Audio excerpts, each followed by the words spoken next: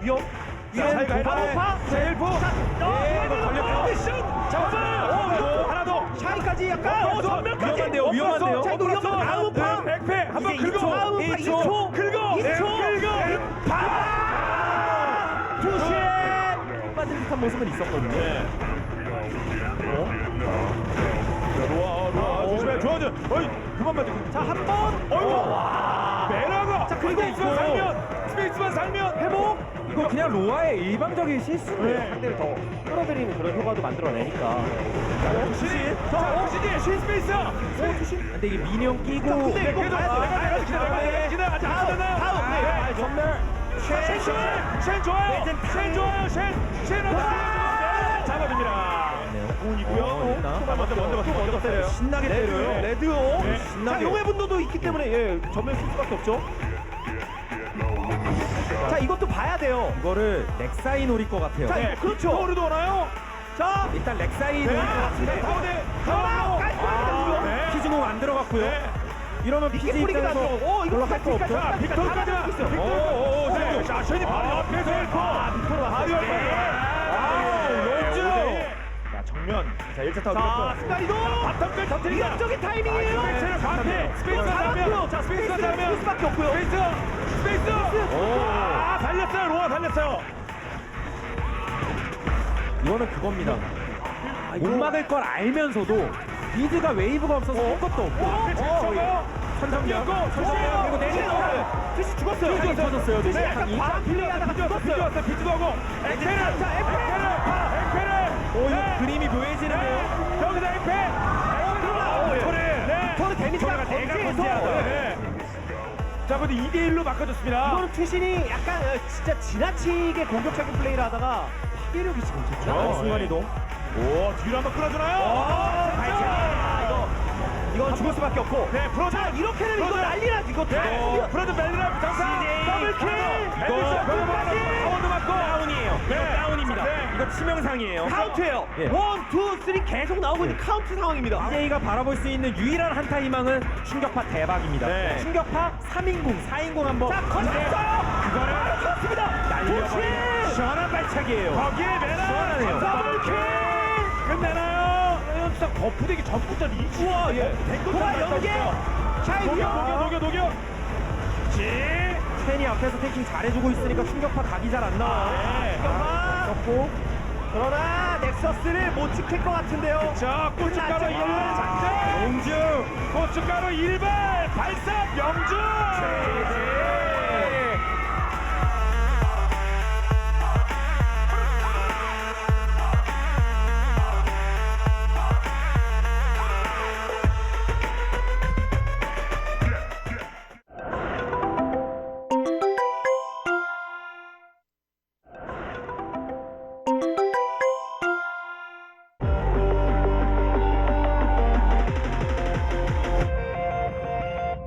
저는 일단 다른 것보다 탑 정글 싸움이 정말 피 터질 것 같습니다.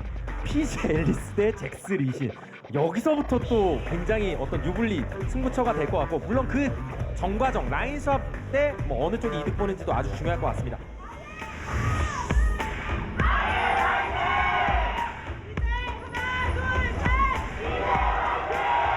이거든요. 오이고. 그죠? 투시. 투시. 룰루 커버. 메라가. 이거는 리신이 도망갈 데가 없네요. 그렇죠. 자, 이거 죽어야죠. 네. 잡죠. 자, 그리고 자, 이거나 어떻게 하는 겁니다. 날 믿어. 그게 아니거든요. 내가 믿는 건 우리 편이에요. 예. 자, 투시. 자, 타원 쪽으로라도 타원 쪽. 타원 쪽. 시치 연계로. 완벽하게. 이거는 너 그냥 가. CS 먹지 마라. 네. 믿는 게 있나요? 믿는 게. 리신이 오고 있긴 해요. 근데 룰루도 오거든요. 그러면서 발차기 딱 네. 당기기 되긴 되는데. 이거는 사실상 토르. 자, 자, 잡혀 끝. 남았고. 자, 추가 자, 딜. 2대2. 샤이. 네. 서로 놀랐죠? 야. 쫓아갈 수 있어요. 쫓아갈 수 있죠? 커버가 대박이네요. 안 되죠. 안 되네요. 지나갔네요. 여기서 어디까지 왔어? 이거는 일단 빠져나가고 전멸로 걸었어요. 스톱. 이게 몇 대면? 오, 제압당했고. 여기 숫자 암살. 베인이. 네. 로아를 따다다 오지마. 이거는 오지마. 이거는 이거 헬프 오면 헬프 고치. 예, 들어가고요. 일단 당국킥을 했고 장난 세이브 그리고 잭슨 메라. 오, 자, 메라 전사. 추가디 중요합니다. 자, 프로즌. 서로 왔고요. 네, 한 명 잡고. 없어요. 프로즌 빅토르 많아 많아 없어요. 없어요. 빅토르. 자, 두 명 핵심 빅토르까지. 자, 추격. 두신까지. 자, 이근하가 살려줄 수 있나요? 대한 어그로 엘리트가 한번 불면 잡았습니다. 데미지가 발차기가 노려봤죠. 발차기를 토스. 와. 그러나 저만 죽었고요. 1대1로 바꾸면 일단 뭐 힘들 때. 자, 두신. 힘들 때 한번. 딜중지예요. 네. 자, 그러면서 프로진이 오히려 프로진이. 자, 스페이스가 발언까지. 잭스의 저항. 네. 백백까지. 저항. 저러다가 빅토르한테 한번 때려잡혀야 되는데 그냥 뭐 게임 끝났습니다. GG.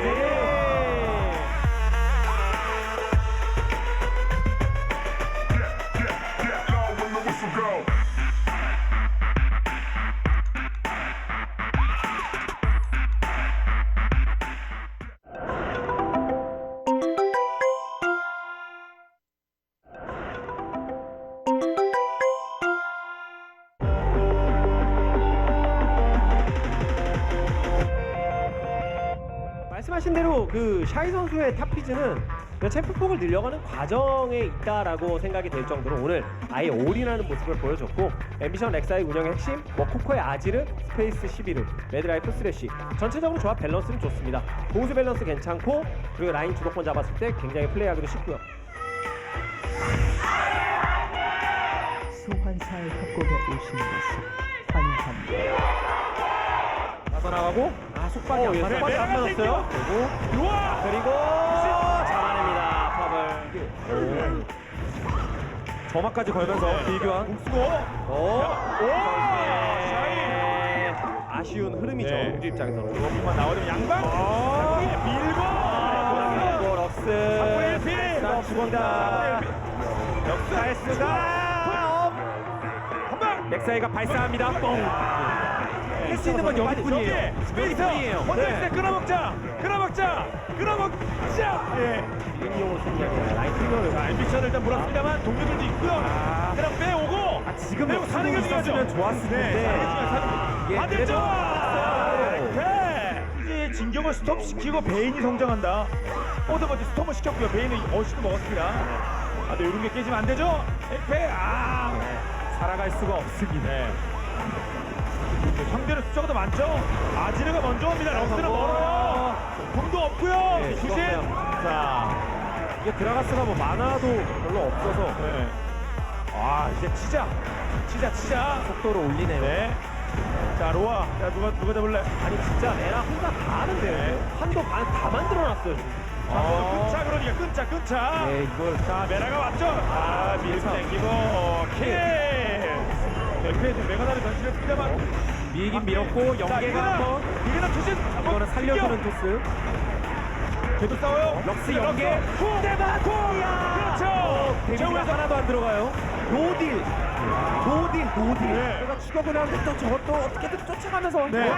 때린데. 내가 나라 맞췄고요. 내가 나라. 자, 한 번 더. 자, 베인이 타임 한 번. 자, 오. 네, 이킬. 두명 잡고. 그럼 위험합니다. 제로가 없죠. 나를. 네, 전면 믿음은 전면. 파워도 아르고. 아직 사용으로 들고 있거든요. 자, 죽었어요. 조건 한번 피해주는 거 가야 됩니다. 자, 먹혀주고. 자, 럭스 있고 에피소드 럭스 있고 어디로? 빗나갔어요. 어디로 잘 돌리고 싸우고 있어요. 앰비션 잘 피했고요. 그리고 나리가 오긴 한데 나리가 먼저 죽어요. 나리가. 자, 근데 이거 아직 안 끝났어요. 코코를 잡아주면 얼마 연계가 들어가진 않았고요. 코코를 잡아줘야 돼. 코코. 코코를 난리 났어요. 베인. 멋지게 죽었고요. 자, 베인킬. 그리고 베인 죽었어요. 이거는 CC 연결해. 네. 일렬로. 일렬이. 일단 가졌고 타워를 막아놓고. 근데 이거거든요. 안 들어갔어요. 역습이죠. 스가 죽었습니다. 아이고. 그 전에 안으로 들어오는 데까지 성공. 그래도 베인이 이거는 발언 일단 네. 막았어요. 발언은 막았고 네. 자, 로아 체력이 빠졌. 근데 이게 피지도 아까 이러면 백패 바로 또 백패로 연결이 되겠네요. 아이, 네, 스푼 이렇게 들어갔고 네. 자, 로아가 뒤에. 로아가. 왔어요. 바로 뽑아왔죠. 가방에서 난리가 났어요. 네, 여기 이거 보면 나도 로봇 땅인 한 번은 쓰고 죽어야지. 멋지게 한 번. 네, 끝났습니다. 마무리될 것 같네요. GG.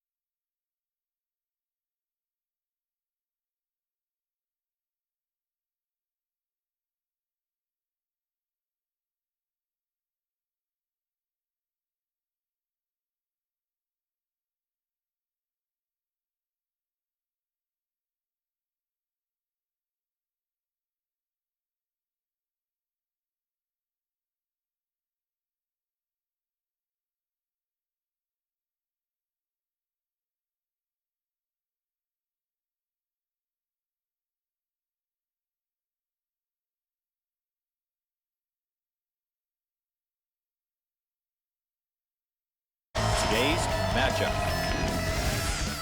Najin EM Fire. SK Telecom T1. Samsung. CJ Entis. 2015 Spend League of Legends Champions Korea Summer.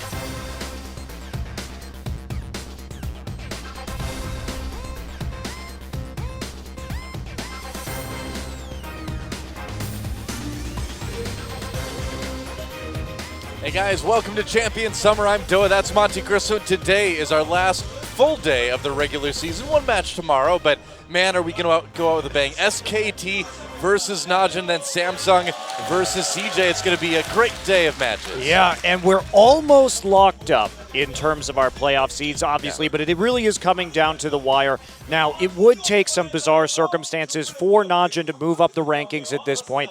Today, they would have to beat SK Telecom, and CJ would have to lose to Samsung. These are both unlikely outcomes, but there's still that outside possibility. Najin has been looking on the up and up, but so has CJ.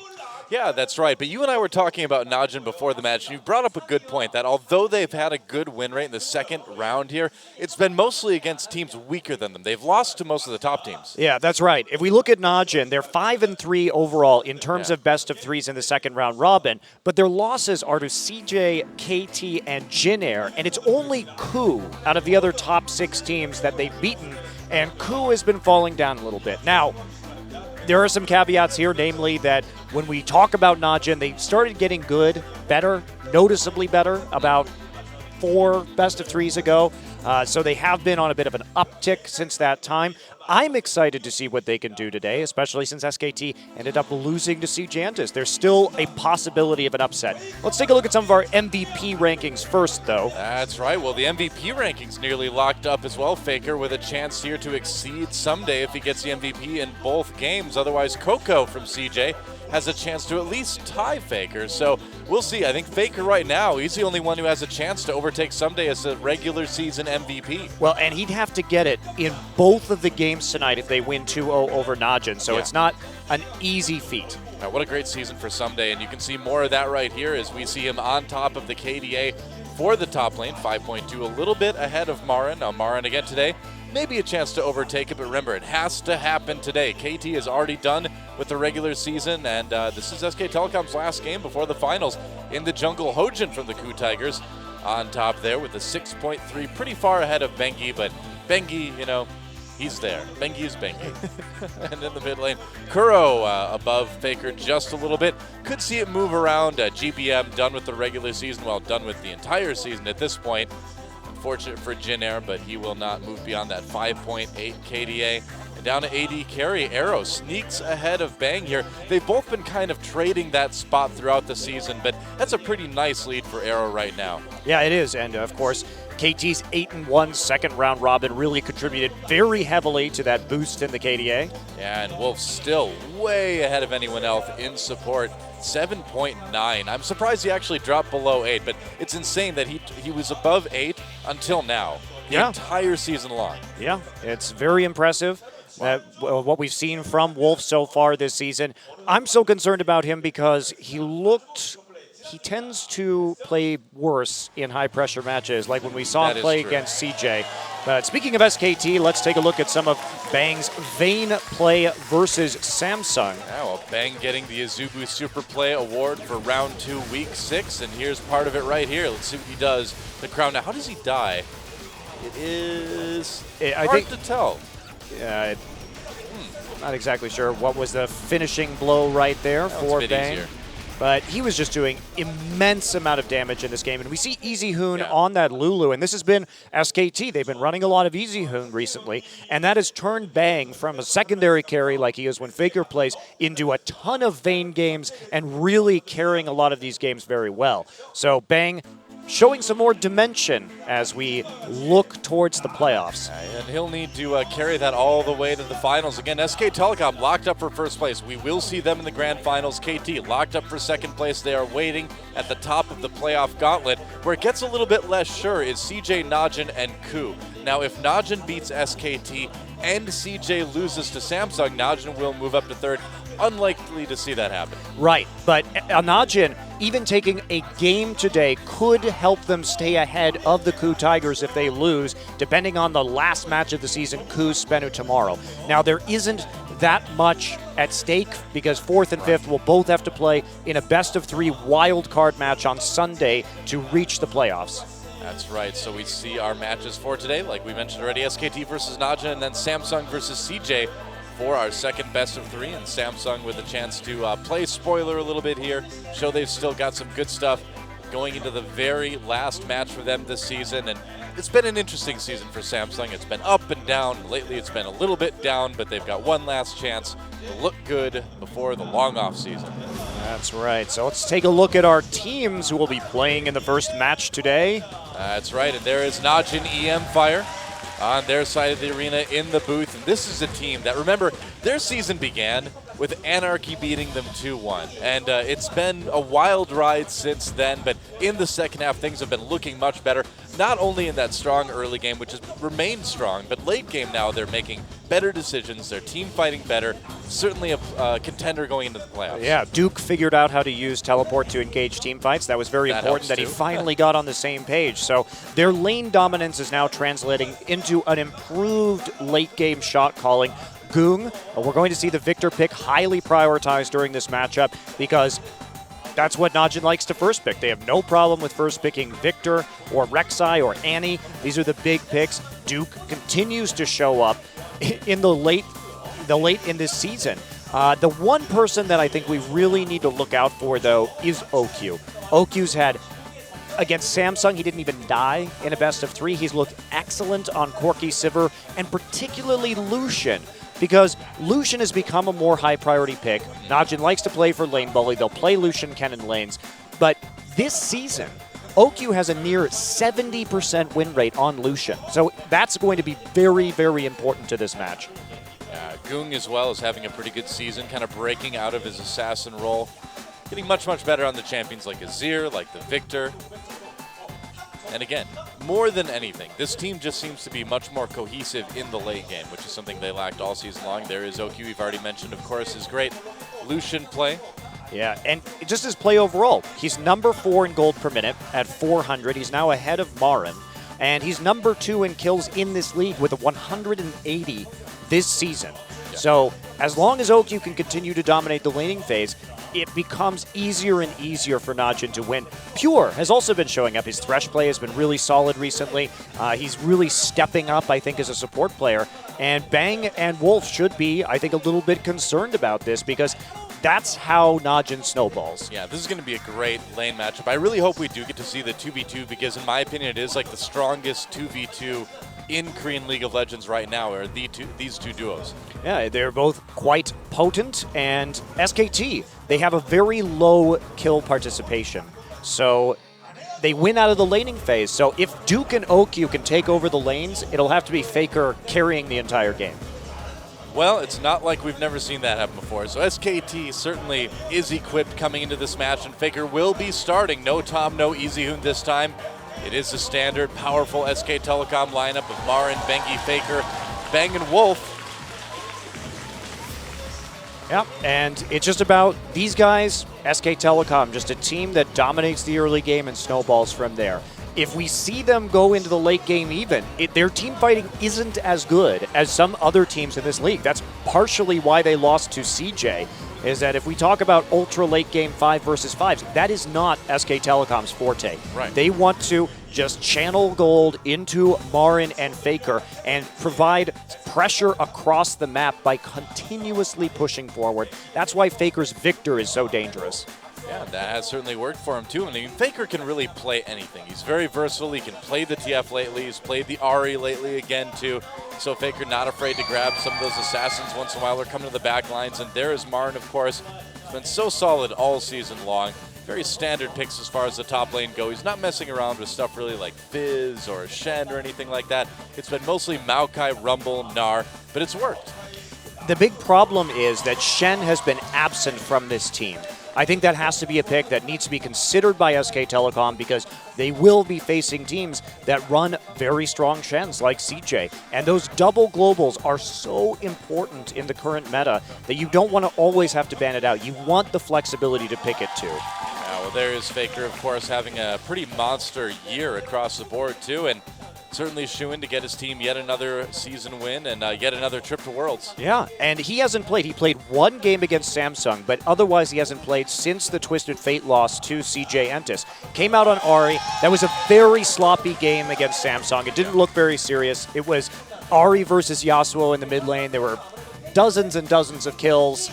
It was quite entertaining, but maybe not the cleanest. However, Bang playing Kog'Maw is really important because this is a pick that is strong in the current meta, but hasn't been played too much by SK Telecom compared to other top teams like CJ and KT. It's interesting to see as well, too. You see Wolf with that Janna, a lot of big plays on the Alistar as well, but Bang being able to be potent on both Vayne and Kog'Maw, two hyper carries, but in very different senses of how they work out. And that versatility is something that SKT is going to need, obviously, in the finals, but probably even more importantly at Worlds. Yeah. And who knows how much SK Telecom is going to show because they are guaranteed to be in the finals. They're guaranteed to go to Worlds. So this is a team that can fly under the radar if they choose for quite some time. It's definitely not a match that SKT needs to take seriously. There is absolutely nothing on the line. But the fact that they're starting Faker and the fact that they're starting Bengi tells me that they do want to take this one a little bit seriously. I think they want to make sure Faker gets MVP of the season. That's what I think, Doa. I think that's a very, very likely situation we're seeing here. Yeah. Either way, it should be good, and this has the potential to be a little bit more violent of a match as well, too. This one could get a bit bloodthirsty, and I certainly hope it does. I'm looking forward to it. Me too, man. And this is the real test for Najin. They need to show up against a good team. Yeah. Ever since they are on this little hot streak that they are currently enjoying, they need to show that their shot calling has matured to a point where they can be competitive. Right. And with how good Marin is at using teleport, Duke needs to be able to match that tonight. There's a lot here for Najin that we need to see as they start looking at the playoffs. Yeah, well, as the coaches enter the booths, we will find out soon who will be able to show what they've got going into the playoffs. And next week are the playoffs. And man, what a brutal gauntlet that is going to be. It's everything in 1 week. So anything you can do to reduce the amount of matches you need to play is so vital. Yes, it is. That's why this is very important for Najin. That's right. Yep, here we go. Picks and bans for game number 1 between Najin the Empire and SK Telecom T1. And yeah, if Najin can win this, and if CJ somehow loses to Samsung, Najin gets to play one less match next week, and I'm sure that's what they'd prefer to do. The Maokai ban starting things off. Yeah, Maokai and then Callista, so taking out one of Marin's best champions. I'm curious what Duke is going to play in the top lane, maybe looking to bust out that Olaf again. These are interesting bans here from red side. You don't see the Maokai you do see once in a while, but the Rise on red side is kind of interesting. Well, Najin Blue always side rather. Najin always bans Rise. That is their thing these days. They won a couple games on it, but it wasn't because of the Rise that they necessarily won. It's just been something that Najin has not wanted to deal with at all, and they ban it every game, whether it's red side or blue side. Very interesting. I'm not entirely sure why they would make those decisions. Gragas will be the final ban, so Najin looking to first pick Rek'Sai, it would appear, That's but what's that will be looking like. banned. Okay. Rek'Sai. So do they go for the Victor here? Yeah, you would think they would. You would think they would. It would be the most logical choice, but the question is then, what does Faker have planned to take care of it? His Azir isn't the greatest that we've seen. Well, It's fine, but it's just not on the level of some of Faker's other champions. And first picking that Lucian, wow. I don't think Bang was really going to prioritize that, but they really want OQ on it, for good reason too. He's got a 70% win rate on this champion right now. Yeah, and we've seen SK Telecom play Lucian. They played it in that extraordinary Game 4 in the playoffs last season where Bang was really able to hard carry on it. But Lucian's undergone some changes since then, and the Evelynn lock-in, no surprise. 3 jungle bans. We rarely see this anymore, actually. 3 jungle bans coming through. So Kog'Maw and Evelynn may, in fact, be SK Telecom's answers, taking a relatively safe lane. And what is Watch going to play now? Is he going to default to Lee Sin? That's what I'm kind of wondering, because every other powerful or popular jungler is kind of out of commission right now. And this is a really risky situation for Najin, actually, because Watch has been a weaker link here and there when he can't get on a champion that he's really comfortable on. Goong is going to be grabbing that Azir rather than taking the Victor, and they're going to grab the Annie for Pure, so still waiting on that jungle pick for now.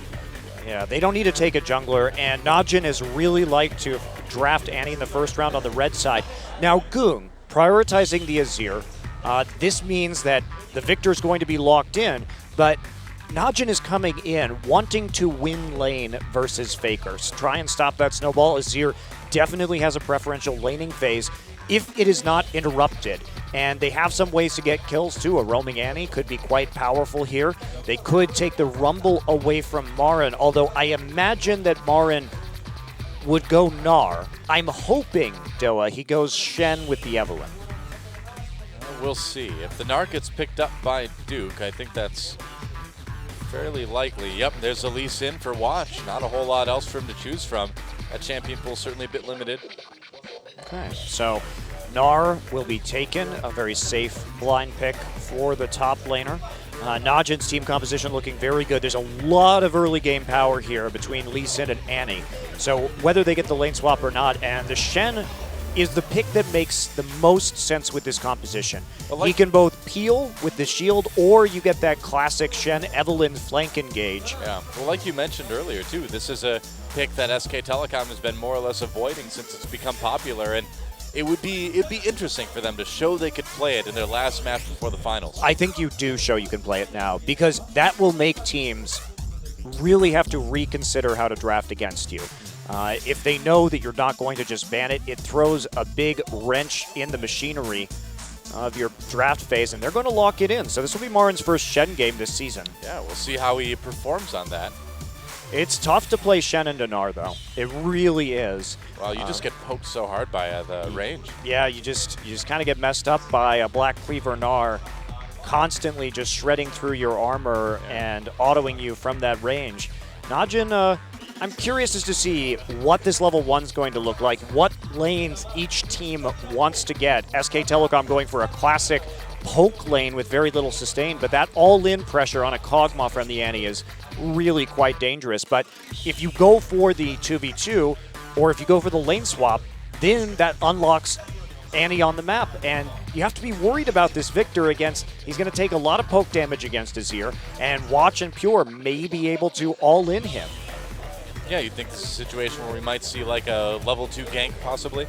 Yeah, quite potentially, especially if there is a lane swap going down. So interesting draft here from both of the teams. I like both comps. I think you've got great peel for the late game damage of Victor and Kog'Maw. If this game goes late, SK Telecom will have the higher damage. Lucian does fall off in the late game compared to most other AD carries. Well, we'll see. Najin with a huge opportunity here. Again, a win against SK Telecom at least puts them in the position where if CJ loses, they can skip a match. They can move ahead to 3rd place in the standings. I mean, obviously their fate is in their own hands as far as it goes for match number 1. Let's see who takes it.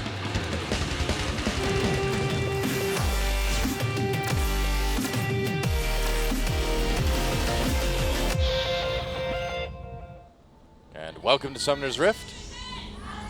Najin EM Fire versus SK Telecom T1. Faker and the gang already have a spot for the World Championships locked down, but they want to at least leave the regular season looking strong and getting Faker that MVP if they can put him in a position to perform well in both of their wins today. If they can win it, he'll be able to overtake someday. All right, they are going to see Wolf there, so Pure not going to be surprised in the brush on the Annie. OQ already in lane, curiously enough, so let's see how they actually play this one out. He is going for the element of surprise. They will not see him on any of these wards. They are actively placing down. Reaction will be for Watch and Duke to simply go ward up in the topside jungle. Yeah, do you think we're going to see any early lane cheese from OQ and Pure here? I wonder. Or do you think we're just going to see the lane swap from SKT? All right, so they are going to try and swap into top lane right now. So OQ, oh, nope. Well, it will be a lane swap situation right now as we see Bang and Wolf still on the top side. They don't know where anybody right now is on the side. They're heading back down again. Yeah, they're confused. Because they haven't seen anything like this. This is just a big mind game right now. They want to avoid the 2v2, I think. I don't know if they're going to be able to do it, though. Bang. Okay, so they finally see OQ, but they are still going to have to go down into this bottom side. Shen not even doing a jungle follow this game. Instead, just starting up in the top side immediately. This is a little bit of a wacky level 1 that we just saw, but... Well, like you said, the mind games are strong. And SKT's going to need to be really, really careful in this 2v2. OQ and Pure have a very strong lane with the all-in. And there's certainly players that can back that kind of thing up. Yeah, they also got to lane a little bit faster because Bang and Wolf were leashing. So now they have quite a bit of pressure here to get this level 2 faster. Some nice trading there with Bang. And what are we going to see? Looks like Gnar will just TP into the top side after helping out with the Krugs and the red buff. Wow, OQ and Pure being so aggressive in this lane, and Pure with that stun loaded up really can zone Wolf and Bang out of this. Yeah, I think they have about 1 creep left until they hit level 2. So they're doing, oh, no, 2. It's like 1 more. There we go. All right, and dashing ahead for a little bit more damage onto Wolf. Yeah, this is going to be a tough situation, at least in the early game, for Bang and Wolf. Eventually, though, that long-range poke will have a lot of effect against the sustainless lane of Lucian and Annie. Well, Benki coming in to harass Goong a little bit. You can't really gank early with Evelynn too effectively because you don't really have the CC, but maybe he can poke him out. Doesn't look like Benki's going to give it a try, though.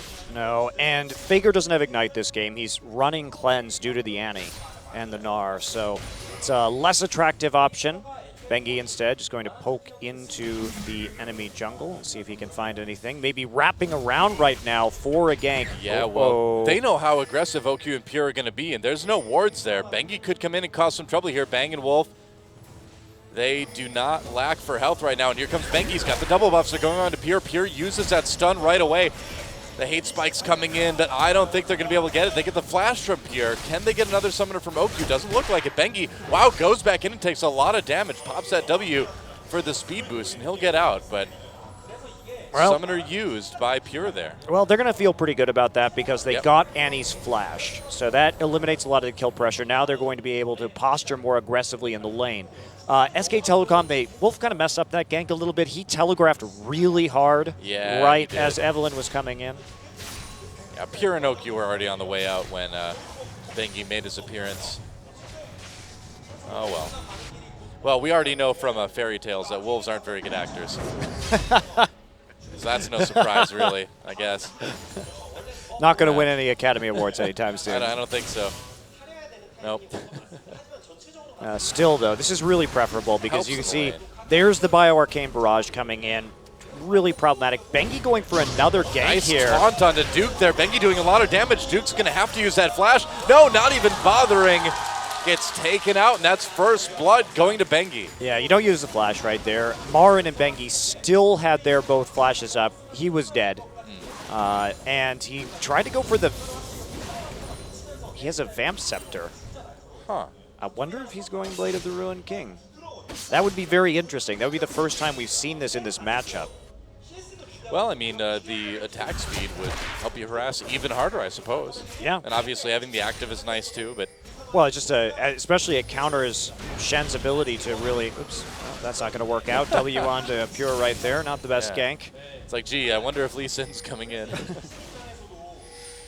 Yeah, I'm curious where he's going with that item. I could definitely see the Blade of the Ruined King on a split-pushing Gnar. That could be a powerful factor to keep Shen next to his turret at all times and just keep control of him so he can't use those double globals quite so well. Good start for Bengi, though. Anyone who says Bengi can't be aggressive, come on, guys. Well, yeah, he certainly can be. We'll see what happens as the champion pool shifts. I mean, we're kind of going back in time right now to Lee Sin, Elise, Evelyn territory when it comes to jungling, and a lot more players in the past week have been really going for this laning phase, picking the Lee Sin, going Warrior Enchant, then just moving straight into, or having a Lucian on the team and trying to bully out. So we're moving into a more early game focused meta here in Korea, which is quite interesting. Faker going way up for the harass on Dagoon. Taking a lot of poke and return. Man, that was not worth it for the trade from Faker. Well, he has to be really careful too. Look Yeah. at the vision in the river right now. Najin has 3 pink wards in the river already to try and keep track of Bengi's Evelyn. Oh, Oh, Bengi coming from behind. He's not spotted by that ward because it's not a Pure vision still ward. stacking his stun. This is really dangerous. Here comes He's at Shen. level 6. There we go. Stun, or slow rather, onto Pure. They get the stun onto Bengi, though. Pure goes down yet again. Exhaust onto OQ. Nice knockup from Wolf. That's going to be 2 kills, and Marin gets one with the Stand United coming down to help out his AD carry. Wow, that is, I mean, you have so many pink wards on the map, and that was pretty much the only avenue besides coming around through river that Bengi could have had to get there undetected. Yeah. Watch going to try and go on to Bengi right here. He doesn't know that Lee Sin is there. Yeah, Bengi could be in a little bit of trouble here, taking a lot of damage. He's almost certainly going down. Here comes Wolf, though. There's his shield, and he bails his jungler out as here comes Faker. Watch is in a lot of trouble now. Knock up onto Goong. Watch comes back in for the execute onto Faker. Might pay for it, though. Watch still alive, but it looks like they're going to get away with one there. Faker not respecting the summoner heal from Goong, and he gets caught in a choke point. It ends up going down, nearly takes out Watch, but Goong helps him out with the summoner spell. Yeah. Bengi left to save that mid lane for now. You know, going back to that action in the bot lane with the double kill for SK Telecom, I suppose to a certain extent, Najin is very one-dimensional as far as what they're going to do in the early game. You know, OQ and Pure are going to be aggressive. And so it's kind of up to SKT and any other team to sort of find a way to handle that. Yeah. Handled it well up until Faker died there. Well, at a certain point, though, you just really need to get Pink Wards into the bottom side. That is something that Najin failed to do as a team. They were playing much more actively around Goong rather than the bottom lane, but the bottom lane has been the one that's been pushed up nearly this entire game, and that's a good thing for Najin. They want to put the pressure on. They want to get the early tower and play around OQ's ability to lane bully with this Lucian, but the warding just hasn't been there from Pure and Watch in order to back it up. And that's what we see. But it was a great gank from SKT. Very well set up with the Stand United. But poor communication from Najin to even let that happen. You know that the Stand United is up. Now, Duke is doing very well with this Cutlass in the top side. Marin is super low. Yeah, certainly helping a lot. Bengi coming up to protect him just in case there's going to be a gank. And looks like Najin does want to try something here. This is an interesting adaptation. Another matchups. Oh, here comes here the we go. dive. Can he get there in time, though? I think Marin might be dead. There's the flash, gets away. Nice Agony's embrace. Marin fighting for his life, goes down, but Watch will go down with him. And now Bengi trying to chase Duke. Duke going Mega Gnar, but not soon enough. That's a double kill for Bengi. Meanwhile, down the bot lane, a little bit of fighting as well. Pure getting low, but nobody's going to die there. Bengi's having some great reads on these lanes. He knows exactly where Watch wants to be. Now, that one was pretty obvious because Duke had just gotten the Cutlass, and Marin was extremely low in that lane. But Duke, didn't have the Mega Gnar up. He's quite squishy with this build. Remember, at least with the Phage into the Black Cleaver, he gets some HP. This is a sustain-oriented build, so there's a very small window of time that you have to actually tower dive somebody. Even though Watch did go for the Cinder Hulk Lee Sin. And here we go. Wow, Wolf, Stand United coming in onto him. OQ fighting Bang, doing a lot of damage. Bang tank get turret hit too, but OQ will go down. Bang getting a kill there. Wolf in a lot of trouble, gets taken out by Watch. And now Marin running for his life here, gets stunned by Pure. Gook over the wall with the Emperor's Divide, and Marin, I don't think you're making it out of that one, buddy. Sorry. No, he is not. He is going to go down. So right there, mistake by SKT. I mean, they want to get that tower dive. They want to be able to make that play and shut down OQ. But at the same time, the Azir was free just to walk down into that side. They knew he was coming. They had a ton of wards to suss that out, but they can't get out of the gank in time. Marin's flash was already down. Now, with Emperor's Divide being out of the way for a little while, does this leave room for Faker to be a bit more aggressive, maybe even going for a dragon here soon? Well, we will see how that pans out. I wonder. One part of Marin doing well in this lane, however, has come at the cost of his CS. Of course, with 5 assists, he has 100% kill contribution right now. He's going to be just fine when it comes to gold. Yeah. He already completes that Sunfire Cape. Wow, a lot of damage onto OQ. Good zoning from Bang as well. But the first turret of the game does go over to Najin. Goon could be in a little bit of trouble, tries to get out. Watch is there to protect him, so he'll be fine. Yeah, that tower, really important, nearly evens up the gold in this game when it comes to that global share, despite, of course, SK Telecom having a couple more kills. And the pressure this Gnar is going to put on is going to be immense. And I really like that we're seeing Najin build for split pushing in this game. Build for that lane dominance. Pink Ward right in the river brush. This dragon might be a little bit risky for SK Telecom. OQ and Pure coming up, but if they do, they could get cut off by Bang and Wolf. So it looks like SKT will get the first dragon to answer that first turret. Yeah, Goong wasn't there, so great timing for SK Telecom to take the dragon. No real issue, especially since OQ and Pure have been delayed more or less. OQ having to go for that Avarice Blade now to try and catch back up in the lane instead of finishing his Infinity Edge faster. Yeah, it's starting to get kind of tough for OQ down there. Well, when it Bot comes lane. to Najin, though, if you think about it, they know their composition is going to be weaker in the late game. So what do they need to do? They need to get an early tower advantage here, and they're pushing that very nicely. Whoa, Wolf saving that gank. Bang was in a little bit of trouble after that Tibbers came down, but Wolf was able to get the ult off. Both summoners used by Bang, though. Yeah, flash used by Pure to set it up. Yep. But when it comes to what we're seeing here, what Najin has done, even though they played poorly around their bottom lane, they played very well when it comes to vision around Goong, and that's resulting in this happening right now, which is him just taking down the mid lane turret. Goong just gets a turret, but Faker wants to get Goong. Chaos Storm comes down, Agassiz Brave comes in. Faker barely survives the onslaught from Goong, but Bang in a lot of trouble as well here too. Everybody all over him. There's OQ's first kill of the game. Marin comes down. with the teleport. Wow. After Stand United didn't work out for him. Yeah, the Stand United into the mid lane onto Faker, and then the immediate teleport by Marin. He just went to every single lane on the map. Did work out. It did work out. He wanted to maintain that 100% kill participation. Oh, Duke. Duke in a lot of trouble. Oh, Yeah. flashes. Gets Flashes away. after he sees Wolf Yeah. going there, afraid that there might be some sort of crowd control or the flash used by Wolf to try and lock down that kill. So the Blade of the Ruin King, trying to get back to this. If you can continue to push down towers and get a gold lead, maybe you can scrap out with the Victor and the Kog'Maw in the late game. So it's an interesting strategy for sure. We'll see if it works out. I like Duke's TP quite a bit right there, coming into the dive on the turret. But it was an even trade across the map when all is said and done. SK Telecom still up a couple kills, but down 2 towers, leaving us with a very interesting and a very even game. Yeah, gold-wise, things are even, but Najin is in a position where they can maybe start to push that map advantage a little bit more with the outer turrets down in mid and top. Although I feel like that's not quite as valuable as having like mid and bottom gone, you know?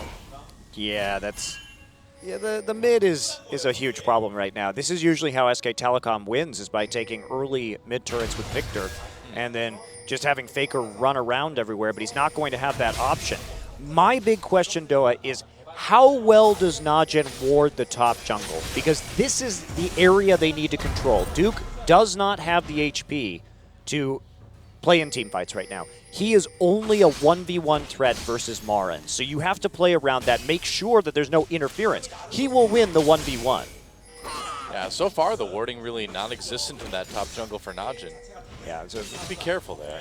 and it's so hard because you're playing against an Evelynn. Was yeah, I seen. saw him, yeah. Faker tagged with a Sonic Wave, but no follow-up there. And I guess they're going to try and play around that bottom side instead, try and get some ganks down, but a little bit dangerous. Marin still has no answer if they come in, and instead they're going to go for another tower, just putting some damage down with that Azir. SKT was converging on the mid lane a little bit. Wolf was coming in, but Najin wisely backing off before things got a little bit too crazy. It's going to be really hard for Najin to execute this properly, but if they can do it, it's going to be impressive. And here we go, Marin. the old all-in. Marin, getting Megadar. very low. Flash, Megadar, 1Q, he dodges it. Marin barely gets away. Very close, but he knew that the Meganar was coming through. He calculated correctly that that last stack would not actually end his life, but Yeah. you can see the problems in these 1v1, and Bengi needs to be very careful Oh, about Duke where he comes in. shows There's the himself. Emperor's Divide watches there as well, too. Faker very low already, manages to dodge a lot of the damage. Marin comes in with the Stand United. They're going to turn it around onto Goong, and Faker walks out of that fight alive, which is pretty amazing. Man, Marin has just been saving people left and right here. Flash knockup on the Pure. Pure does have a stun. He can turn this one around if he wants to. Here comes Bengi. Watches there as well. There's a kill again for Marin.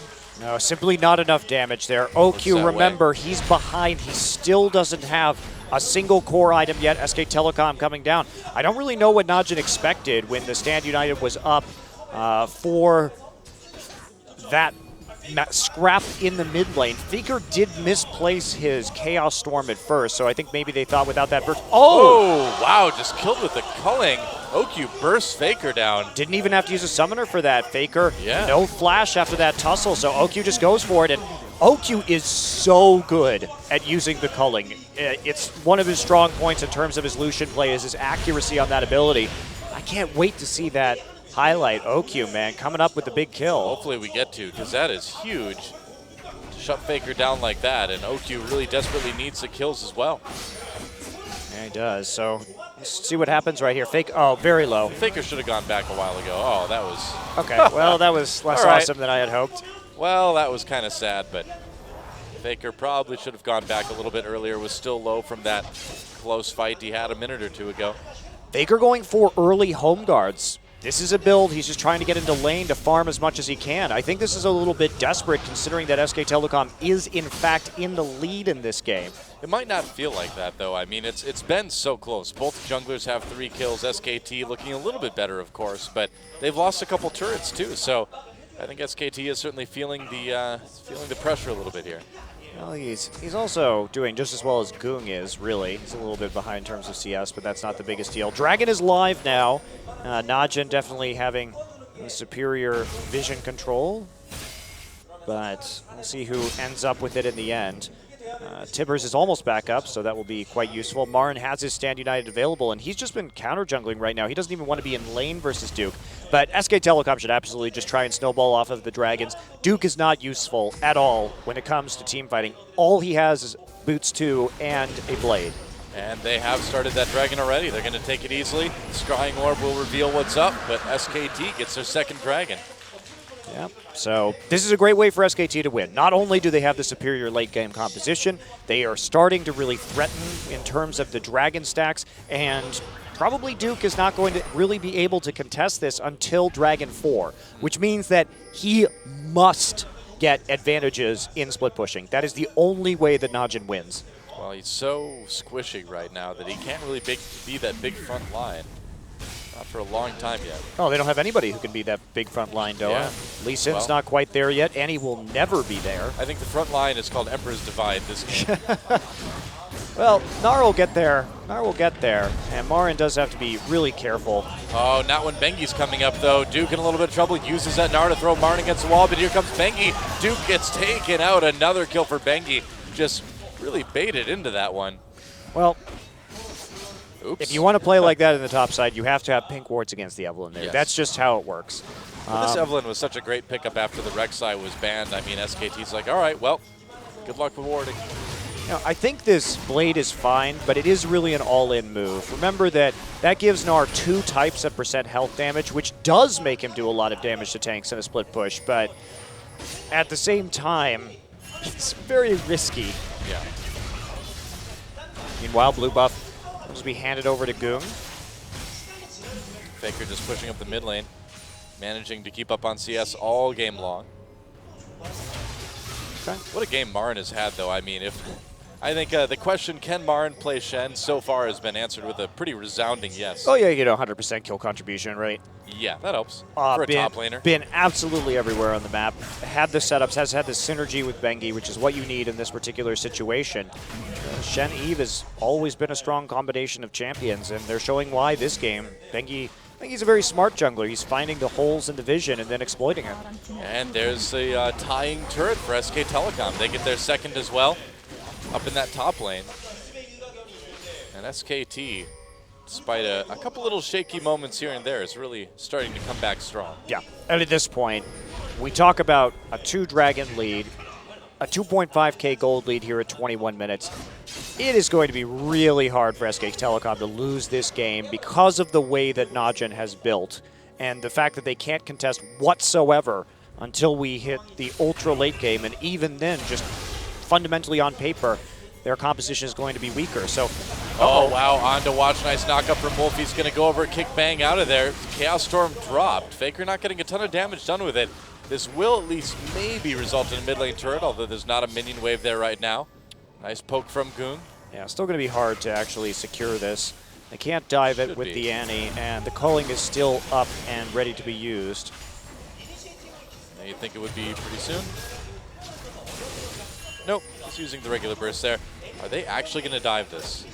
Risky. No, No, they're just zoning out for the red okay. buff. Yeah, just taking that red buff, and anyone who comes through will take a lot of damage, like OQ just did. Yeah, they're going to try and get some poke down and see if they can initiate. Pure's going to come Oh, in. yeah, that's right. Has to use that Emperor's Divide early. Pure does come in, but no support as Goong had to run away. Duke comes in, though. Gets exhausted right away. Nice Gnar. They're going to take out Bang almost immediately. OQ doing a lot of damage to Bengi. There's a kill for him. Shen gets in the back line. Marin might be able to pick one up. Faker gets some damage done onto Watch, but Watch comes in for the XCU. Can he get him? Knock up from Wolf. Tries to run away with that safeguard. They're going to let him go. Marin trying to temple ward away before he gets killed, and he's out of there. Right onto Watch. Somehow finds Faker. Wolf on the run. Goong trying to chase him. Wow. So another even trade after everything right there. SKT still 2 kills ahead in this game. bit risky to try and make a play that aggressively on the red buff right there, but I don't think they expected Najin to actually try and contest that in any way, shape, or form. Well, it looked really bad when Goong had to use that Emperor's Divide early on defensively. Well, but it blocked an exit point for SK Telecom, so it actually ended up working really well. The choke was blocked, and then he just jammed it full of Sand Soldiers, so SKT did not have an easy escape route. Certainly interesting. Well, Marin with that stellar Shen wave clear is going to try to push that one back. I guess he does have Sunfire Cape, so it's not as bad as it could be. Let's watch this again. Yeah, this is really a confusing fight. So basically, SKT can't exit down into the river right now because of everything that's happened. Duke comes in with a really good teleport into the Gnar, and look how much damage Goong does from the outside. Just instant death, and they're able to collapse and turn this into a little bitty skirmish. And that's where this Gnar is actually going to shine, right? When he can skirmish, deal damage to one or two other champions, and they already eliminated the burst from Kog'Maw and Faker. Wow, nice Beautiful. play from Watch. Very nice. Flash Q. Great Lee Sin play. That is a level of mechanics we don't usually see from I was Watch. just about to say, yeah, we don't see Watch throwing plays like that. That was gorgeous. Yeah. It's Worlds time, Monty. That's why, man. Goong used that Emperor's Divide to push Bengi back again. He's going to pop over the wall right there. Has Pure with his stun loaded just in case he needs it. And Emperor's Divide not going to be useful.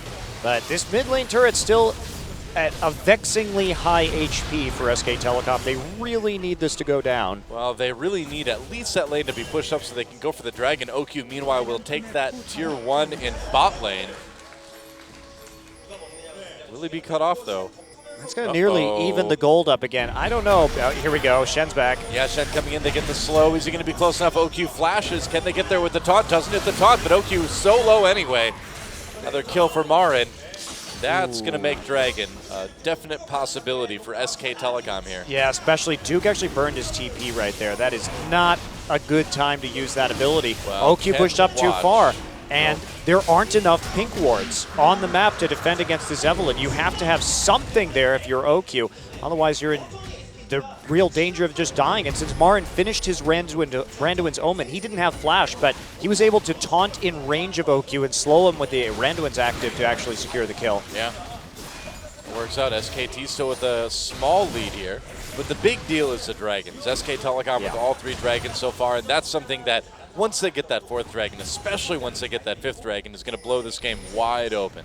Yeah, that is certainly a major consideration for Najin right now. How in the world are they going to fight at some of these dragons?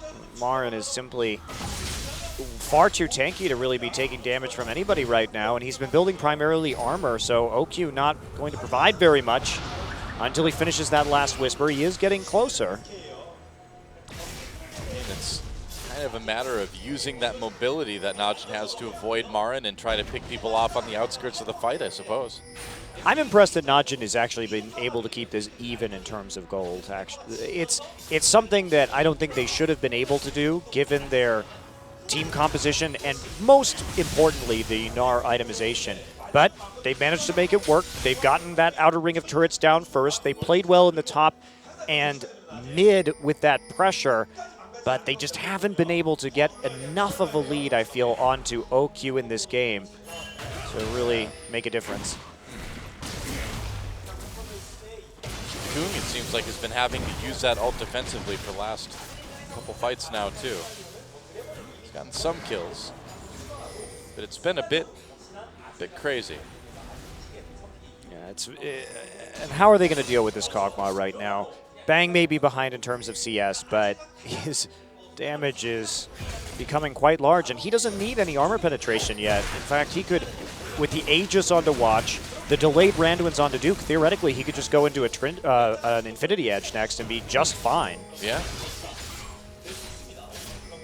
Najin trying to push up the lanes for now. They've got some decent wards down, and if they can maybe take a Baron, they can get enough turrets to make SKT sweat a bit. Well, look at SKT's wards. They have control over that bottom side, which means they can see anyone coming to help out Duke. When it comes to that split push, Duke has no wards from his team in the bottom side jungle, so there's not really a great place for him to split push right now. He could simply die if he's in that situation. There's the culling coming down. Not going to provide very much poke, and it doesn't actually clear out the minion wave. Yeah, that one didn't work out quite as well for OQ. Somebody's going to have to respond to Gnar now. Gnar finally going to be getting a ward in there to make himself feel a little safer. He's going to see Kog'Maw rotating into the bottom side, and that means Duke.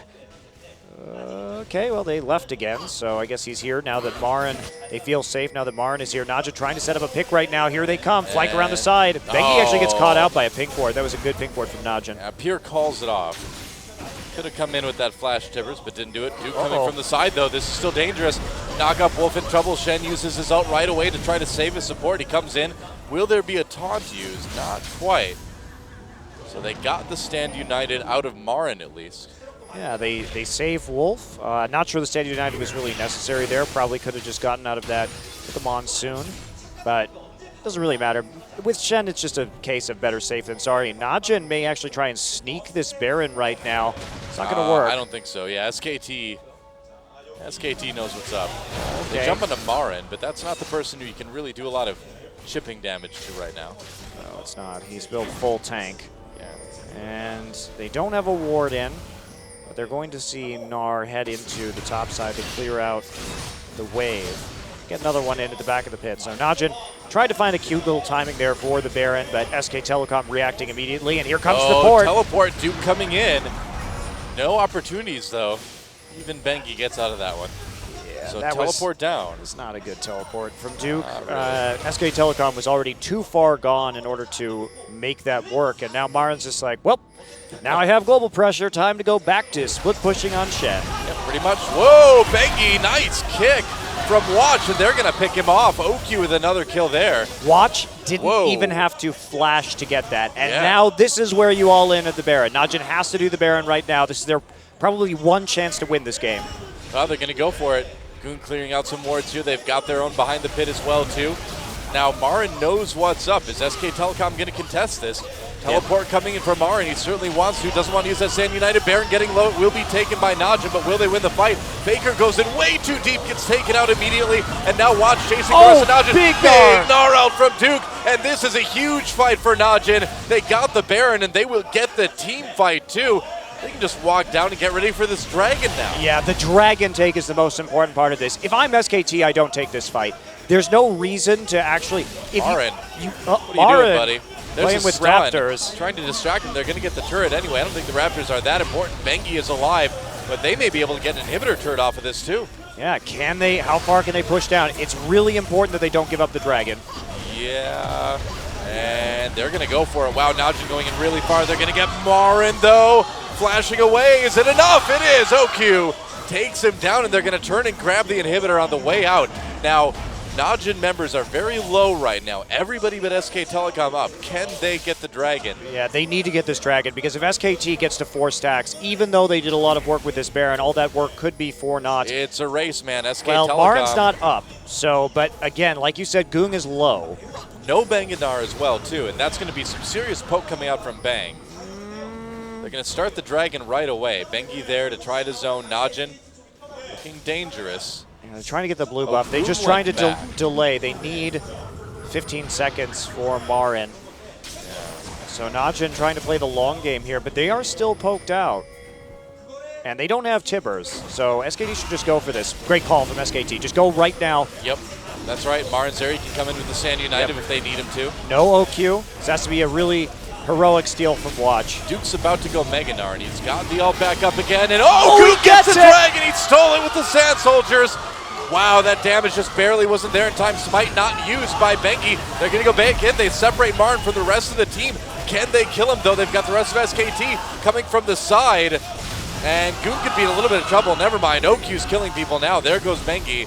And SKT has to run away. Somehow they kept Goong and Pure alive there. That was such a clutch steal from Najin. They really needed that, and now they got every advantage. They got the pick to set up the Baron, the inhibitor, and they were able to delay the 5th Dragon stack from SK Telecom. Najin coming up huge when it really matters, and SKT, again, I don't even think they should have contested that Baron, considering that Bengi was dead. Very unlikely that they were going to be able to steal it, and also if we watch this team fight right here, Najin all of one mind, What is turns Faker around doing? immediately. He tries to one-shot Goong, but he simply doesn't have the damage. Duke hops over the pit. The rest of SK Telecom just gets smashed into a wall. Najin immediately ready to turn.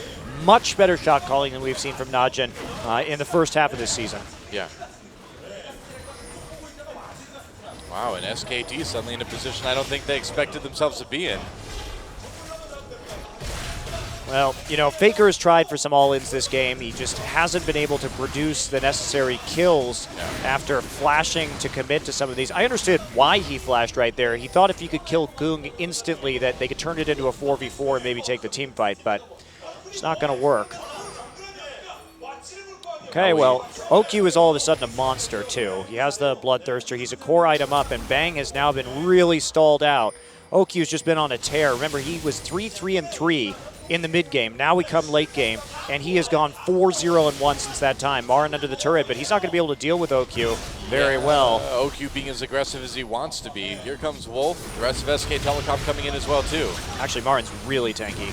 I thought he was going to take more damage from OQ than that, but he is just not. Doing okay. So they're just trying to stall out.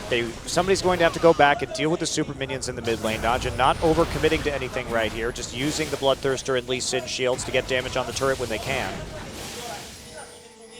And how in the world does SK Telecom fight this? Their only chance is to take it to the super late game at this point. Okay, nice calling. Yeah, that's all right. Good dodge from Wolf, though. Still going to result in a tier 2 turret taken by Najin, it looks like. Yep, they will get it. So another take. So Najin up about 6k gold now. Yeah. That is going to be about the lead they need in order to overcome this victor. Fortunately for them, Faker has been really held down this game. He's only sitting at 3 items. His Hex Core is not complete yet. There were a lot of close fights early on between Faker and Goong, and Faker just kind of coming out a little bit on the losing end of those. Yeah, and that's really important here.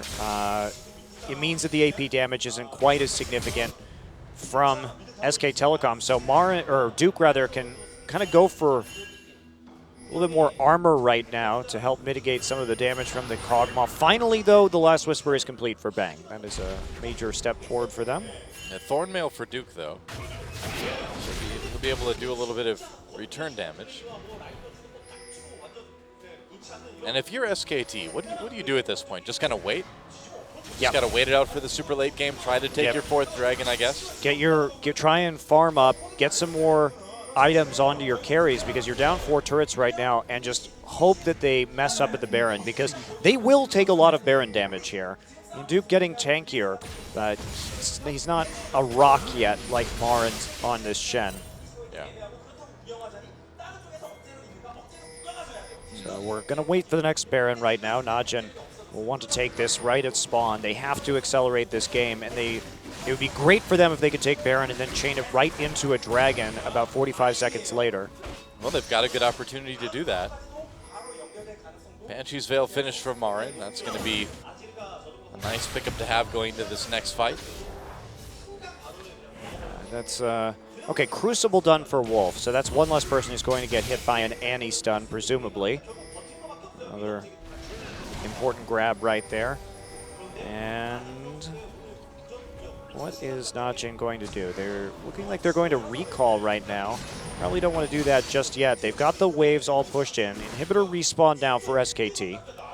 So they don't have to worry about the super minions anymore. Duke is going to attempt to take a blue buff. I don't think he's going to get that one. Run away from Shen. Yep. And then recall. So Duke has home guards and his TP up. He could set up for a flank right here. 8 seconds until the Baron. Bengi and Wolf trying to invade and get some vision. Got to be careful, though. They can't chase too far in with the rest of Najin being kind of unknown to SKT until right now. Who's going to get this Baron? Okay. Oh, Bengi coming in. That's a big ult for him. He does land it. Faker coming from the side. A little bit of damage from that Death Ray, but no major follow-up for SKT. A single stun on a Bengi. Cullen comes down. He's pretty tanky, though, with that Shen ultimate. TP. Teleport used by Duke as well, too. They're going to catch him right away, though. Duke coming back in, pushed back by Wolf's ultimate. Beautiful keep- monsoon right there. Yeah, so they need to keep Duke away. SKT thought they had a good chance to deal some nice poke damage right there. They didn't commit to it since Gnar was in that bottom lane. Duke held the trigger on his TP until he could get into that Mega Gnar. Now he's tired. So SK Telecom playing this out, playing the pressure game nicely so far. But remember, Pure still has flash, Pure still has ults. That's what they're going to be looking for. Marin leading the charge. They got the mid lane turret too during all that. Bang was able to take it Yep. out, so at least they've got half the Yep. turret set. Najin does now. Great play from Marin. He face checked right there because they can't kill him, or they were going to burn an anti-ult on him, and that wouldn't have been preferable. Marin has a chance to recall right now with both his TP and his Stand United to heal back up. So Whoa, Baron being blown up right now by Najin Empire. SKT it's is going right down there. fast. This is so risky by Najin. They have to disengage. A big three-man Timbers ult, and that is going to be a team fight win for Najin as they get 2 kills already. Duke, big ult in the back line. He goes Mega Gnar right before he gets too low to survive. A double kill for OQ already. Good by Marin. He's out of the fight, and Bang in a lot of trouble too as OQ looks for a triple here. Should be able to get it. Unofficial triple kill for Duke and nearly an ace for Najin the Empire. Pure landed a beautiful 3-man Timbers there.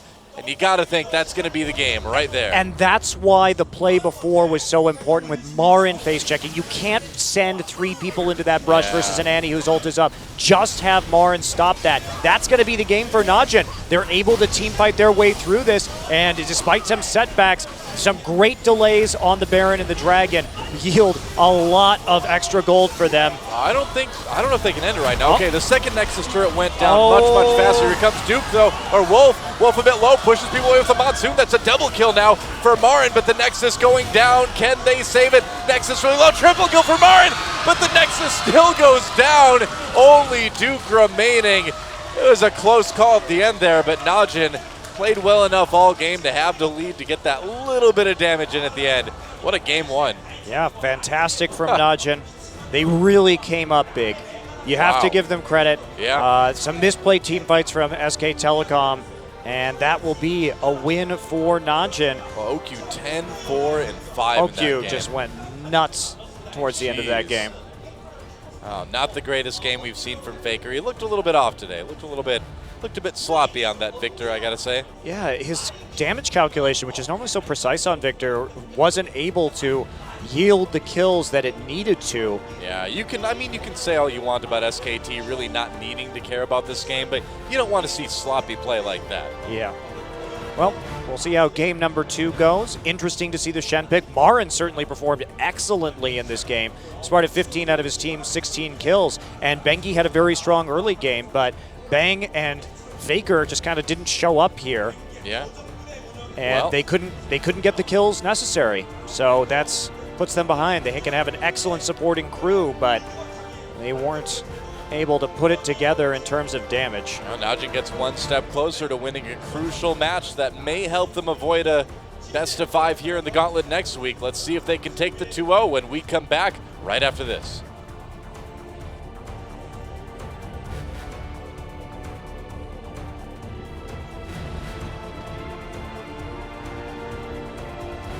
I don't know where you're going, but do you got room for one more trouble soul? I don't know where I'm going, but I don't think I'm coming home.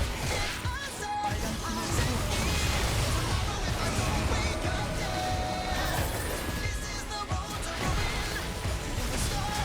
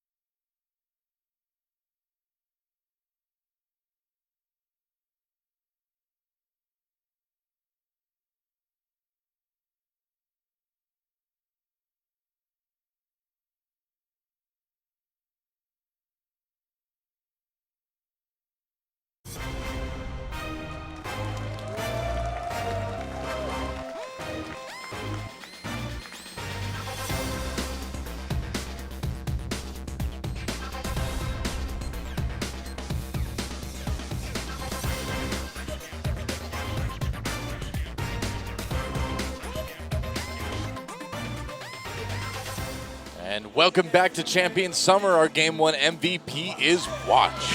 Who will stutter onto your screen from the side, I guess. Well, it certainly looked like something was broken in the Matrix, the way this guy glitched around the map, shooting Qs out, hitting people. Yeah, he didn't have the greatest early game, but his mechanics this game really did help out. And it was his late game play that turned things around, right? So Watch is going to flash out of this one and then come back in onto Faker with the Summoner heal from Goong to help turn that one around. Nicely played between Goong and Watch. How does he do that? He moves like they do. He does move like they do. So let's take a look at Watch in this fight. You sure you want to take a look at Watch? Yeah, I thought I did, but I don't think you do. 'Cause he's not in this one, sorry. this was such a good play, though. Yeah. Holy cow, what a great flash Q. Faker just not expecting that at all. No kidding. And coming back Well. here, that's really the play that changed this game. Hopping over the pit, not having to use the flash, but catching Bengi out. Yeah, I got them the Baron, and then look at that. Why in the world, if you are SKT, do You have group to up like that? You have to send Marin in first. That was really Yeah. sloppy of them. You cannot send Janna in first like that unless you just want her to die instantly, which is exactly what happened. And OQ had a very mediocre laning phase, but this guy in the late game is just an absolute monster. Those Kog'Maw hunting in the jungle. Yeah, he was very far ahead at that point, but all the same, important early win there for Najin. And this puts SK Telecom on the rocks here again. They have nothing to play for. So how relevant is this match? Not really for them, but it is very relevant for Najin. Yeah, that's right. And even that single game win could really help them out, depending on what happens in our second set of the night. And we have a roster swap, it looks like, for SKT. Wow. And EasyHoon is coming in. Yep, well, SKT, I mean, they've got their world spot locked up. They're going to the finals anyway. Let's give EasyHoon some time in the booth. And Faker was not looking that solid that game. Yeah, he looked frankly lazy. Well, yeah, he overcommitted to some of those kills when he thought he had the clear 100-0, especially onto Goong, but couldn't actually calculate it properly and ended up dying. So they will go back to EasyHoon, who's also been playing a lot of Victor. Now, will this precipitate a change back to the Vayne from Bang? Is going to be the big question here, because that is what they've been playing primarily with EasyHoon recently. You know, I wonder, we talked about this, and with Bang playing that Vayne when EasyHoon is in, he kind of transitions into that primary carry role, and it's been working out for him so far. See what EasyHoon can do, though. Maybe they want to take the Azir away, and EasyHoon, obviously a very strong Azir player himself, so can play that Victor. He doesn't take over games on the Victor in the same way that Faker does, but perhaps they want a little bit more reserved play from their mid laner coming into the rest of this series. You mean they don't want their Victor, like, jumping into the enemy team? Well, and usually when immediately Faker die? does that, it works, right? Yeah. He's had so many course. great wins, hard carry wins on Victor. Yeah. Last game wasn't his game, but we know he can do it. Well, here we go. Picks and bans for game number 2 between SK Telecom and Najin.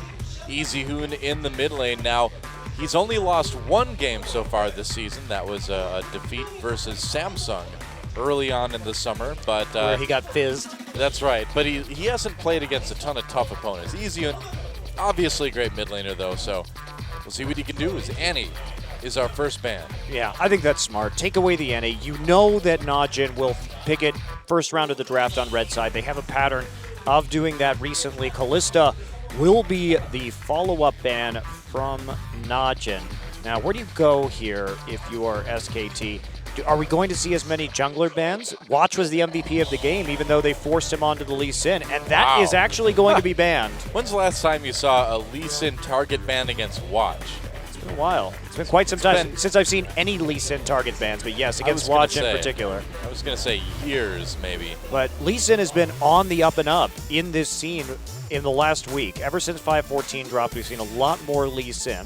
Elise banned, Rek'Sai banned, so we are going deep for the jungle picks again. So will it be a first pick Gragas, do you think? Or Evelyn, I would say that is Oh, that's likely. true. Now, is Najin going to let the Rise through? Okay, that's going to be the big question. Najin loves to ban the Rise. SK Telecom, they've had some wins on mid lane Rise. Let's see where they go with this. Now, Bengi did do very well in the early stages of the game on that Evelyn. They're going to ban the Janna. I wonder why. So Wow. it will be Azir first picked here. Yeah. With both Gragas and Evelyn up. Now the Rise, will that be coming through from Marin?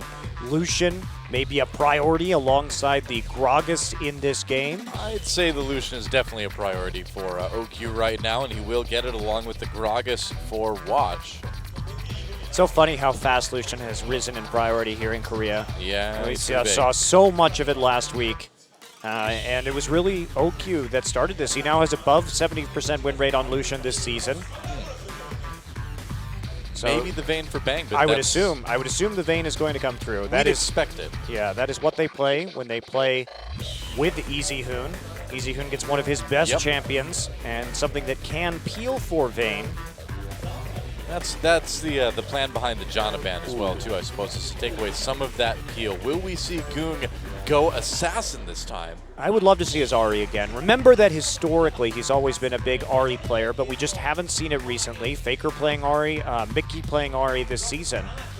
And Goong may try to do that, but he'll just go for the Victor Yeah. instead. And we are going to see the Lucian Kennen lane again from okay. Najin, unless that is flexed into top lane. But with Najin, you have to assume that Pure is going to be playing that just as a backup pick when he doesn't get the Annie. Why not get that big, hard CC engage potential from your support? I would imagine that's what we're going to see, and really waiting. Oh, are we actually going to see the do Zed it. from Goong? That would be so I awesome. love Goong Zed. He is one of the best Zed players we've seen, and there it is, Zed locked in for Goong up against that Azir from Easy Hoon. Ooh, very exciting to see this pick. No kidding. Wow. That's now with the change to the knockup on Azir's E, he has one less tool to deal with a Zed all-in, which is an interesting change because he can't sort of CC Zed during the death mark without his ultimate. So what do you want to see against this Zed from SK Telecom? You know, the Alistar from Wolf would make a lot of sense. What are we going to see in the jungle, though? It'd be funny to see an Udyr that would just walk up and stun the Zed when he tried to get in. I can see that. But Well, Evelyn's already there, so Yeah. they're not going to have that flexibility, unfortunately. It'd be They are nice. going to take Rumble, which is another champion. They like to run Rumble Vayne for some more damage when they play Easy Hoon. yeah, Alistar as well, too. So if Wolf just sits on Easy Hoon, he can punt Zed out. He can knock him up when he comes in. He can't be targeted by Deathmark because he will Yep. just use his ult. So there are a lot of advantages here. He can also break the Kennen stun, which is going to be very important. So Goong, we'll have to see how well he does against the Azir with this Zed. It's always been one of his staple champions, but we just don't see it from him very often. We have seen it from him this season. And what is that top pick going to be for Najin here? Maokai is available, and I don't think that'd be too bad. Hold some people down, allow Kennen to get in there. Riven, Yeah, oh, do it. wow. Do it, Duke. Yes. All right, it's about as bloodthirsty as it gets right here, guys. Well, this is going to be a really snowbally game. Either Yeah. Najin is going to crush these lanes and smash SKT into the ground, or they're going to lose lane and have no way to defend against SK Telecom in team fights. Because I will tell you, this Najin composition with a deficit will just sputter in team fights. They are so squishy. Oh my. Well, It's a good 1-3-1. To be fair, it is a good 1-3-1 composition. You have disengage with the Kennen and the Gragas for the Lucian in the mid lane. And if you can split push with both Zed and Riven, it's going to get crazy. But man, Thornmail counters this comp like nobody's business. If they can, SK Telecom can get armor onto people, but they don't even have a good person to get Thornmail. Maybe Yeah. ultra late game Evelyn. She can still get the Randuin's Omen and have a big effect. But Marin on that Rumble, not the ideal pick, and we've seen the Riven picks into the Rumble in the top lane. well, one thing's for sure, this game is not going to be boring. No, it will not. It's going to be really snowbally one way or the other. I like it. SKT versus Najin Empire, and Najin, if they can 2-0, will put themselves in position to maybe move up in the rankings. Let's see if they can do it, guys. It's time to get in the game.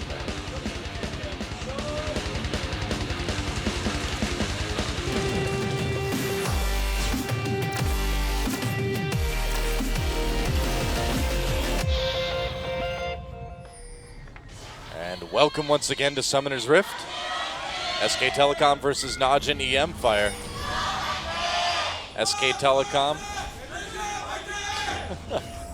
SK Telecom with technically nothing to play for here, aside from pride, and Najin once more, if they can win, if they can beat SKT, and then CJ loses to Samsung, Najin can move up to 3rd place. They can lock that in today.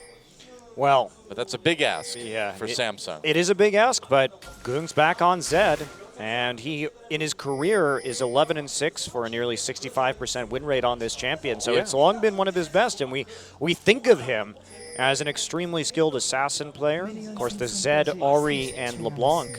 Well, no doubt that Najin is certainly doing their part to position themselves as well as they can at the end of this season, but you can also bet that if Najin wins against SKT, CJ is going to be playing their brains out to avoid losing to Samsung, because they do not want to have to play an extra best of 5 to try to get to the finals. Well, yeah, that is going to be very interesting, especially if, yeah, I mean, if they lose, they're going to be in a really horrible situation. That is for sure. I don't think they will, especially now that if Najin wins, they'll have so much more to play for. But you got to wonder about it from SKT's standpoint too. I mean, CJ, Najin, both of these teams would be a bit of a challenge in the finals, but CJ perhaps a bit more of a threat. Yeah. So, We'll see if Bengi can do work in the early game, because if he can somehow avoid this really messy situation, and they're just going to give Duke the Gromp right away. If he can avoid Goong and Duke going off here, then they could probably transition into a strong game, because there's no doubt that SK Telecom has a much, much stronger team fight.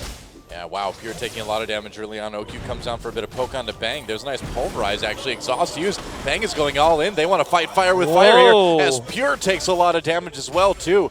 Both, wow, 2 summoners used on the SKT side. I think they wanted a bit more than that. That was really aggressive. Well, they're going to try and hit level 2 first, and then they can threaten a Should. headbutt pulve all in from Wolf. Remember that as soon as they get level 2, or actually, what did Wolf start? He started pulve. He started pulve. They were, okay, that's why Najin was confused. They expected him to start heal. Yeah. And so now that he's level 2, they can go for headbutt pulve, and or a flash pulve headbutt. So this is actually turning this lane around quite a bit. That was actually a really smart trade by SK Telecom. Summoners worked out. Now they've got a lot of position in this lane. And look at this. OQ held to just 3 CS so far. Farming under turret now. This has been a really interesting trade, but I think that was really in the advantage of SKT, and they caught Najin off guard, not expecting that aggression early. It's not often when you see summoners used like that where the advantage actually ends up paying off. Yeah, I like it, though. I think in this particular circumstance, it's really messing up Najin. As you can see that, OQ. Play onto Easy in the mid lane, and Easy, no chance of getting out of that one. First blood going to Watch. Wow, he was not prepared at all for Watch to come in. Yep, and should have been 3.5 minute gank, double buff straight into gank, very easy play to be ready for. Easy Hoon has the exhaust in this game, but not too useful on that gank. And Watch, to talk about Watch, we don't really think about Watch as a mechanical player, but remember about halfway into this season, the Gragas bans came in thick for Najin, because that was kind of the only champion that Watch was showing up on, but he really does have good Gragas mechanics, and we saw that, just a very well-played flash E-gank there. Yeah. Oh, Goong. He's not going to die. He's got it's his fine. flash. Taking a lot of damage, though. Gets out of that one. Yeah, gets out of that one pretty easily. Always had that flash and knew that his shadow was coming off cooldown. No way for Easy Hoon to flash forward to respond and try and get that kill. So nice patient play, just pushing him out of lane. He's not going to care that much. Yeah. Probably was going to go back and recall anyway. It's a good thing that he didn't get that first blood gold. That could have caused even more problems for Easy Hoon, who is going into build triage mode with double Doran's rings. Yeah, you got to do something. Oh, Pure poking so well with this Kennen right now. Yeah, Wolf does have the sustain, obviously, with the heal, but Pure has shown that he can do some serious work on this champion. Well, this is going to be a very difficult lane, obviously. I mean, Kennen Lucian is quite challenging for any lane to deal with, and you're putting a Vayne lane in there. Certainly Vayne Alistar is one of the stronger Vayne lanes because you have kill pressure, because you can set up a Pulverize into a Condemn. relatively easily, and you have sustain, but not that great for trading, obviously, and when you have infinite shurikens, that does become problematic. Oh, Bengi finds Watch here. Vice versa, a little bit of damage in there with the hate spikes. But no dive opportunities. Now Bang's still slightly ahead of CS on OQ, and you go back to that early trade where the heal and the exhaust were used by SKT, and we're seeing just how much OQ and Pure came back, and so that shows us how important that trade was. Well, condemned against the wall for Pure, taking some damage, but there's a Pulverize. Oh, he misses Pulverize, I think. Yep, missed the combo. Oops. So Ignite will be used by Pure, and they chase him off. Still favorable, though, for SKT. And those early summoners, they got a CS lead out of it. The exhaust is back up. The heal will be back up soon. So I think that's just a big net win for SK Telecom. Well, we can see that they needed it. With how fast OQ and PR are coming back in this lane, imagine if they would be doing this without it being set back so far. So their turret would be getting hammered right now. Yeah. It's really a bad situation. So they needed that just to stay even, basically, with this lane. Yeah, I like it, though. It's creative. Yep, and those summoners are coming up right now, so did what it should do. Yep, absolutely. Meanwhile, Duke not doing so hot on this Riven. We don't really think of Duke as a Riven player. We didn't really discuss that. Duke has not played Riven this season. And he is getting bullied out here. Bengi coming in behind OQ here. They don't spot him yet. He's in the brush. They're going to try to make a plan to Pure, I think. Both flashes are up. Watch coming down as well, too. Think of coming from behind. This could get messy. Bengi starting the recall. Oh, boy. Here we go. OQ checks the brush, taking a lot of damage here. Can they finish him off? Not quite. Gragas not coming in, though. Condemn against wall for Pure. They pop that summoner heal to keep him alive, though.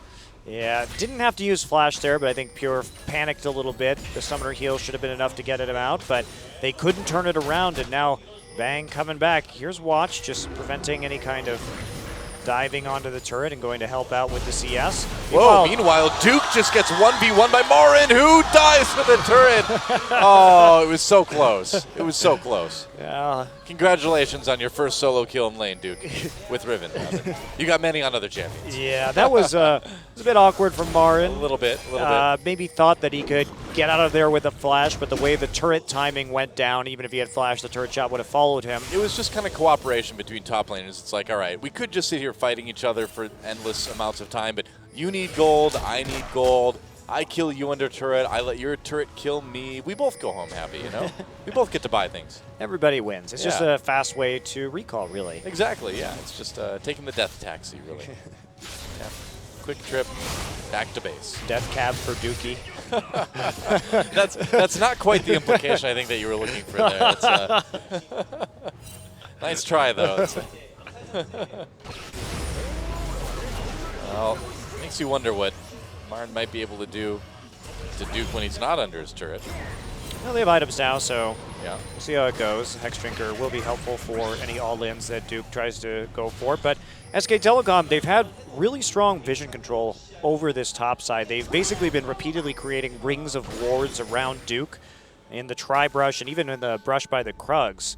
So there haven't really been options for Watch to come up and gank without being seen. And that's very important because Marn wants to play this lane pushed up.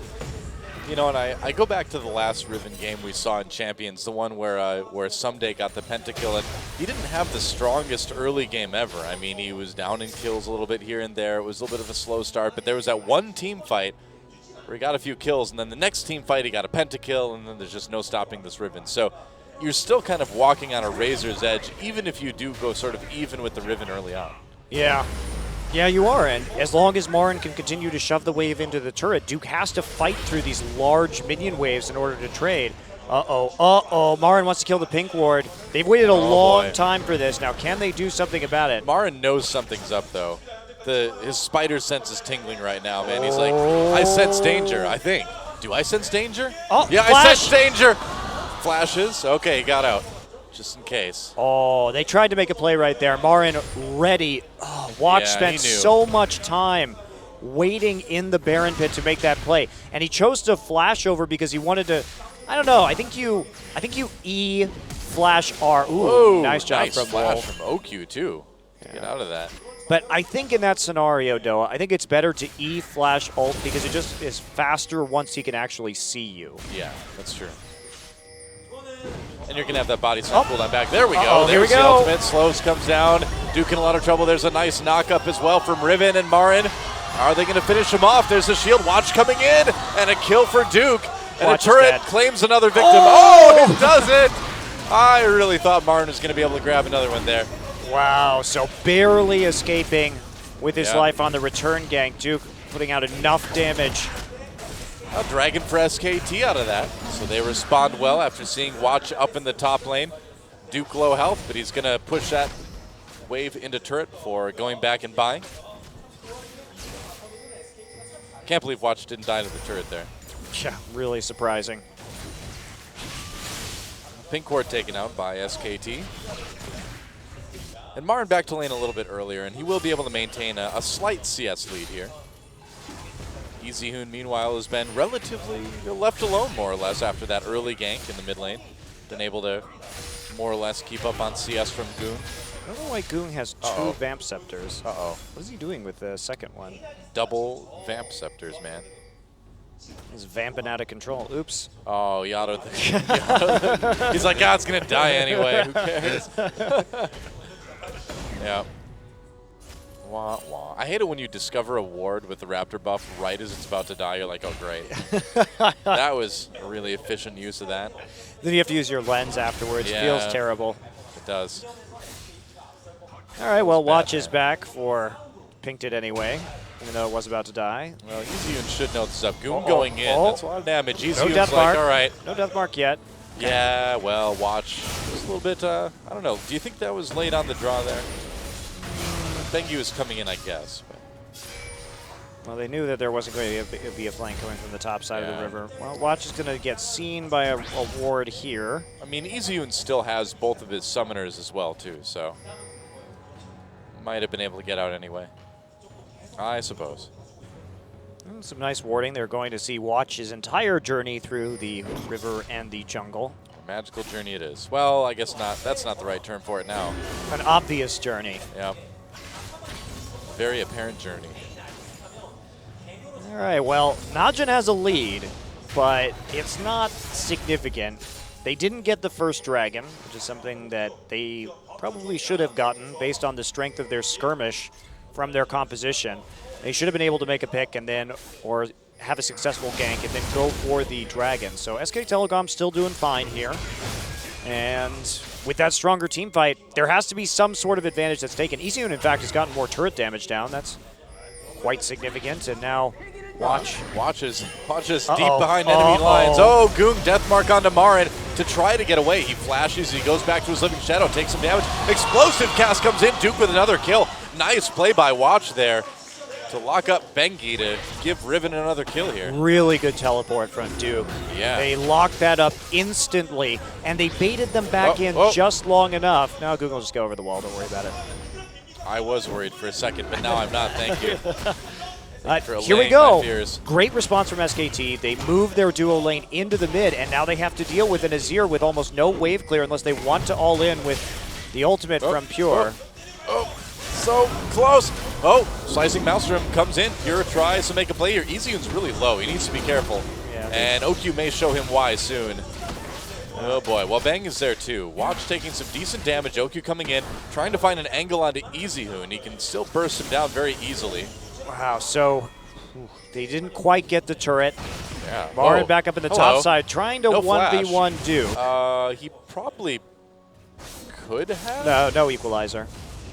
Okay. I mean, There's Hexdrinker's shield too, so okay. there is a lot to get through. all right. Well, Duke loves turret hits.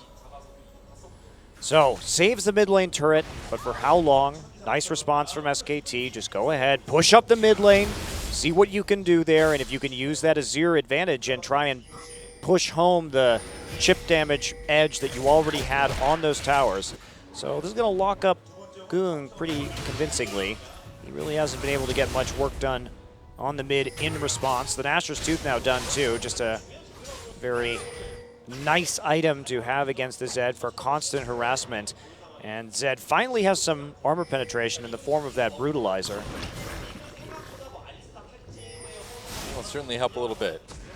Zed doesn't want to be the one with the assists. He wants to be the one with the kills. No such luck for Goong yet. Oh, Okyu getting low. Yeah, Okyu Gotta got be careful. hit by the blade active down in the bottom side. Yep. All right, so attempted a blue buff here. Ah, Bengi ready to just smite that one away, but Duke is right there. He's going to need to be careful. Smite and then pop the W. Oh, doesn't get it. Watch back over the wall. Yep. Watch has the smite himself, so he will grab that one. 2 blues on the side for Najin as Goong has his own. Important takeaway because Easyhoon would like to just spam spells to kill this mid lane turret if he is able. Oh, Bang and Wolf getting some really nice damage done to this bottom tier 1 turret. No turrets taken yet in this game at all, actually, surprisingly enough. Some fights, but mostly those skirmishes. Yep. Oh, here we go. Explosive cast. Flash from Marin will prevent it from knocking him into the danger zone. No pun intended. Emperor's Divide used on the Goong. Comes back in. There's the exhaust. He's even taking less damage. The Death Mark not able to quite finish him off. It's a nice attempt from Goong, though. Indeed.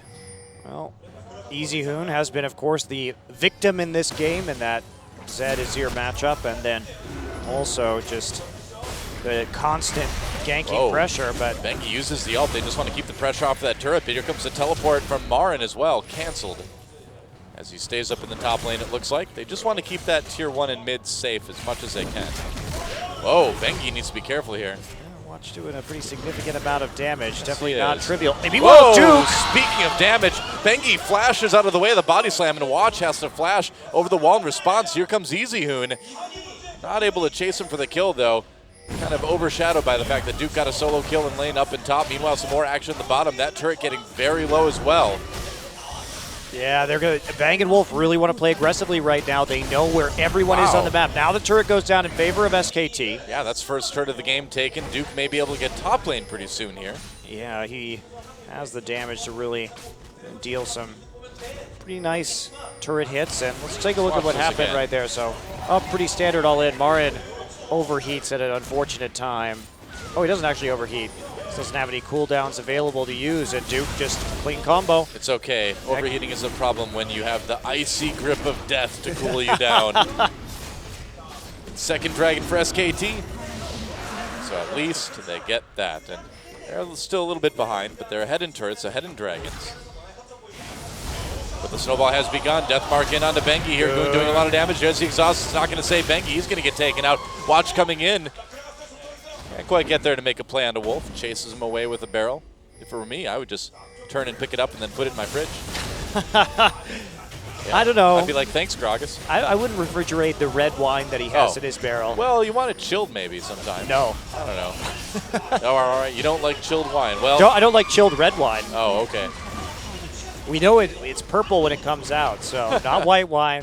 Oh, okay. Probably shouldn't be chilling that. Now, Probably the true. biker Gragas with the keg, oh yeah. Oh, yeah. The Gragas Esquire with the champagne, definitely. I'd chill put that in a bathtub full of ice in a heartbeat. Party. Mid lane turret taken out, so Najin does even that up as well. Yeah. You'd think they'd have like a frat guy Gragas skin too. You know, if you've got a Broloff. Well, they sort of have that soccer hooligan Gragas. Oh yeah, that's true, I guess. But it doesn't speak to me as someone who doesn't watch or enjoy soccer. That's true. Final outer turret taken by SKT. And Najin looking to equalize with the one in bottom lane. Should be able to, should be able to do it. Duke is becoming a big problem. Yes, he is. So what are they going to do about Duke and Goong? Each team has gotten kind of what they want to get here, which presents a very interesting situation. SK Telecom is able to snowball off the dragon now. They have that stronger team fight, which will be helpful in securing future dragons. But Duke and Goong are fed, and that means that Najin split push will be quite potent. And what is the answer to that? Because Marin, though he has the Zhonya's Hourglass, will just be waited out here by Duke, and he will melt. Oh, can they catch Goong? There's a chilling smite. They slow him down. A lot of damage from Easyhoon coming in. They're going to get him after the death mark goes in. Slicing Maelstrom used to catch some of the SKT members. Duke is here. Emperor's Divide pushes him away, though. Bengi low. They managed to get the pick on the Goong, but they lost Bang in all of that as well, too. These matches have not been good for Bang's stellar KDA, have they? They have not been good for Bang's KDA. Nothing really for either team to take off of that. Duke simply returns to the top lane. to continue his split pushing waves. Blade of the Ruin King now done finally for Goon. He'll be, and there comes one of the patented OQ Cullings onto Easy Hoon, but Easy Hoon will pop out of that one pretty easily. And this fight, again, it looks like Goon's getting caught out here. They have so many people, but Goon manages to pull up a death mark at the last second. Bang gets stunned by the Kennen. And look at Duke's flash right there, just right on top of Bang. Great use of his Summoner spell to continue the CC. Bang could have really avoided that. He literally just walked right on top of the Slicing Maelstrom there, and if he hadn't, probably could have tumbled away from Duke. It's really hard for him to deal damage, though, while the Slicing Maelstrom is down, because Vane's range is so short. You'd think he'd want to do damage when the Slicing Maelstrom is down. I mean, down on the ground, zapping lightning everywhere. Right, I see. Yes, you are correct. Witted is being used. Let me amend my statement, as it was unclear. We need a proper definition for down. Yes. Yeah. Always a problem. Down, up. Who knows what these things mean anymore? I don't know. Down under. We don't have Papa Smithy here to help us understand that one, though. Oh, well. All right, well, Bang in the split push situation. He has a blade. I don't think he can duel, though. Maybe he can against Zed.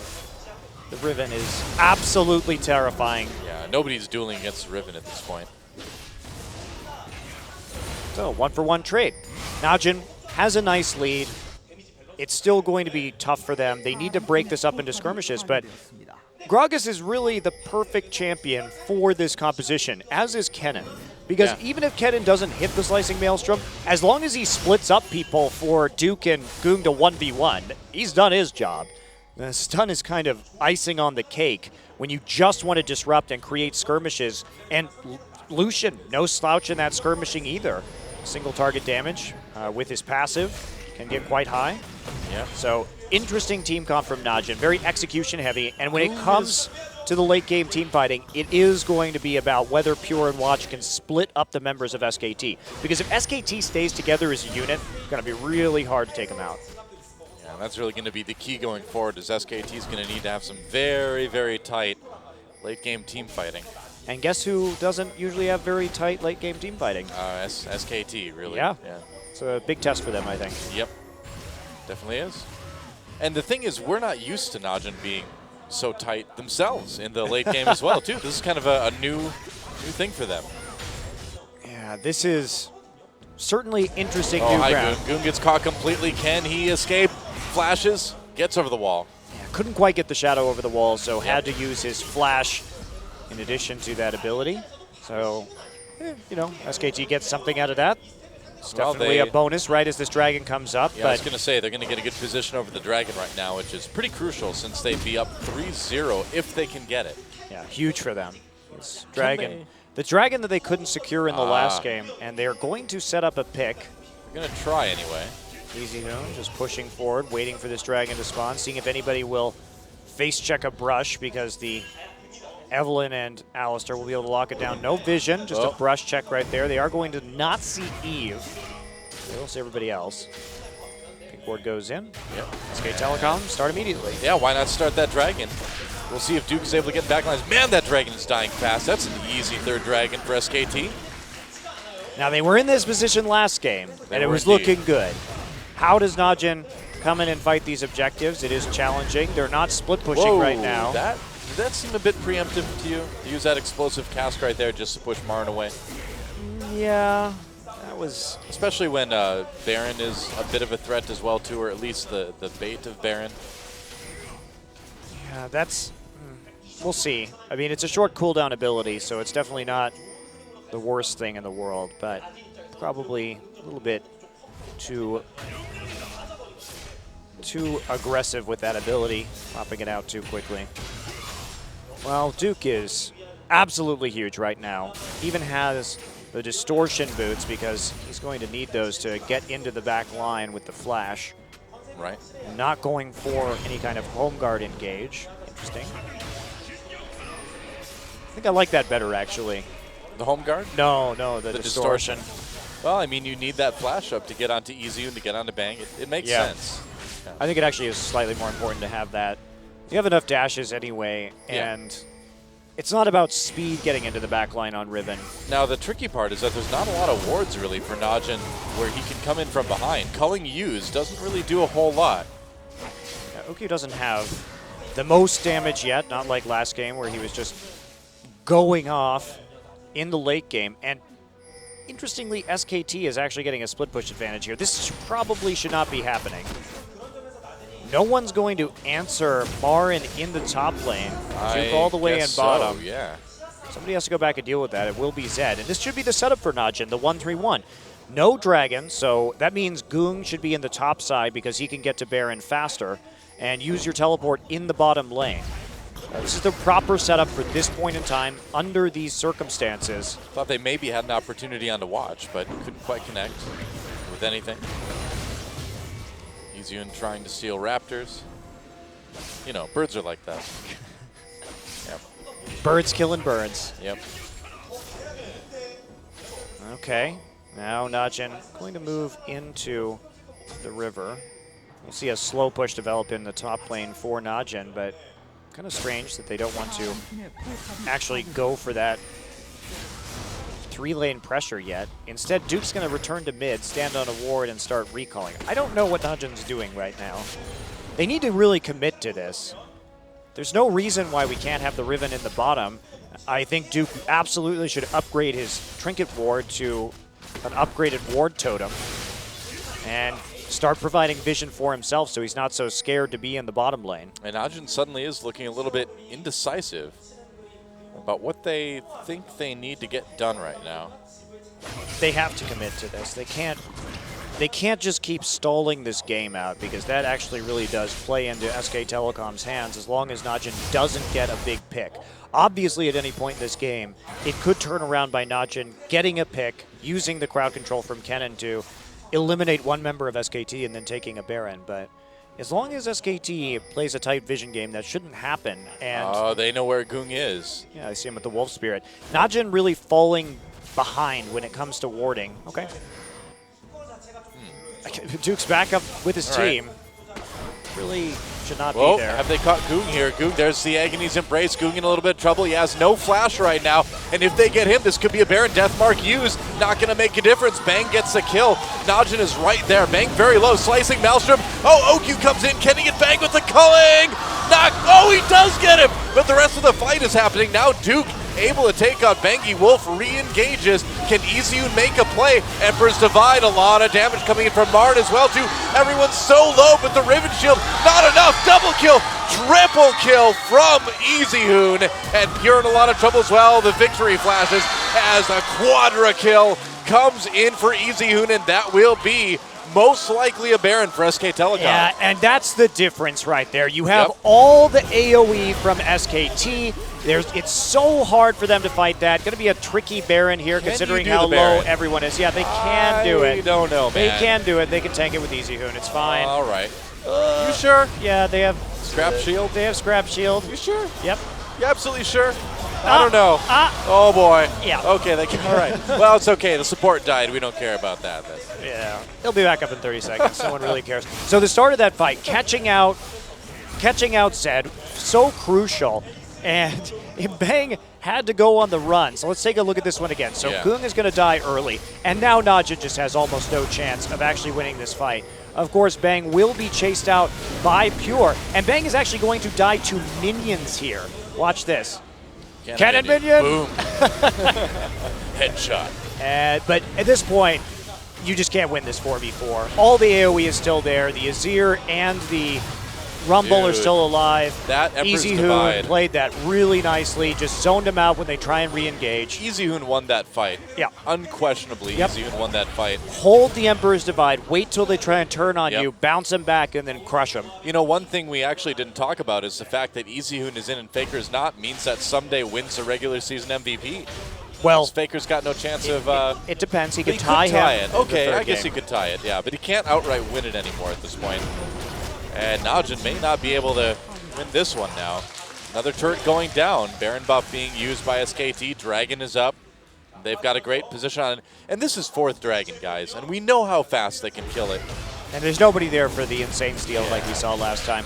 And Najin, frankly, they just misplayed the split pushing on this. They didn't push the advantage that they had when it came to the 1v1s. They were overly concerned about trying to get vision over Baron when, I mean, Pure could have just stood there and continually put wards into the pit, but they didn't apply pressure with their advantage. They had to use the Zed and the Riven better.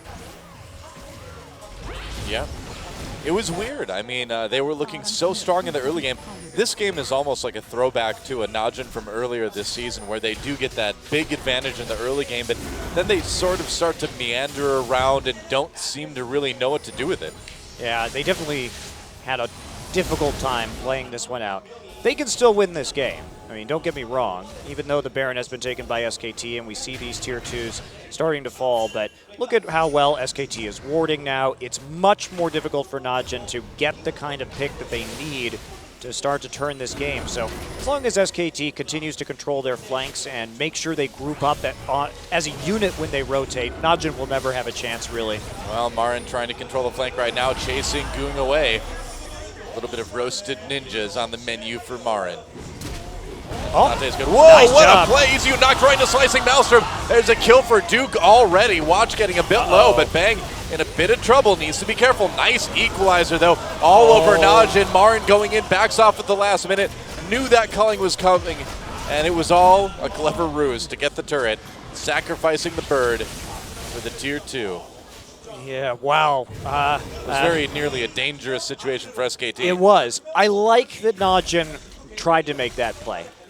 I like that they made the attempt because they saw Goong was zoned out, but some of the AoE was gone and out of that lane from SK Telecom. So you want to take those small skirmishes. They found an opportunity to get EasyHoon into the tower with his flash down, and they took it. Yeah. Another kill for Duke. He is a nightmare. He is still large, but is he in charge? He's not in charge. I don't think so, yeah. He had the chance to be in charge. He still could be in charge.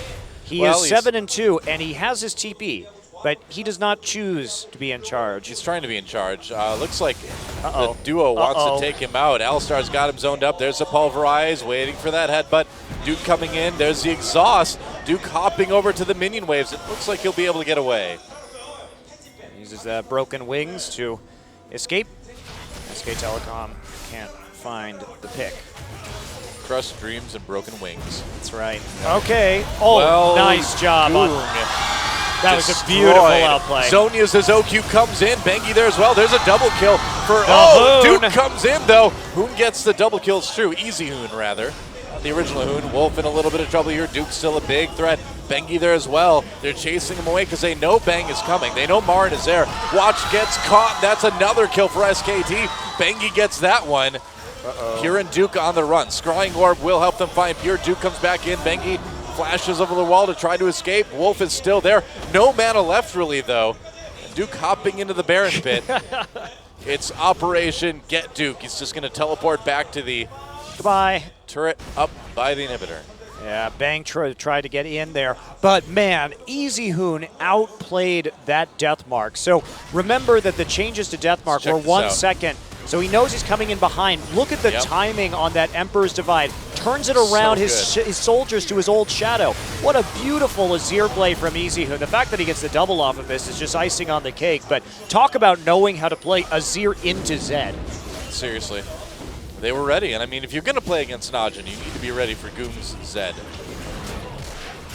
And of course, catching watch at the end there, and then they try to make a plan here. It doesn't work out. And we don't get to see the rest of the replay anyway, so it's okay. OQ. Recalling in a brush. That's what we get to see instead, though. Oh yeah, I was hoping we'd get to see OQ recall in a brush. All right, well, SK Telecom not letting any of these objectives go like they did in the last game, and it is playing out much more to script for them when it comes to compositional advantages. Najin's going to have to find a pick in the next minute 30, or they're going to have to all in on Dragon number 5, because that, or maybe they can get lucky and try and trade it for a Baron. We'll see. Baron and Dragon coming up pretty at a pretty similar time here. Now, if you're SK Telecom, I would imagine you prioritize that Dragon. The 5th Dragon stack would be pretty big in the team fights. It helps you take that Baron. not so much the same the other way around. Yeah. Even though the Baron is coming up a little bit earlier. I think they'll just ward up the Baron, send Vayne over to solo the Dragon at the appropriate time. Usually that's the call you see in this particular situation, but that is a little bit more of a dangerous call because Duke is huge and can easily 1v1 the Vayne. Yep. Well, SKT. Oh, maybe a flank coming in here from Bengi on the top. He's got the opportunity. Nice equalizer. Goong in a little bit of trouble again. Slicing Maelstrom comes in, push back with that condemn. Duke on the outside of the fight, already very low as Bang chases him down for the kill. And SKT has got this one. Here goes down as well too. And now the grand chase. There goes Watch, a double kill for Bang as they try to go in onto Okyu. Okyu turns and try to get him with the burst. Can he do it? No! Marin comes in for yet another one. Goong, the slippery ninja that he is able to escape. And SKT decides they don't need the Dragon. They don't need the Baron. They just want that inhibitor. Yep, going forward for the inhib, and that's what happens in the 5v5. Bang played that fight so well. Instant condemn, buffered onto the Kennen as he came in, nullified him from that fight, and then he found the... Well, they're going for it. Oh yeah, they Goong should coming in. He gets Bang. I don't know about this. They're going to take out Goong, but... they still have a 0. They'll get the win. Okyu up in 14. It looks like that will be enough time. Pure is there. Doesn't have his slicing Maelstrom for any sort of delay. And as the Nexus gets taken out, Watch will make one last effort. Comes in, gets pushed out with the Emperor's Divide, and there goes the Nexus. SKT ties it up. EasyHoon played really well that game. Yes, he did. After that Yes, he did. early death, he came back and made some absolutely massive plays on this Azir. We know him as one of the best Azir players in the world, and he just showed us why. Yep, absolutely. Well, that Zed out play alone, man, you want to talk about the super sick. plays right there. That was, That was sick. yep. What good is a ninja when you know exactly where he's going to be all the time? Okay. That ninja, that was one of the few times where Zed is more obvious than Shen. And Najim, they showed us something very different. They got a good early game lead, but you just have to commit to the split push there. You cannot fight SK Telecom when they have that kind of team fighting advantage. Just use your team composition in the way that it's meant to be used, where you can be the strongest. But the wards weren't there. They over-prioritized just playing around that Baron instead of using teleport or threatening the teleport or anything like that. So Yeah. Najin tried something a bit different. Fun to see. Unfortunately, it didn't work out, and SK Telecom just plays better around the Dragon and the Baron in the mid and late game. And that really makes Najim nervous now. If you can't win from a situation like this, how can you possibly come back and take Game 3? We'll see them give it a try right after this, guys. Don't go anywhere. SKT versus Najim Game 3 coming up right after this.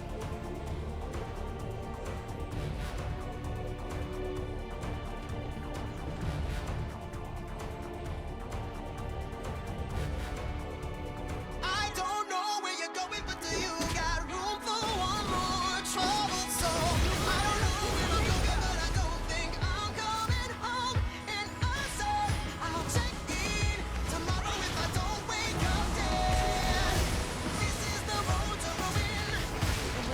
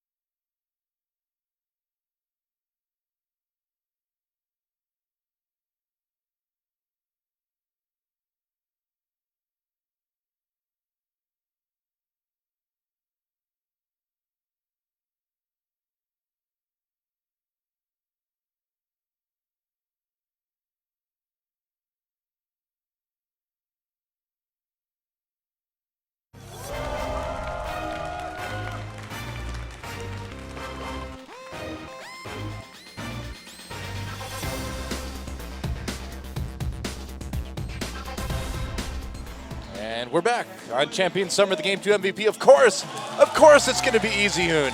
With a Zir play like that, how could we expect any other result? Well, he did it again. Easy Hoon, easy life, as we like to say here on Champions. Yep. And you see him. This is a good catch on Goong, and Goong getting caught changed a lot of this game. Really delayed what Najin was trying to do, forced them into very unfavorable team fights. Where's Easy Hoon?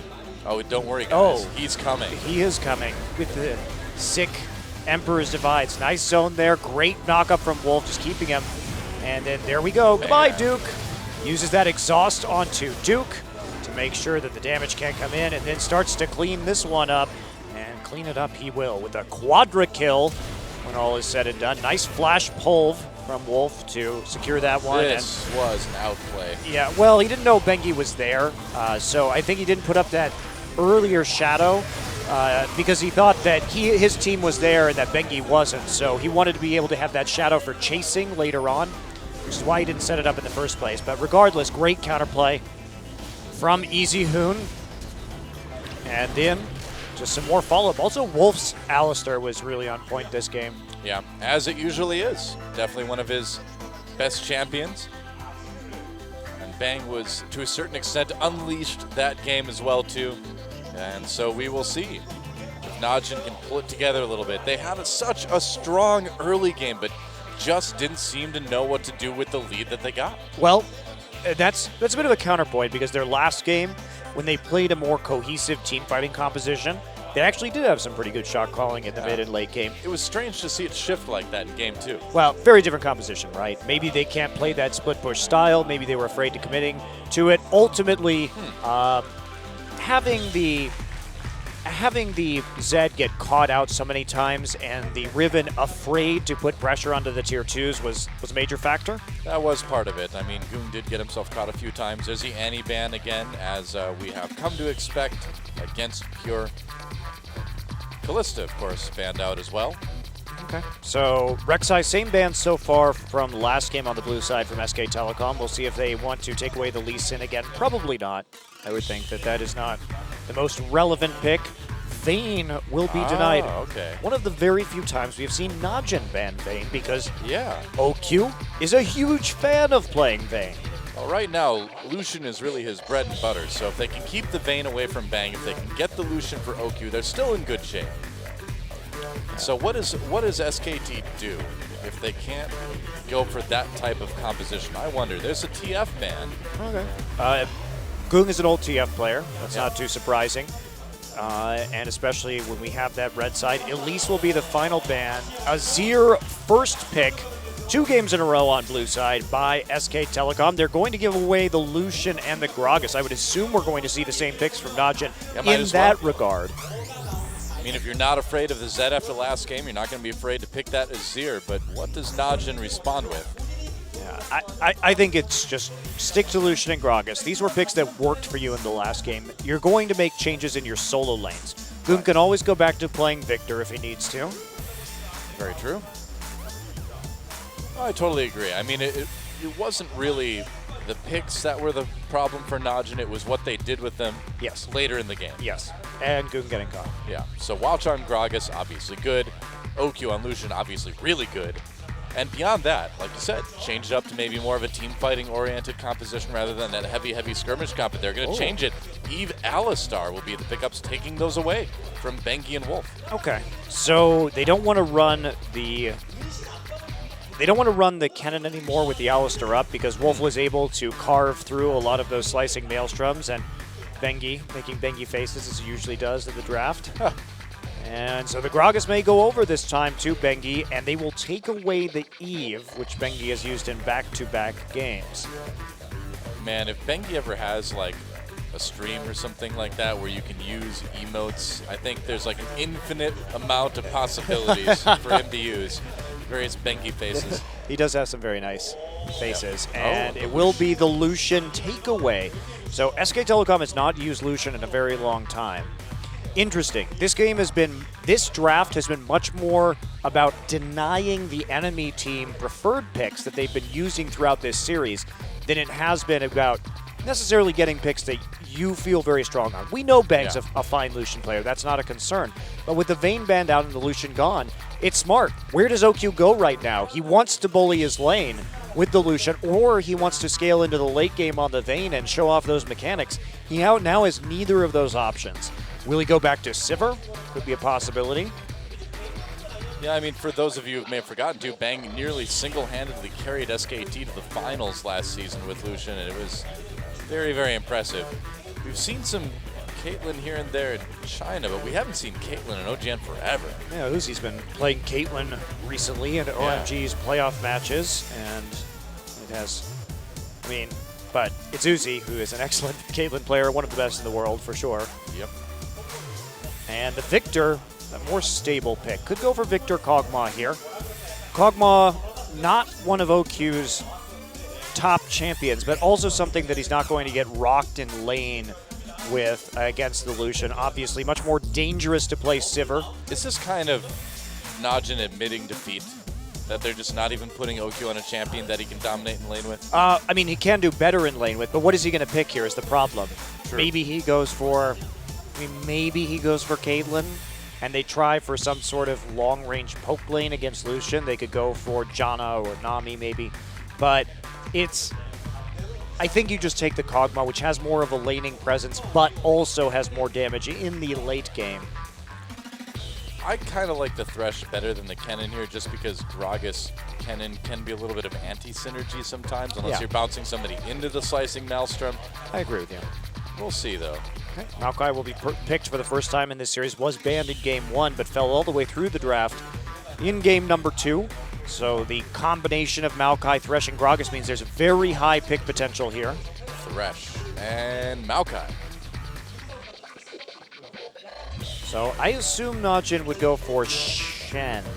Yeah, Shen makes sense. You've got the Evelynn. They were able to use that to do well, and there it is. You know, this is almost identical to the composition that SK Telecom used in game number 1 of this series, which they lost. The only difference is that there is an Alistar instead of a Janna. So Najin going to try and use SK Telecom's composition against them, but actually pull out the win this time. Very curious that Najin would be trying this, but Watch has had a long series of success and victories on Evelynn spanning his entire career. It's been one of his better champions overall, and now they're playing more for the late game team fighting. Switching up their strategy off of a 1-3-1 split push now to pretty standard composition these days. Both teams standard comps for the most part from what we see here in Korea. SK Telecom, they have a bit more advantage when it comes to creating picks. And Najin, of course, with the double globals on Shen, maybe a little bit of advantage in terms of skirmishing. More late game damage on Najin in this one because they have the Kog'Maw instead of the Lucian. Whereas Azir and Victor are both late game monsters. I like it. I feel like this puts Najin in a more comfortable position in the late game, and maybe will help them make a bit better decisions than they did in game number 2. We'll see if they can get any sort of lead, though, as SKT has a pretty strong early game. This is it, Najin in a must-win situation to move up in the rankings. Let's see if they can do it. Time to get in the game.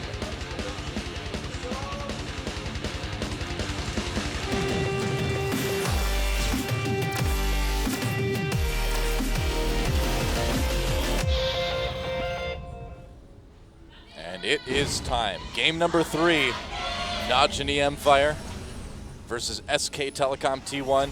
Apparently doesn't get a cheer this game. So it's a bit odd. Oh, all right. Somebody started it. All right.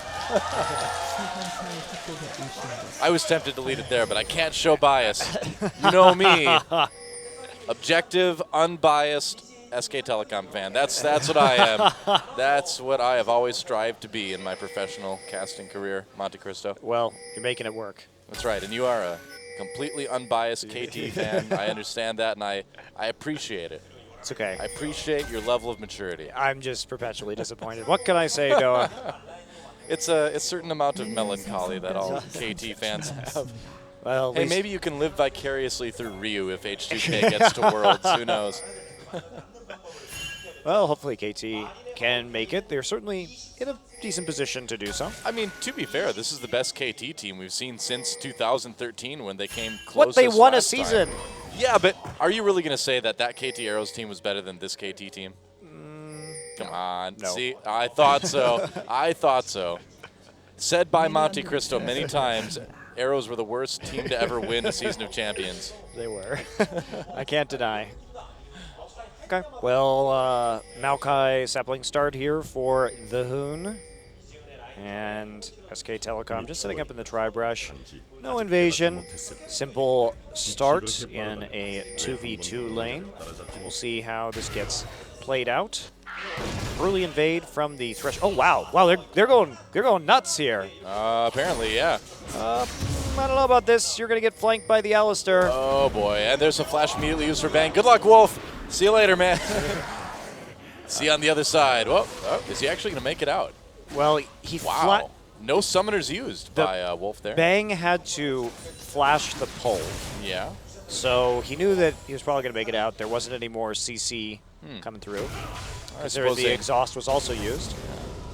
that was a bit awkward, but Well, they thought they were getting cute. They didn't realize that what happened there was Pure was in the bottom lane brush waiting to freeze yeah. in case Bang and Wolf swapped into the top lane. So they instantly had that advantage coming in from the flank. And Now, OQ only has a 25% win rate on this Kog'Maw, and I mean, it's really not his kind of champion, so I suppose to a certain extent that's not terribly surprising. yeah, A little bit surprising. Not terribly surprising, though. yeah, it's definitely not been OQ's champion. He just thrives on champions that have more mobility. Because what's OQ's strength as a player is Hello. Gragas finds Watch in the jungle here, and they're going to trade a few blows here. Oh, we're not sure. Watch can't be here. Oh, yeah, Watch has to burn that flash. Bengi taking a couple hate spikes, but getting the better end of that trade, that's for Well, sure. Easy Hoon and Marin are pushed up, so there's really no way that Watch can play around this red buff right now. Now they're going to take the red buff, in fact. That's a very smart invade from Yep. Bengi. No way that Shen and Victor, who will lose the wave clear battle to Maokai and Azir, can push that forward. So Bengi, as he knows that they started the blue buff, gets over in time to harass at the red. So it looks like the 3 buff coming through. Bengi just cleared his blue side of the jungle and walked into the red. That was a smart play. And starting on that side of the map too, so good. That was a pre-planned play. So what SK Telecom was doing was they were looking at the lane matchups. Pulverize, nice headbutt. Wolf goes back in, has to burn that flash as Watch and OQ chase him down. This could be first blood. This will be first blood, and it's going to go to OQ. Yep, smart play from Watch. Ganking that bottom side while they're pushed up. No pink wards to see him coming in, and overcommitment from SK Telecom when they already were down a summoner in that bottom lane. Everything that Maokai sees Gragas' wooden barrels and goes, "What did you do to my friends?" Yeah, he's using the corpses of Maokai's friends to store his alcohol. I know. That is evil. Man. Wow, this got really dark really fast there. Also, Victor hates Maokai because he's primitive. Ah, I see. Yeah, Yeah, I would too. Why would you want a walking tree when you can just build a robot? Seriously. You could make a robot that looked like a tree, but that'd be kind of lame. Treebot 1.0. Reminds me of an episode of Futurama where all the robots are made out of wood. Okay. Stylish. This bot lane, pretty much going for SKT at this point. Nice little CS lead. But Watch coming in there. Knock up onto Wolf. They're going to try it again. Wolf flays away. Here comes Bengi. Can he make a play? Pure getting a bit low. No level 6 for a while, though. Oh, nice grab onto Watch here. Watch throwing those hate spikes down, though. Bang. Still a lot of health remaining. He's going to go in, get 1 kill. A kill, though, for OQ as well, too. Nice headbutt pulverized. Bang. Bengi in a lot of trouble. There's a double kill for OQ now. Decides to leave it at that. No sense over pursuing Bang there. Wow, 2 more kills onto the Kog'Maw in this laning phase. SK Telecom really suffering from a lack of summoner spells in this particular situation. Yeah. Now, they played that pretty well. Bengi did a good job of body blocking, but they just needed to get out of there once Wolf died, not continue trading. And look at Pure, he's on the backside of the turret right now. Bang has to be very careful I don't know, he plays this one out, but they can't push it forward any further with the short death timers, meaning that this Thresh already gets back into lane. He also is going to delay the recall from Pure.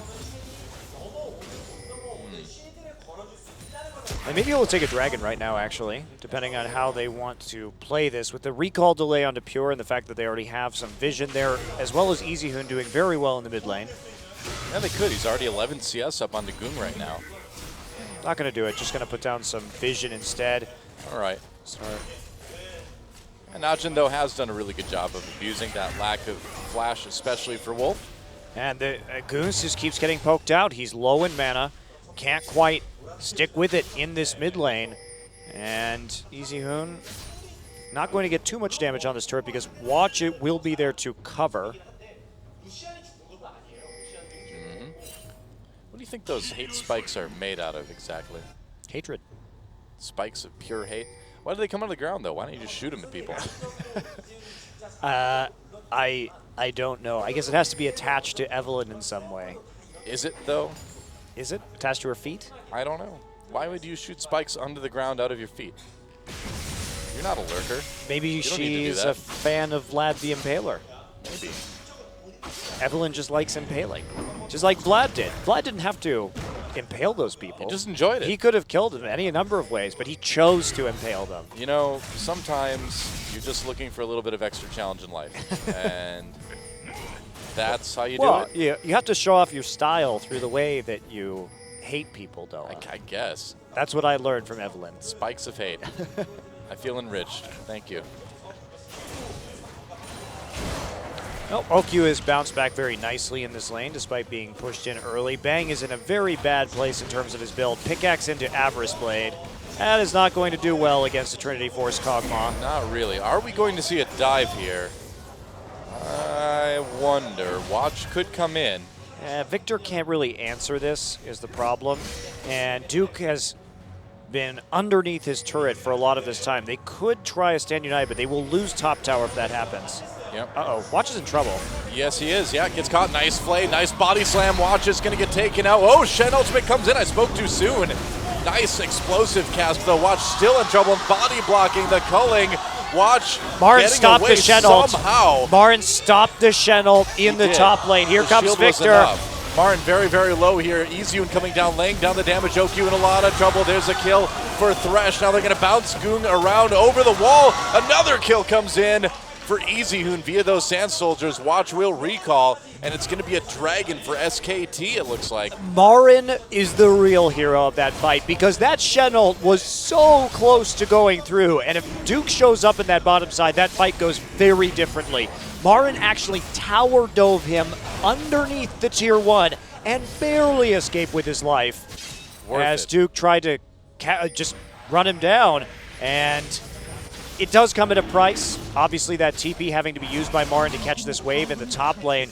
But Duke is going to have that Stand United back up far sooner than Marin. Hey, with the dragon down, though, I mean, the TP, Yep. not quite as important. Could see another dive. I mean, there's such a huge dive threat. You have the Alistair, who will be immune to the turret damage, and then the big shield onto Evelyn. But yes, Duke got stopped by Marin. Great heads-up play from the SK Telecom top laner because we watched this coming through, and Marin's just going to twisted advance on him. Not a great place to teleport, but certainly an important stop nonetheless. Pink ward already in this brush, and OQ keeps on trying to shoot over the top. He knows he has a damage advantage. Bang is low on mana. What a grab onto OQ. Yeah, and Goong gets here, but they're fighting in a choke, and guess who's pretty good at chokes? It's Azir. Just puts him right in his place. Goong gets taken out in the end. Yeah, a little bit obvious from Duke there. To be standing so close to the turret, it was a pretty easy stop from Marin.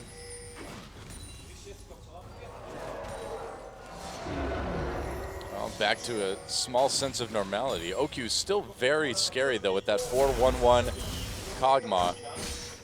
The only info he's going to convey is that you're going to take a lot of damage.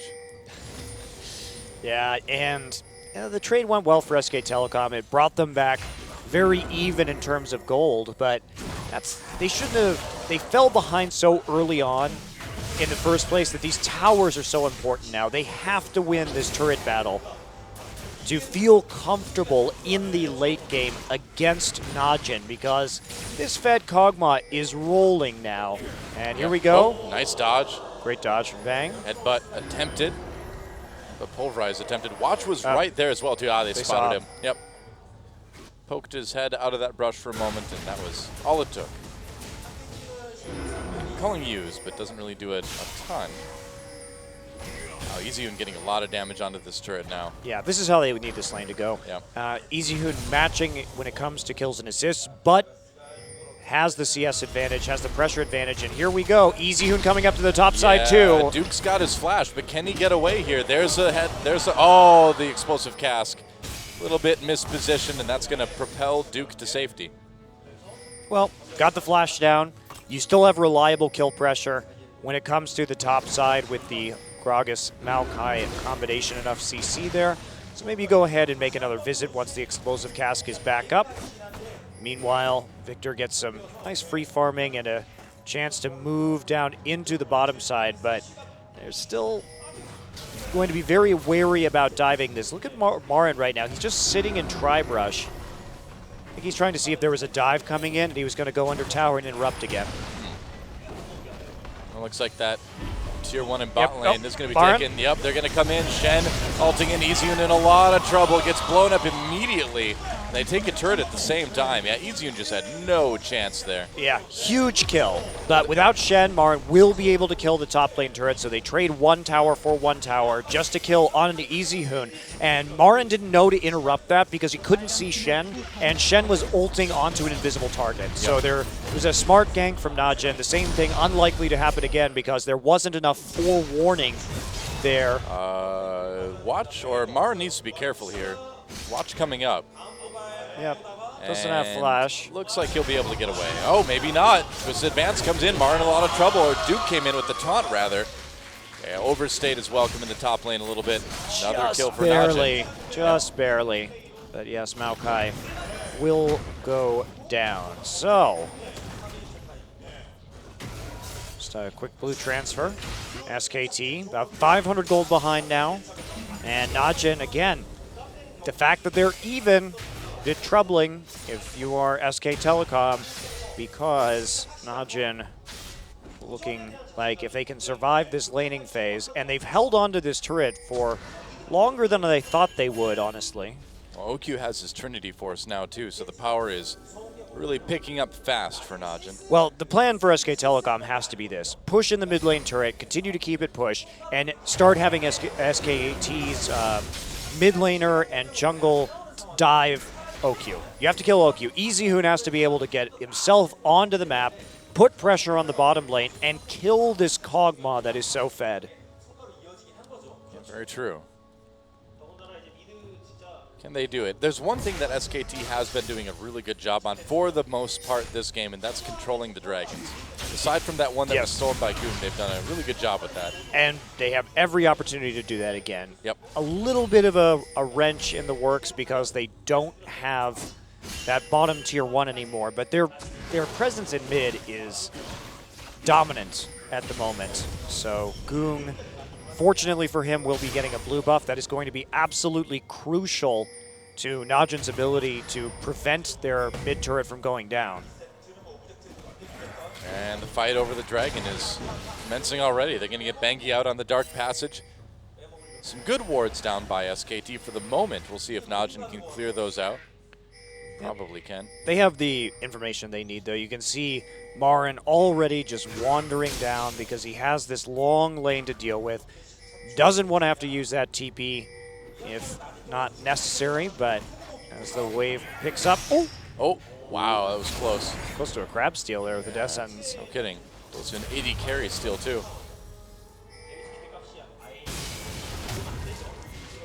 Well, turret getting ever lower. A tense moment for SKT here. They really need the dragon. They really need the pressure on the mid lane. Bengi pushing people back with the culling. Needs to be careful, though. Watch is there. And he's going to go in onto Wolf. Wolf actually has to flash over the wall to get away. Yeah, afraid of a follow-up from Pure there for sure, who was already in the river. Pretty much. Still, Marin waiting to see if he needs to TP down. Doesn't need to quite yet. I think SKT is just wanting to hold this as long as possible because they keep getting the 1v1 with the Victor versus the Azir. So they're slowly whittling down that mid lane tower. Yeah, EasyUn is 30 CS ahead of Gung this game. Yeah. Oh, Bengi comes in onto OQ. Nice explosive cast. Can they do enough damage? Shen ulting in as well, but they got OQ in the box. Might be able to take out Wolf. They do, but can they win the fight here? Bang in a lot of trouble as well. Got caught by Gung. There's a kill. 3 already for Najin, and Marin is kind of on his own. EasyUn, he needs to be a hero if they're going to come away with this from anything with this one. Oh, EasyUn gets caught by Pierre. Marin trying to zone a little bit. EasyUn going back to the wrong turret, and watch with the kill there. It's nearly an ace. Nearly a clean ace for Najin. They can push down this mid lane turret and then go right to Dragon. SK Telecom thought they had Najin out of position because OQ was inexplicably standing behind the Dragon Pit on SKT's side of the map. But there weren't any wards there from SKT, so they just ended up getting caught in a pincer movement from Najin, and that was a major factor in that fight. It's all part of the plan. And the Dragons are even now for Najin, and Okay. Najin has so a big lead. Obviously, this looks like a really good situation. You have Wolf and Bengi there, OQ all in his own, and Bang is there too. But guess what? They don't account for Watch being in behind. Duke gets a very good ult off, and Bang on the outside is simply 1v1'd by Gung. You have to respect that Victor burst even when Victor is down. Now watch Pure's play here. Flash, headbutt pull, beautiful play to delay EasyHoon, and then they can chase him down with an OQ flash. Everybody flashing forward for that. Yep, and it pays off. That's for sure. Najin with a big lead now. 5-1-3 is OQ's Kog'Maw at the moment. Gung looking really good on that Victor as well. Yeah, those kills were immensely important to this Victor that was behind when it comes to CS. Watch wants another play here. Gung has his ult up. Wolf, though, will deter that. They have a ward to see Thresh. They don't feel like going for the 2v2. So, very important Dragon going over to Najin. Now they have the kind of lead that SK Telecom should be really afraid of. They took the Lucian this game, and OQ is performing on Kog'Maw.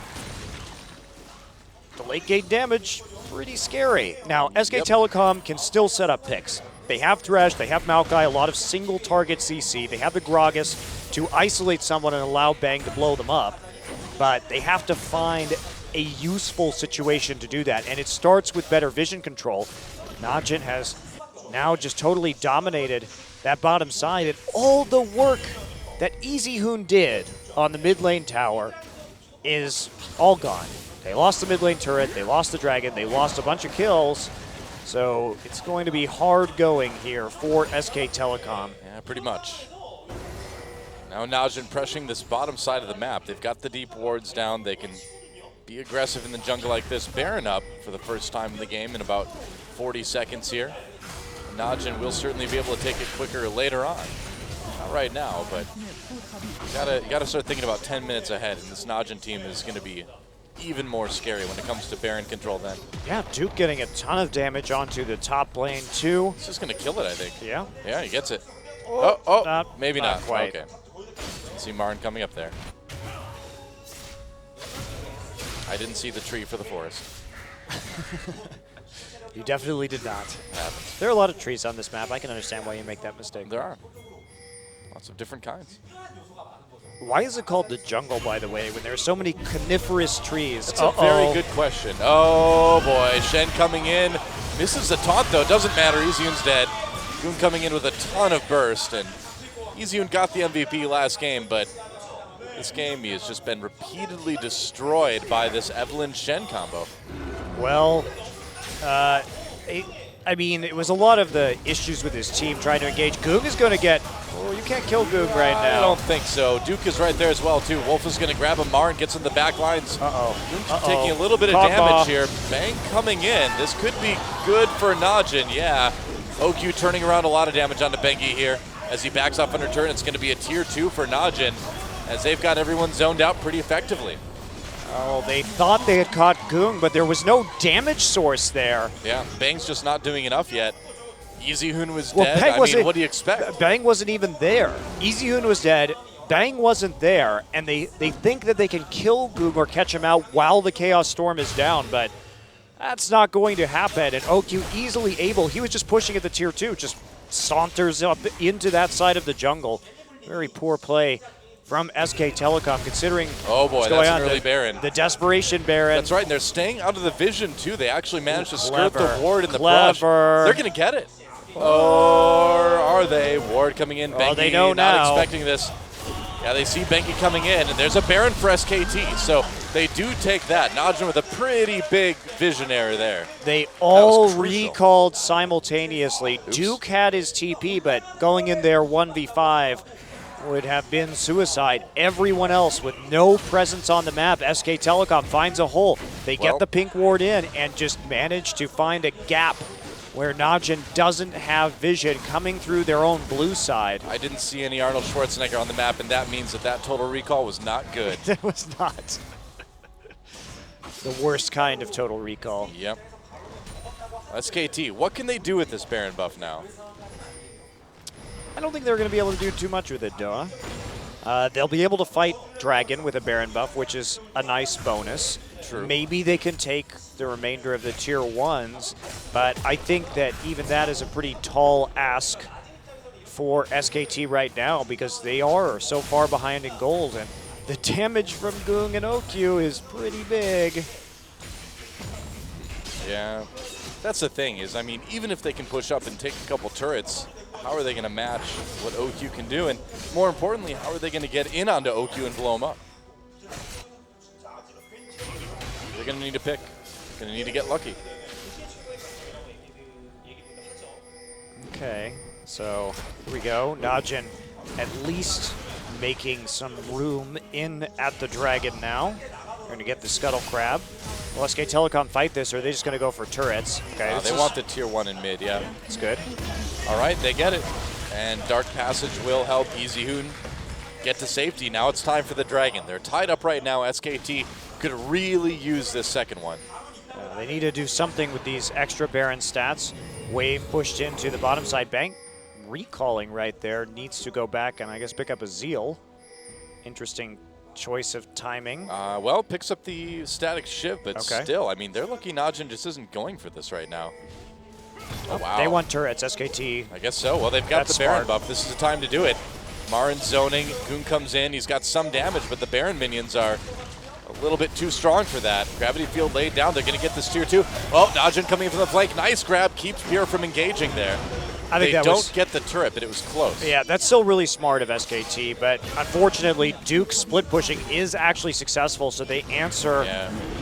with a tower of their own. And Shen coming in on to watch. There's the Sand United. Can they get the Dragon? Getting low. It does go to SKT. Bang, though, completely caught in the pit. Fails his flash. Gets taken down by Watch. And now the fight going really well for Najin. Marin has to flash to get away. Knocked right back in. Denied by Pure. That's 2 kills now for Najin. They lost the Dragon, but they got a top turret and then some. Yeah, nice turnaround attempt from Marin there, but Pure just punting him right back into harm's way. Makes him use the Twisted Advance to get out, but still too much damage. Najin now pushing down. They have a big minion wave in this top side. Will be cleared. Right. Well, SKT just trying to scramble to save their tier 2 turret now up in top lane. Going to give up that blue buff over to Goon. Was low on mana, so he could use it. Let's watch that fight again. Yep, another great engage from Evelyn and Shen in this game. It's been working time and time again for Najin. Bang, like you said, fails his flash over the wall. Marin stuck in the pit. He's going to try and flash out himself, but Pure, fast fingers, flash headbutt to get him back in. And he gets caught up in the gravity well, and that's about it. Pretty much 15-4. The kills for Najin. I mean, man, they have certainly found something they're good at. Getting kills. I mean, I like it. that's what happens. You can make a lot of reliable ganks with the Shen Eve combo. And this all came back to the early game where those early summoners taken out from SK Telecom really allowed Najin to repeatedly gank that lane, Yeah. take advantage of Bang and Wolf. And even though they were getting all this chip damage in mid and top, they misplayed in that team fight in the mid lane, and that reversed all of the edges they had gotten. Instead, they lost their mid turret, and once you lose that advantage, it is really difficult to come back against a team composition like the one that Najin is running that simply has better late game scaling. Yeah, that little tiny overcommitment to harassing at the Gromp by Wolf really cost them. Talk about a snowball effect, huh? Yep. But Najin has shown that their shot calling has been much better from ahead. Recently, they are able to more convincingly close out games than they used to be able to. And I'd be worried if I'm SKT because they lost the early game in every single game tonight. Yes, they turned it around in the last one, but laning phase has not been kind to SK Telecom. Yeah. Well, SKT moving on to Najin's side of the map now, getting that blue buff, but they're going to lose more up in top lane, it looks like. Baron up in a minute 30, OQ having no trouble at all, just split pushing. He's got protection in the mid lane, so he's perfectly safe right now. Najin figured out how to ward for a split push. What is this? Well, they're human Where was wards, this? too. Where was this last game, Najin? I don't know. It wasn't there. Had to learn. It's going a little bit too kill crazy on the Riven and the Zed, that's why. Like, we got to fight all the time. Another tier 2. That's a turret lead now for Najin. Najin can't split push with a 7-2 Riven. Can split push with Kog'Maw. Hashtag just Najin things. Whatever works, right? Whatever works. It's solo Q. Oh, SKT in their own jungle right now. Najin getting very aggressive. They managed to secure that red buff for Bang. Unfortunately for SK Telecom, Dragon 5 is going to be so late for them. It's another big change from the last match. SKT able to control that dragon and at least in games 1 and 2 dictate when team fights would happen. Yeah. Oh, this kind of deficit and Baron up in 24 seconds. Gotta think that should be an easy bait for Najin. No teleport on Maren, 2 globals for Duke. Yeah, and EasyHoon just hasn't been able to get the team fight results that SKT had last game either. Way behind in damage. Now, it's interesting to me that SK Telecom really has not played well against Shen. In their match against CJ, Shy's Shen was a big factor in CJ's victory. Watching a bit of trouble here, Goong. If he can get this kill, it's huge. Oh. Shen coming in with the Stand United. There's a flash. Shen goes for the taunt, misses it. Nice dodge. Can EasyHoon get out? Maren trying to catch Goong as well. Bengi over the wall. There's an explosive cast. They get Goong. SKT, have they somehow found a way to start turning this around? Killing Goong is not enough, but it's something. Wow, that was absolutely huge. Goong getting caught out again. This was one of the big factors that caused Najin to lose in game 2 and never be able to set up a proper 1-3-1. And it happens again. Yep. Bang able to kill him, has to use the summoner heal because Goong's damage is so high right now. But can they get objectives off of this? Can they turn it into another dragon or something? It's still going to be very difficult for SKT to win, but it's not outside of the realm of possibility as long as they can keep getting picks like this. We'll see. And again, we talked about it. Even though they have the inferior late game team fight, they do have the better pick composition. They can isolate targets with several different forms of crowd control from their top support and jungle and let Bang and EasyHoon just do the work on single targets. Well, Najin muscling their way into the river near Baron right now. And if they can get the Baron buff, obviously that would be pretty helpful. And at least they've got the Vision and the Rift Scuttler as well, too, for that speed shrine. Marin's able to split push again now that he has TP. Starting to stack up some armor with that Frozen Heart. Oh, flash! Oh, Flay, they got the flash out of Goong. Flash used by Wolf, but that flash on Goong just a bit more valuable right now. They're going to chase, though. Wolf in a lot of trouble. Agony's Embrace used by Watch. Going to push people away with that explosive cast. They're going to come in, throw down the box to slow up Najin. Nice headbutt pulverize onto Wolf. And a pick coming the other way now. They're going to go after the dragon, and this is going to tie up the dragons in favor of Najin unless Bengi can pull a miracle steal here. Throwing the barrel in. Can he do it? He's got no Thresh Lantern to get out. He's not going to go for it. Yeah, didn't have a flash to get in either, or out. Too risky. It's only dragon number 2. But at 30 minutes, being tied in Dragons means that SK Telecom, who really need a Baron buff or a Dragon buff to fight evenly against the Victor Kog'Maw, are going to have a lot of issues. Well, like you said earlier, that 5th Dragon potential for SKT has just been pushed back by another 6-7 minutes, and that's really hard to deal with when you're already behind like this. Yeah, it's really quite brutal. So SKT, now they have to set their sights on this Baron, but Najin has a nice number of wards already stacked up there. They've got to work their way through it. Bang finds a pink ward and starting to switch that vision control. Watch here, though, and if SKT gets caught right here, Watch is in a really good position for flank. Oh, he's in a really good position. Yeah, he's thinking about coming in. They're planning it. They disperse a bit. EasyHoon is kind of vulnerable here. EasyHoon chasing Watch. Here comes Shen again. Empress Abide used to push him away. Can Shen get the taunt? Doesn't matter. EasyHoon so low already. No summoners. Gets taken out. Lantern comes in a bit too late. And SKT in big trouble. Nice double knockup comes in from Pure. That's a lot more damage now onto SKT. Bengi and Marin. Marin tanky, but is it enough? Bang gets a kill, though. Could turn this one around. Watch taking a lot of damage. He's zoned out by the Chaos Storm, so yeah, both mid laners go down, though. Yeah, Duke is healthy, but Marin still has TP. Okyu doesn't have a lot of mana right now, so the poke is not very strong at the moment for Najin. Don't think anyone can take Baron yet. No, they can't. It'd be way too risky, especially because Marin, they know he has TP. They know he probably went back. So engaging in that 4v4, when you have the Baron attacking you, means you're probably not going to win. It's pretty suicidal. Inconclusive fight. Looked like it was starting well, but Goong got too far forward and didn't respect Bang's damage. Goong doesn't have any Zhonya's Hourglass yet, so he really can't be going in that deep. Well, EasyHoon caught for the what seems like the let's watch what happens time with this Goong game.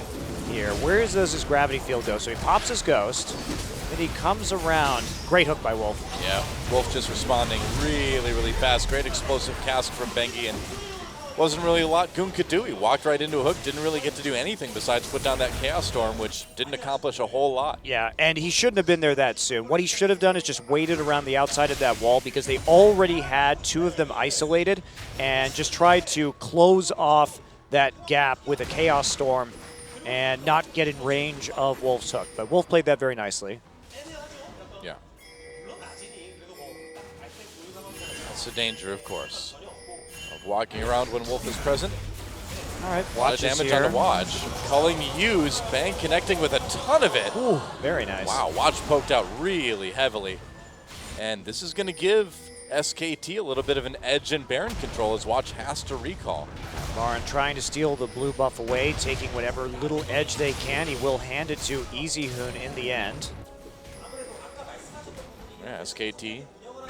Yeah, Duke was looking for that engage too. It's really bad that Watch got poked out because Duke wasn't split pushing. He was standing in Fountain right there, waiting to come in, and instead had their main engage tool, which is Watch, was forced out. Well, there goes the Azir turret. Marin just keeping that bottom lane pushed up. He's got his teleport, so he can certainly do that. Marin has played this pressure game so well. When you think about the fact that he hasn't had to use his teleport yet, when you consider things like Watch coming in onto EasyHoon and then the ensuing fight, he has just been in the right place at the right time. He's only pushing out a little bit and then recalling every single time so that they can react to the Baron pressure. Yep. Marin's just presence in the lane, then recall, then get back into the top side has been perfect because Najin hasn't been able to find that time to force his port or to have a 5v4. Well, this is the thing about SK Telecom. When the going gets tough, these guys can really, really buckle down and everyone starts playing their roles very meticulously and very well. And SKT is at least giving themselves a chance to come back in this game. Yeah, and they keep getting wards into, which is so crucial. Because Marin is there in the jungle as a 5-man, they are able to answer some of this. Keeps on throwing those saplings in too, so just constantly keeping eyes on people. Now Marin will recall to try and push back out in the bottom side. Yep. But this hold from SKT is pretty impressive. Because if that TP goes down, they're going to be really in trouble. And Duke, at this stage, this late stage in the game, having those double globals, he's got the short cooldown because he has 3 levels in his ultimate. Well, it's big too because behind all this, Bang is really starting to become a force to be reckoned with too. And in crunch time, we know Bang can really carry on this Lucian too. And Najin, I gotta say, it's starting to look a little bit shaky. They're starting to look like they don't really know what the best plan is right at the moment. Well, they've tried to get these picks. They've tried to use the Eve Shen, and they were successful. They just misplayed the ensuing up. They may have caught Wolf here though. Oh, he's going to come in. Wolf, there's a flay. Agony's Embrace used. Culling pushes away. Pure, though. And they're going to go all in on the Wolf. They're going to get the kill here. Box laid down. A little bit of damage. Bang can't go in. It's too dangerous. Goon firing the Death Lasers from over the wall. Duke came in with that Stand United. Getting very Bang's low going response. huge. So EasyHoon getting a lot of damage in as well as Bang. And OQ on the run here. Can they catch him? Everyone's slowed down. Yeah, that's Wolf slow. Wolf not being there is a big problem for SKT right now. Can they go over the wall onto Goon maybe? They've got the ward. Yeah, no flash. Now, what does SKT do here? Do they try and go for this dragon? They committed so much. Duke still has his TP, so... I think they can go for the dragon, yeah. I mean, teleport. Duke recalled. He canceled his recall. He can teleport back in. It's okay, so Bang is going to go for the dragon after he pushes up the mid wave. As they wait, remember TP still up. Wolf is alive again as well. Here we go. Teleport coming in for Najin. They're going to try to make a play here. Bang on the outside of the fight, getting some decent damage done. Duke comes in as well, though. Kill for EasyHoon right off the bat, though. OQ responds, getting very low, though. EasyHoon comes in. He could be the hero. Willie B misses with the Q, gets it anyway, though. Double kill for EasyHoon and SKT. Going 2 for 2 right now. Can they chase down Marin? Najin wants this one. Marin very, very low, gets in the gravity shield, has to flash out of the gravity field, rather. Nothing shield about that. That was so close. But man, if EasyHoon hadn't gotten on top of OQ with that combo, that would have been a very different team fight. Bang was caught out of position. He was taunted early, and OQ was able to unload an entire Victor combo and kill him nearly immediately. Well, it still results in the Dragon going to Najin, and that's their 3rd now. Well, it could have been a lot worse because it looks like they're getting caught out. And look at this, Bang dies instantly. And look, EasyHoon decides it's time for me to be the hero. Exhaust goes down. He nearly just kills OQ instantly, and then is able to position his last Sand Soldier to finish the kill. But if OQ lives through that, Najin probably wins the game because they will get the Baron and then start pushing down into the mid lane. Yeah. Well, Najin with the Dragon advantage now, and still pretty close. I mean, these team fights, you look at the gold total, it's fairly similar. You look at the items, and it's fairly similar as well, too. SKT, if they get, it's still really anybody's game at this point. The picks are going to kind of determine the victor here, I think. Well.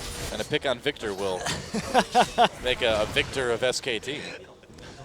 So many victors. That's right. Which victor will be the victor? Okay. Another setup from SK Telecom. Remember, they don't have TP now, so they probably will have to play this more aggressively. But maybe they can get vision control and get a pick. Let's see how much they're going to be willing to give up for this one. They're looking. Notice that they're now starting to push out much more. Oh, wow. Okay, Goon are they going to just go took for a the ton of Baron now? damage. They have to. Immediately. Yep, go for the Baron right now because they're doing Duke it. is so dangerous in the current position. They're going for it. All right, they grab Pure. Can they get this Baron here? Baron a little bit low. Watch is coming in. Big Agony's Embrace. Baron getting lower. Gets taken by SKT. They're going to turn on to Najin now. Watch in a bit of trouble here. Marin in the back lines, and Goon can't get too close. Big explosive cast.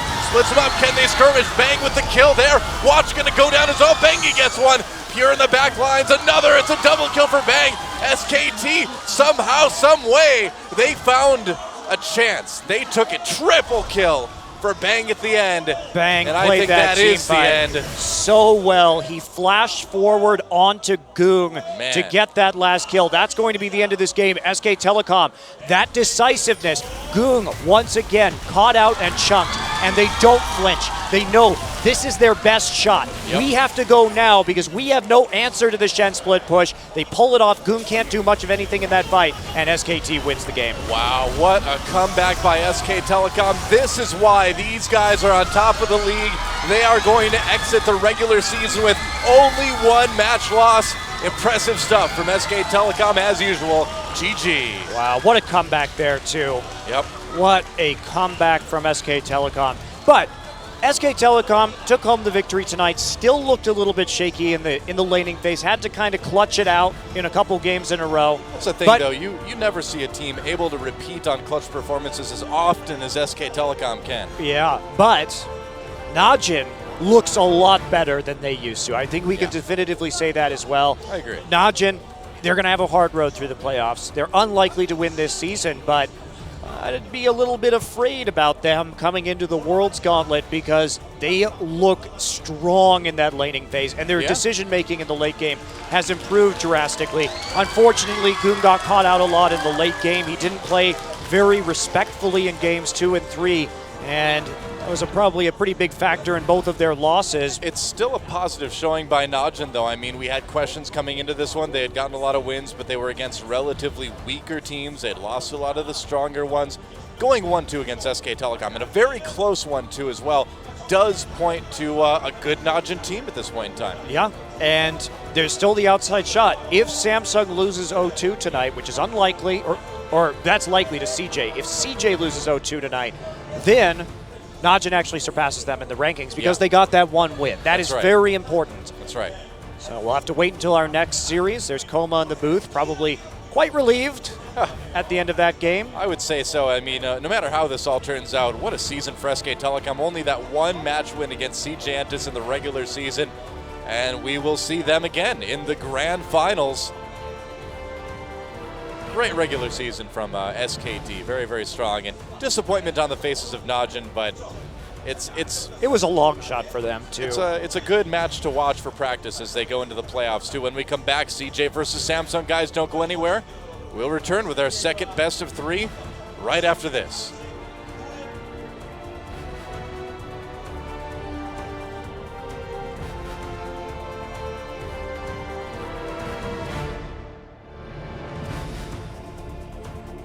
I don't know where you're going, but do you got room for one more troubled soul?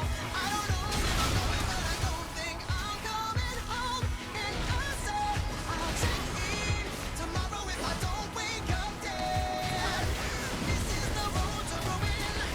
We're starting at the end. Say yeah, let's be alone together. We can stay young forever. Scream it from the top of your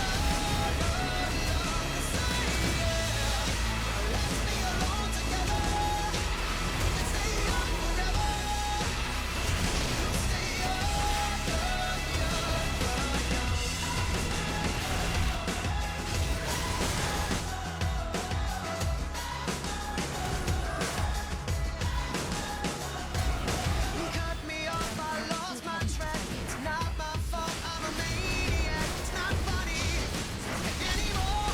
It's not. My heart is like a stallion. They love it more when it's broken. Do you wanna feel beautiful? Do you wanna? Yeah. I'm outside the door, invite me in, so we can go back and play pretend. I'm up next. Tonight I'm high as a floating jet. 'Cause I don't know where you're going, but do you got room for one more troubled soul? I don't know where I'm going, but Coming up next, Samsung, CJ Entus, 2015 Spenu League of Legends Champions Korea Summer.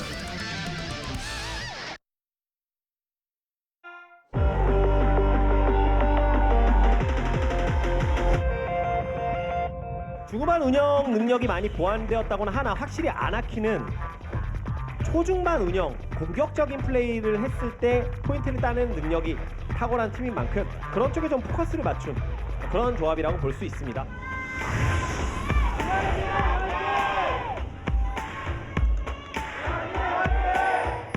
중에서 이거는 위협적인데요. 벌써? 위협적이에요. 확정 스톱 이거는 뭐 네. 그래도 한번 온 김에 맞추고 가워. 어그로를 누가 먹고 있느냐. 네. 그거 속가 벌리고 잡아줬고요. 다음 턴. 리신 미드. 이거는 그래. 매용 맞았고요. 자, 매용을 맞았다는 얘기는 펠런 버거. 각이 나온다 아. 리신가봐. 아니면 프라운. 궁금하면 네. 궁금하면 잡힙니다. 네. 그리고 궁금하면 친구도 죽어요. 이것도 위험하네요. 네. 아, 수화소문이 뒤로. 뭐 전멸이 있는 것도 아니고 네. 빵. 그래도 이거 할 수 있는 최선입니다. 와, 진짜 바텀에서 당하지만 않았어도 하는 생각이 들었을 것 같아요. 와, 그 썸띵. 썸띵 이거는 이거는 이게 너무 많이 맞은 뒤를 느낌이긴 한데요. 애니. 와, 기가 막히게 벌레. 리레만 잡아, 잘 큰 리레만 잡아주면. 자, 사거리 된 피카부. 또 뭔가 깔끔하게 잡아가기보다는 뭐 레벨 놓고 템 좋으면 무조건 이기면 되겠습니까? 다이브 노리나요? 버티. 다이브. 한 방에 잡아냈고요. 그렇죠. 아, 그러니까 이제 잡지. 자, 잡는 게 아니라 버스트예요? 치네요. 자, 이거 해요? 라이즈도. 자, 빅토르 걷어내는데 빅토르 아니요. 눈꽃 아니, 이거. 눈꽃 제가 눈꽃 졌어. 데미지 대박. 그러면서 그래도 반격. 나이즈 골키 빅토르 반격. 자, 하지만 근데 이거 라이즈 빅토르 골키. 손천사 주요 챔프들만 다 끝났거든요. 이런 빨리 도망가야 돼. 돈세 만듭니다. 이시. 자, 뒤에 대박. 그러면서 우와 당구와 아리 데미지가 순간적으로 쭉 들어가면서 네, 여기서 자, 내려왔어요. 아, 썬데 안 좋아. 자, 이거 말도 안 돼. 저렇게 저렇게 빨리 보여주나요? 와야죠. 그렇게 빨리 와야죠. 도망가자 빨리 도망가자. 아래쪽으로 이거 빠져나가고요. 추가 딜이 없어요. 저는 느린데요. 이겼고. 라이즈. 탈진. 자, 라이즈 탈진. 네즈 탈 죽었어요. 네즈 다 터지고 죽었어요. 이렇게 되면 매운맛 딜러가 없어요. 아나키. 자, 밀고 아나키 딜러가 없어요. 네. 자, 이러면 이거 아나키 딜러가 없어요. KT 딜러가 없어요. 우와. 에이스 사실상 에이스. 슬로우. 예, 수은 쓰면서 빠지고 이신도 수은이 나온 상태였고. 자, 메가나는 경기. 나가네 죽었어요. 나가네 죽었고요. 끝났습니다. 네명 전사. 이야. 오케이. 자, 쌍둥이 더 깨고 50. 분이 넘는 경기의 종지부를 고춧가루로 장식해야지.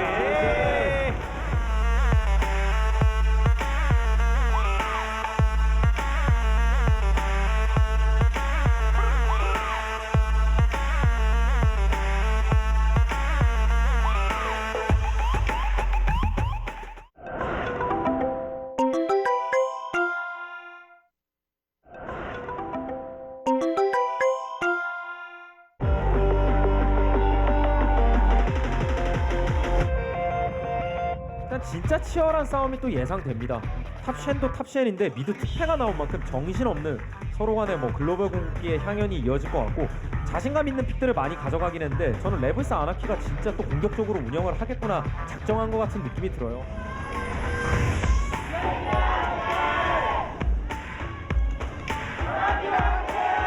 안 내라는 얘기 정도 나왔을 것 같거든요. 예, 이거 안 돼요. 정말 상위권 프로팀들과 스크린게도 많이 잡혔고 이거는 불안합니다.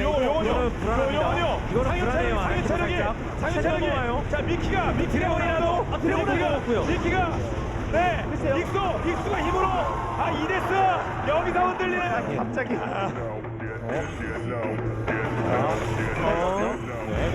정리가 한번 되나요? 그러면서 잔나까지 뒤에서 네 끝까지 추격 한번 잡고 쫓아서 그렇지 에로 전멸이 일어났죠. 전멸이 일본 직전인데 전멸 오자마자 죽었어요. 네. 레드 먹었어요. 분명. 자 싸움 자, 여기 체력이 좀 안 좋아요 먹었어요. 타워 믿는 거 타워 패도 위험하고요. 잡았고요 타워 패도 죽었고요. 네, 두 명 죽었습니다. 아 타워도 더 이상 오가 안 됩니다. KT 하나 더 리라 이리 와. 자, 전멸 추격. 뒤에 뒤에 깔아두고 가위. 네, 않았고요. 네, 아니 그래도 킬로 와, 딜. 데미지 엄청 세요. 한번 미사일. 아 감사. 터뜨렸습니다. 선택이 있어. 네. 할 거야? 한다고 아라키는 얘기하거든요. 언제나. 내가 죽을게. 내가 죽을게. 과연 어떻게 되나요? 바로 위험다. 바로 누워먹어. 바로는 특패가. 네, 득배가. 와. 전멸하지 않으면 다행인 네. 것 같은데. 전멸하지. 자, 나를 벽에 한번 밀어낼 수 있을까요? 이거는 이니시각은 아닌데요 일단. 그렇죠. 오히려 나르만. 억울한 죽음이죠. 네. 그래도 전멸 없고요. 도발. 그리고 자, 썸데이가 막아주고요. 연계가 그리고 스턴이에요. 예, 선사. 잡았고 하나 더. 하지만 썸. 시공 깜부기를 못 쓰고 죽었죠. 네, 리신 선사. 나를 밀었어요. 잘 밀었어요 일단 그래도. 네. 자, 쫓아가면서. 오, 트리플 K. 패. 투표가. 자, 일단. 예. 맞추고. 레이저. 그래. 자, 들어가다 보면 난리는. 어우, 입수는. 그러면서 연계가 들어가진 않았는데 특패 위치 좋아요. 좋아요. 자, 그래도 바로 끊고 바로 스트레치 죽었고요. 네, 나를 스트레치 분탕이 안 잡아요. 나와요. 익스를 나왔습니다. 뚫어야죠. 데미지 스킬의 풀타임도 그렇게 긴 편이 아니라서. 자, 오엔데서 한번 찾죠, 리나. 리신 하지만 잡혔고요. 아, 네, 한번 첸 차고. 살아갑니다. 리신이 녹았어요. 녹았어요. 첸이라도 교환을 했으면 모르. 혼돈의 오, 혼돈의 폭풍. 메가나르가 되긴 되지만 없어요. 어떻게든. 아니 어떻게든. 네, 스킬이 나왔습니다만은 철거 게임이에요. 500골드. 이러면 뭔가 게임은 졌지만 할 건 했네요. 네, 마지막 정진승이라고 그냥 생각을 하는 게 낫겠다. 알았게 지지.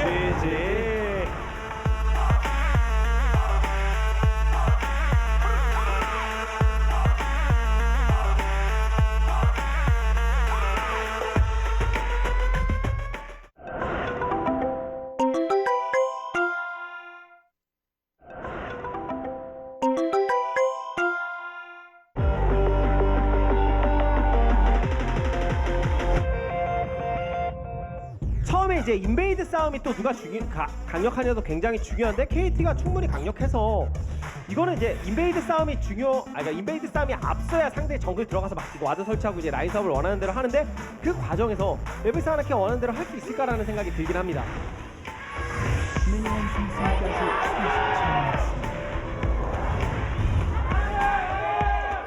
무조건 앨리스가 올 확률이 네. 높거든요. 자, 샌드위치. 자, 여기서가 중요해요. 여기서가 중요합니다. 연계가 돼서 직접. 자 일단 그래도 메가나르가 메가나르가 안 됐네요. 네, 그리고 계속 자, 더블킬.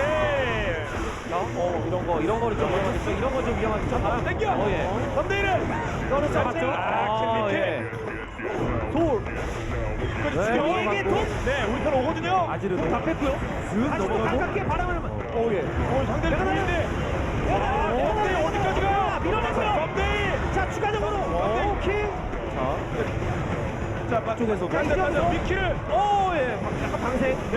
그러나 나그네가 트리플 킬. 네. 그리고 미키는요. 미키는 전멸까지 힘이 없습니다. 3분의 1피. 그리고 아리를 아리를 잡자. 잡았어요. 살짝 실패를 했었고 한 번 더 싸워. 이라는. 네. 메가나르 상태. 네. 메가나르. 아 이번에 잘 안 들어갔고요. 네. 자. 에로가. 뜨면. 네. 안 떴네요. 치면은 앞으로. 아리. 레오 연계. 나가네. 나가네 그렇어. 와또 그 상황에서 한 다시 한 번. 야쏘. 그래도 야쏘 토스에다가 네. 그라가스가 오히려 제대로 들어갔어요. 이거는 네. 일부러 파고든 거거든요. 자, 지금도 안 하는데 일부러 파고든 거예요. 트리플 킬. 에로. 화려하게 했습니다만. 자, 마지막 던지기 라인. 자.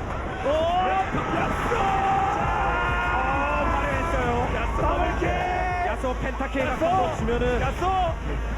지금 MVP가 중요한 게 아니라 빨리 중요한 거예요. 네, 괜히 뭐 해봐야. 네. 그 와중에 넥서스를 킬도 야쏘가 멋지게. 네.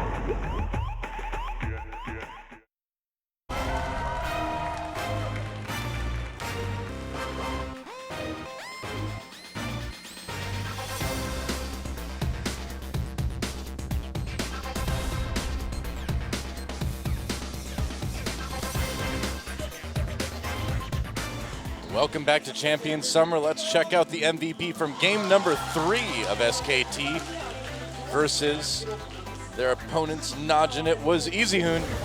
Yeah, let's take a look at some of guess ECU's so. play right here. I mean, this was such a clutch play because basically if he doesn't kill Oki right here, the game is over. They will just go ahead and win that team fight and then take the Baron. But he makes it into that back line for the double kill. Very impressive play. Here again, he tries to catch out Watch, uses that Emperor's Divide around the turret. And when they try and turn it around, he's going to get out of that one. Such a good dodge. Uses his Summoner heal to get the speed to dodge the taunt. Yeah. Worked out very, very well. And Goong, I mean, a big part of why Najin lost that series, got caught a ton of times in game 2 and game 3. Yeah, here's last team fight. Look how low Goong is from that earlier culling. Yeah. Watch Easyhoon sidesteps the Death Ray. What a good explosive cast in that last team fight. That allows them to just collapse on Pure. Yep. Man, Bengi Watch had Bang. some great play as well, too. Flash, forward, gets 2 kills. Yep, and that seems to be what SKT needs to do. Need a win in a clutch situation, just put Bang on Lucian. Well, It always works for some reason. I mean, they didn't really need the win. Support carry? Maybe. Wolf had some good plays, but it was all about the Hoon today. And since it is SK Telecom's last match here in the regular season, it's a team interview, and George will be translating for us. Take it away. All right, LCK fans, this is George. The first game was between Najin and SKT. Despite first win of Najin, SKT was able to beat them 2-1. And for the second MVP, Easyhoon got his MVP again. And round of applause for SKT. Congratulations. First of all, from Marine. That was your last game. How do you feel about it? I know we lost the first one. I mean, we lost one game, but rest of it we won everything. So I feel really happy. I know you played against Ribbon, Rumble, but you died by Ribbon. How do you feel about it? Even if Ribbon got the kill, I knew we weren't gonna lose. So I thought I was gonna win. I know that was the first time Duke ever played Riven. Did you expect it? It was really unexpected, but I know Rumble is a really good champion to play against Riven, so I just didn't really care. I know you played Maokai again, and you won 22 consecutive wins with Maokai. How do you feel about it? I almost lost that game, but we won, so hopefully I win again with playing Maokai. I know SKT played very well this season. Please say something to your teammates. I'm really thankful for all of our team members, and because they played very well, that's why we were able to dominate this season. When I play League of Legends, I kind of get angry easily, and I'm kind of want to say sorry for some of the occasions that happen. All right, next would be Bengi. For Bengi, I know Watch played very well against your team. How do you feel? You guys lost the first game as well, so how do you feel about it playing against him? At the second game, I kind of screwed up a little bit, so that's why I kind of was worried.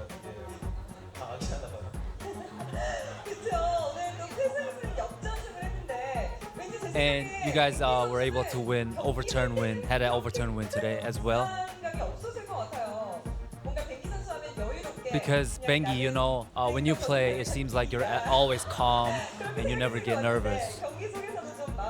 So, but how do you feel while you're playing it? I played really calmly, but I made a lot of errors and mistakes. And I kind of was rushing and nervous a little bit. In the recent article, I saw that you have visited your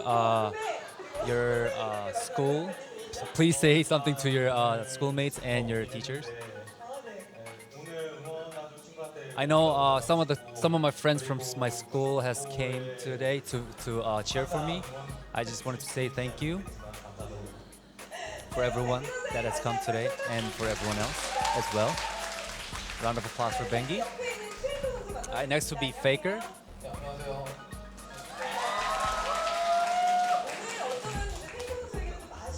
I know you didn't play very well today. And I know you went to a baseball game. How do you feel about that? That was the first time I've ever threw a baseball ever since I played in middle school, I guess. But I threw it, then it went out, so I was really happy.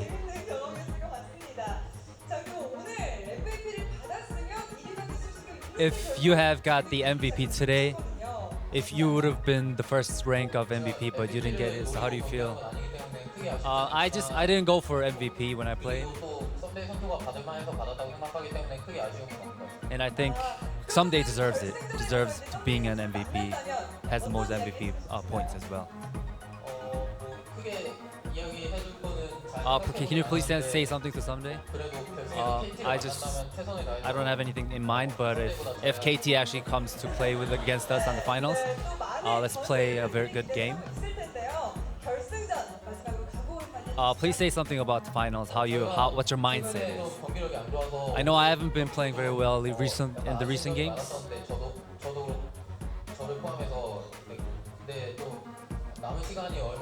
And I know I don't have that much of a time until we play the finals, but I'm gonna practice a lot, try to play better, and I'm gonna try to show how well I'm gonna play in the finals as well. All right, that was it for Faker.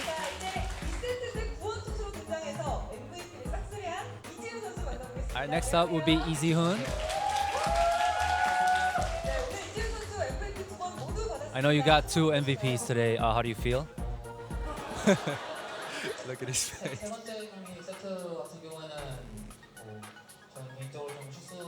On the third set, I know I made a lot of mistakes, but because all of our teammates have played very well, that's why we were able to win. On the second set, at the band pick, you picked Azir as soon as possible. Did you have that in mind? I was actually going to pick someone else because Azir got nuffed, but I practiced him a lot, so I just practiced it. I just picked him, and then head coach told me to pick him as well.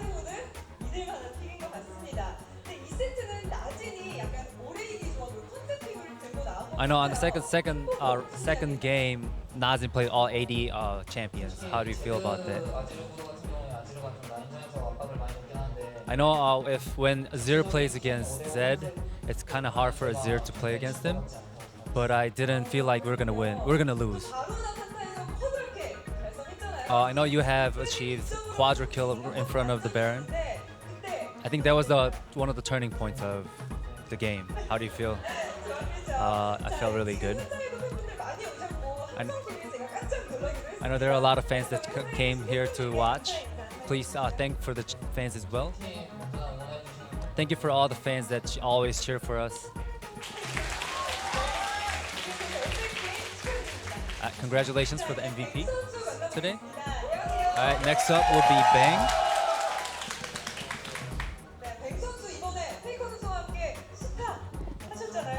I know you played with Faker, StarCraft. You played StarCraft with Faker. How do you feel? I know you didn't play.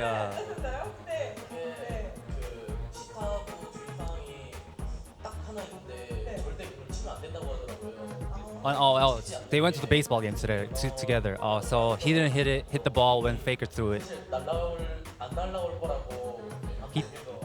He thought Faker wasn't gonna throw very well, but the ball actually went into the catcher. So I just swing, but I didn't hit it. I think that was quite of an experience as well. I know on the first two games, OQ played Lucian, but you played on the third game. Was there a reason behind it? I know on the first two games, OQ played Lucian as soon as possible, and then I felt like, oh, is this a really good champion, I guess? And that's why I kind of picked Lucian. And that was the last game anyway, so I just picked him. I just wanted to experience how good it is. And on the third game, OQ played Kogmo. He was playing pretty well. Did you worry? Were you worried? After the second game, I thought we were gonna win third game easily, but I was a little bit worried because OQ was playing pretty well. They were pressuring on us very fast. But Easy Hoon told us that we're gonna win. It feels like we're gonna win, so that's how I played. And on third set, it was really competitive game, and they were pressuring you guys a lot. But the last team fight was the turning point of the game, I think. How do you feel after you guys won that team fight? I was really happy. And I feel like we're going to able to finish the game as well. So I didn't think about it a lot. Hopefully we're going to see you play very well in the finals. Next would be Wolf. On the second set, you died by Baron. What happened? I know our team members had low health to kill Baron, so and they told me to just die, so I just died. I kind of sacrificed for the team, so we barely made it. By dying, you were able to give all your team members Baron buff.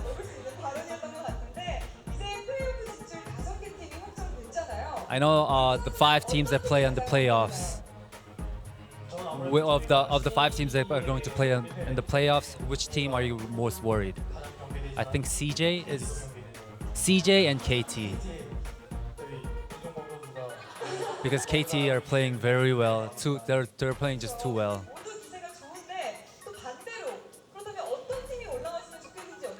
Is there a particular team that you want a team to play? You guys want to play against in the finals? I know. Hopefully no team makes it. No one makes it to the finals. I'm afraid that's impossible, Wolf. Yep. But he wants KT to come up because it's going to be a really good game to play against. Although they're playing really well. They just want to beat KT. It's going to be a really big match. Sounds good to me. All right, until finals, we won't be able to see you guys play. Please say something to your fans. I know we have a lot of time before we actually play finals, but we are going to have one day off, and then we're going to we're going to practice a lot. So please cheer for us, and then we're really thankful for you guys. Congratulations. All right, that was it for all the SK team players. Back to you, Doa and Monte. All right, thanks for the translating, George. And there you go, an interview with SK Telecom. The last time we will see these guys before the grand finals a little bit later this month. And what a season for SK Telecom, really. I mean, 1 match loss to CJ, but other than that, clean sweep of the entire tournament. Pretty amazing stuff. Yeah, very dominant. They have looked, it is fair to say, a little bit shakier in recent times, dropping that map to CJ, losing games to KT and now Najin. But part of that is definitely also Najin and KT really stepping up towards the end of the season. Yeah, I agree. I mean, it doesn't seem like it's so much SK Telecom getting worse or something like that, but it really seems like the other teams in the league, we're finally seeing teams tighten things up, be competitive. It should be a great finals no matter who makes it. Yeah, should be. So we are going to head into our second match of the evening right now. That's right, and it is still an important one. There is Samsung Galaxy of course, and they are out of playoff contention, far out of playoff contention, but they have a chance here today with a 2-0 victory over CJ to send Najin to 3rd place, actually. A unique position to be in. So Samsung not only could make CJ feel bad by beating them, but could legitimately hurt their chances of making the finals as well. Yeah, interesting scenario. Very unlikely to take place. Yeah. Samsung has They'd had have some to 2-0. troubles recently. They have been beaten 2-0 in their last 3 matches by SKT, Najin, and Jin Air. Certainly a hard end of the season for them. I would say so, and it really probably won't get any easier for Kube and the rest of these guys against CJ. Kube, of course, a top laner that's struggled pretty much all season long. You know, little sparks of life here and there, but I don't know. What do you say? What do you want to say about Kube? I think Kube has the potential to carry in, and we've seen some particularly good Hecarim play from him. I think that he's really developing into a solid top laner. Is he going to do much against Shy? Don't really have the answer to that one. Eve will be playing today in the jungle, so no more Bliss, Jungle Fizz in this match. Thankfully, that is a true statement.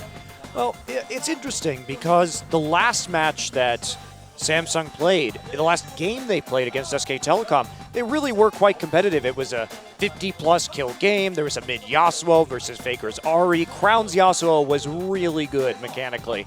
And I'm curious what else he could possibly pull out in this series. That's the interesting thing about Samsung, because you look at players like Crown, you look at players like Fury, you look at players like Wraith, Eve.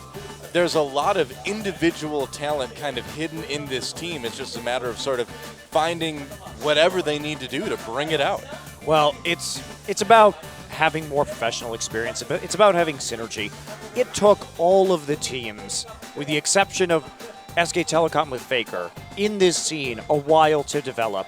It took Samsung Blue an incredibly long time to develop, as well as a roster change sending Dade over there. But players like Deft were not always godlike. They started out kind of workhorses, very mediocre, and it took years for them to really come up in this scene. Well, yeah, anyone who goes back and watches the old MVP Blue games, MVP White games, man, you never would have thought those guys would have come close to winning a world championship. That's for sure. Well, Samsung, another rebuilding year for them after winning Worlds last year. And on the other side of the arena, a team with a chance to go to Worlds, a team with a good chance to go to the finals here in the summer season as well. It's CJ Entus. They're back, sort of. Yeah, Ambition will be playing jungle. I thought he had a kind of a shaky series in their last one, but they are 6-2 in the second round robin. Their only losses are to KT Rolster and KOO. They snapped SK Telecom's win streak. They are on a 5 best-of-3 win streak of their own, so ramping up, looking hot going into the playoffs. You can't give them Shen. Shy has a 32.3 KDA in 7 games this season on Shen. How do you do that on Shen exactly? Well, you don't die, number one. It's, you know, you're Shen, you're very tanky, but Of course. over 7 games, and one of those is a loss, by the way. They're 6-1. Still maintaining an absolutely insane KDA. You just can't let them have this. Samsung knows this. The last time these two teams squared off, Kube tried to first pick Shen, and it didn't go well. Speaking of things that don't go well, Yeah, that this Fizz was not good. No, Not it was not. good. Not good. Any of the 3 times that Shy tried to play it in a row.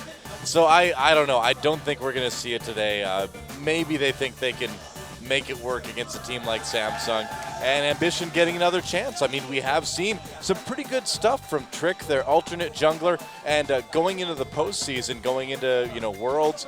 I wonder, is Ambition's position here on the line? And remember that in game 1 of their last best-of-3 to Incredible Miracle, he managed to make some big misplays, die early, and then he got styled on by Tusin's Lee Sin. Yeah. So he needs to play a more low-risk style of jungling because his invades for random camps and deaths as a result are not acceptable. Coco, still number 1 in kills in this league at 191, while simultaneously being 3rd in kill contribution at 75%. This is the guy that you build this team around, and he makes or breaks it. He has a good performance, they win. He gets shut down, it's really hard. Yeah, Space has been a good sort of pillar of this team as well, too. Really improving this year over last year. And if nothing else, he's consistently solid. Yeah, up there in terms of kills, 5th in the league. Yep. So he's been doing his cleanup duties on Kog'Maw. The Azir Kog'Maw Braum combo is a core of CJ Entus' strategies right now. They love to peel 4 spaces Kog. Mad Life's Braum, Mad Life's Thresh, also very dangerous, really putting on that MVP performance in their last match against Incredible Miracle. This has been a great year for Mad Life. It really has. I mean, we've seen him return to form. We've seen hints of the lofty days of CJ Frost in the past. It's been a real pleasure to see Mad Life kind of come alive again this year. Yeah, and as long as they can have some semblance of synergy between their jungle and support, CJ Entus is a very good team. Yep. They are excellent in late game team fighting, but they tend to fall behind when it comes to control in the early and mid game, and it just seems like Ambition and Mad Life are frequently on different pages. We'll see. I mean, it's an interesting situation. Mad Life moving into the jungle, something that nobody ever thought was going to work. It worked for a while, but it's starting to sort of fall apart now. And you know, with Trick doing okay when we've seen him in games here and there, you really do wonder what the future holds for this CJ Entus team. There's a small sample size from Trick, but if Trick were to be concluded on our kill contribution list, he would be number 1 at 80% right now, and that's what you want as a jungler. Sure, he hasn't played that many games, but that's still, for a rookie, a solid performance. Immediate Azir ban. Yeah, well, against Coco, you really can't let him have that. He has been the best Azir we've seen in the league. There's a Kalista ban and a Shen ban in response against Shy. Looks like Kube is not going to try to first pick that this time. No, they're probably just going to try to get Elise, maybe Victor. Remember that Coco is also a great Victor player. Very and true. has been so for a long time. I really want to see more of his Twisted Fate, frankly.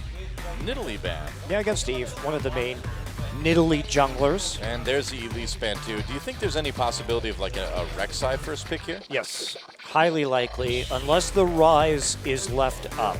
Yeah, we have seen Kube play that Rise plenty of times in the past. There's the ban though, so we're not going to see it. So Rek'Sai seems like the way to go here, unless they take the Victor. Yep, there we go. Okay. Reasonable first pick. You still have Gragas. If they take the Rek'Sai away, you still have Lee Sin if you're Eve.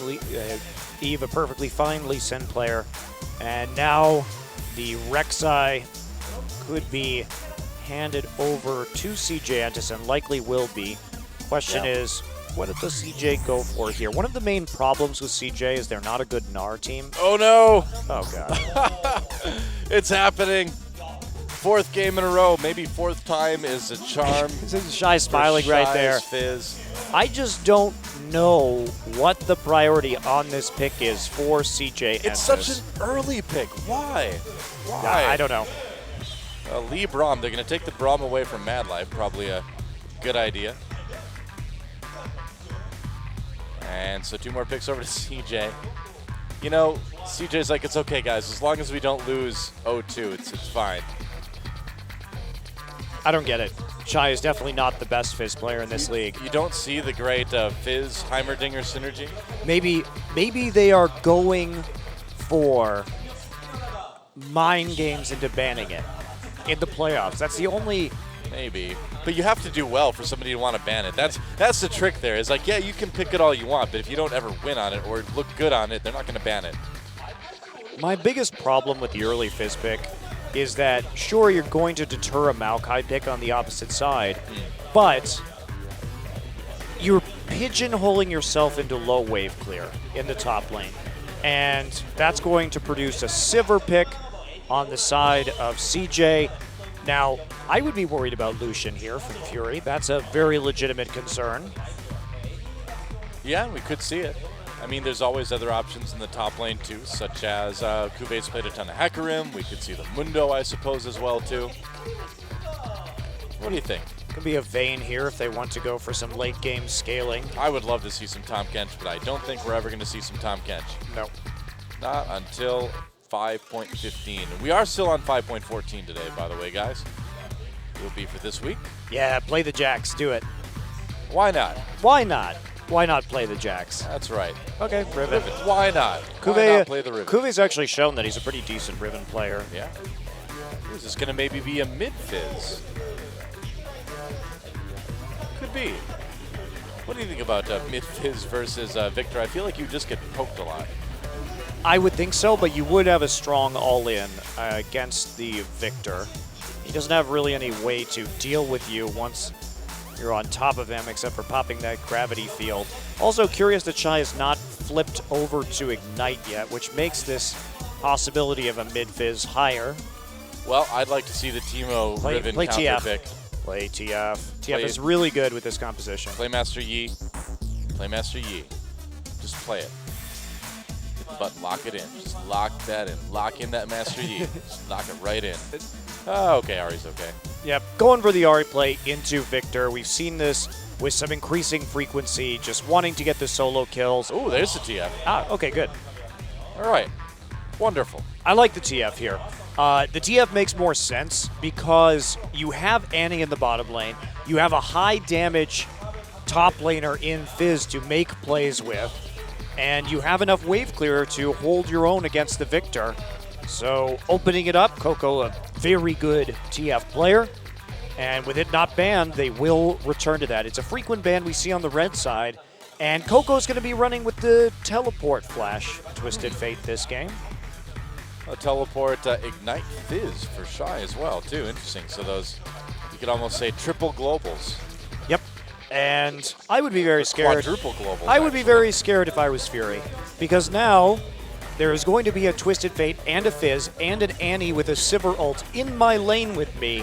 And that makes me sad as a luck. Vayne.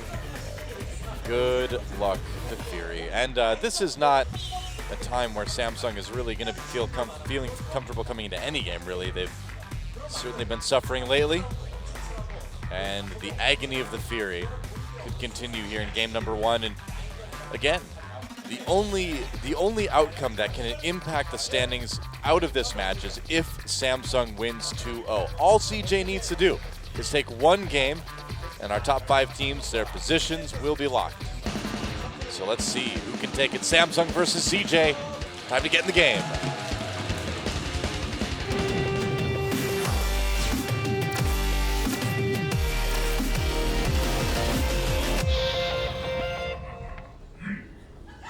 All right. It's time, guys. Samsung Galaxy versus CJ Entus here in our second best of 3 of the day here on Champion Summer. And some interesting picks across the board. Shy is saying, you know what? I don't care what anyone says. I'm going to play this Fizz. And I'm going to love it. I don't even know what this TF skin is. I've never seen it. It's the new one. It's the like Bilgewater TF or whatever. Oh, okay. Yeah. He's not wearing a hat, though, which really throws me off. That's weird for his silhouette. It kind of, yeah. I mean, he almost looks like Karthus with legs a little bit. I'm really surprised that they made a TF skin without his hat because that's the easiest way to recognize the character. Yeah. I don't know about that one. If you could, well, let's brainstorm then. If you could add a hat to this skin, what kind of hat would you add? Well, it has to be like a big Admiral-style hat, right? Where's the modern Major General Twisted Fate skin? I think they could just use that like big Dr. Seuss hat that Caitlyn wears. That'd be okay with me. Or maybe one of those beanies with the propeller on top. This could be Mad Life is trying to see if he interesting. can get a flank here with a W. That would be really nice for a level 1. Oh, boring. They ran away. Oh. That could have been a really epic stun if they tried to face check that rush, because he from the flank like that as they were filing through, he's probably going to hit 3 or 4 people. But not going to happen. Oh, well. In the meantime, looks like we're going to have normal lanes from this game. Okay. Well, that'll be fine until Coco and Shy hit 6, and then it might be a bit troublesome for the Samsung duo. Yeah. Shy, obviously, with a 50% win rate. Ooh, we found something that Kube has a 100% win rate on. Yeah, he's won 1 game with it. Impressive. We've seen a lot of 100% win rates broken this season, you know, of course. Faker's Victor. We've seen, what, Corki? Somebody's Corki, I can't remember. But will we see the 100% win rate of Kuve's Riven finally broken? The 1-0. Yep. Still trading there by Wraith. Yeah. Wraith, interestingly, even though Luna's been playing a lot more games, he is one of the highest support KDAs in this league. So his numbers, his raw stats, significantly better than Luna's. He's been a fairly strong player for a while, and he's had his ups and downs on Samsung, but this is still a guy that you'd really think could become a top support at some point. Oh, that's one of the reasons why he was on SK Telecom for a while. Obviously, that team had interest in his possible growth and their feelings on his ceiling. SKT really has a history of picking up and then letting go pretty good supports. I mean, we've got Wraith, Peekaboo. You got 2. Yeah, But it's a history. I think objectively at the time it was better to keep Mandu than it was to keep Casper, as his ID was then. Yep. But they turned the friendly ghost into a very angry Wraith in his next incarnation. That's right. Well, we had to have a Wraith on Summoner's Rift after the old Wraith was removed. He was designed right out of the game. Stun onto Fury there. Wraith immediately there with the shield. Oh, Fury getting poked really hard by Madlife. Yep, well, you have to be careful about that Annie on the Vayne. Stay back, but without that sustain, a lot of the long-range spells from Annie can be quite unpleasant. He's coming in from behind. Coco could be in a little bit of trouble to get the flash right off the bat. Just dodging the Q at the end. Yeah, nice to get the Summoner, though. Very nice. They'll take it for sure, and they will force Twisted Fate back in the meantime. So Eve gets a little something in that mid lane. Kuve doing very well so far in the top side. Has the pressure, has picked up a decent CS advantage already. In that classic Riven versus Fizz lane. It's been a weird night for top lanes. Certainly has. It feels very solo queue with the Riven versus Fizz there, doesn't it? Especially like, the early Fizz. Yeah. I don't know what's up with this from Shy. I don't really have answers for. Well, clearly Shy was like, well, I'm on top, so I get first pick, guys. I'm playing Fizz. I called it. Having a really hard time. And he's going to be building at attack damage in this game. It looks that way. But he Looks will. like they did spot Ambition going up there.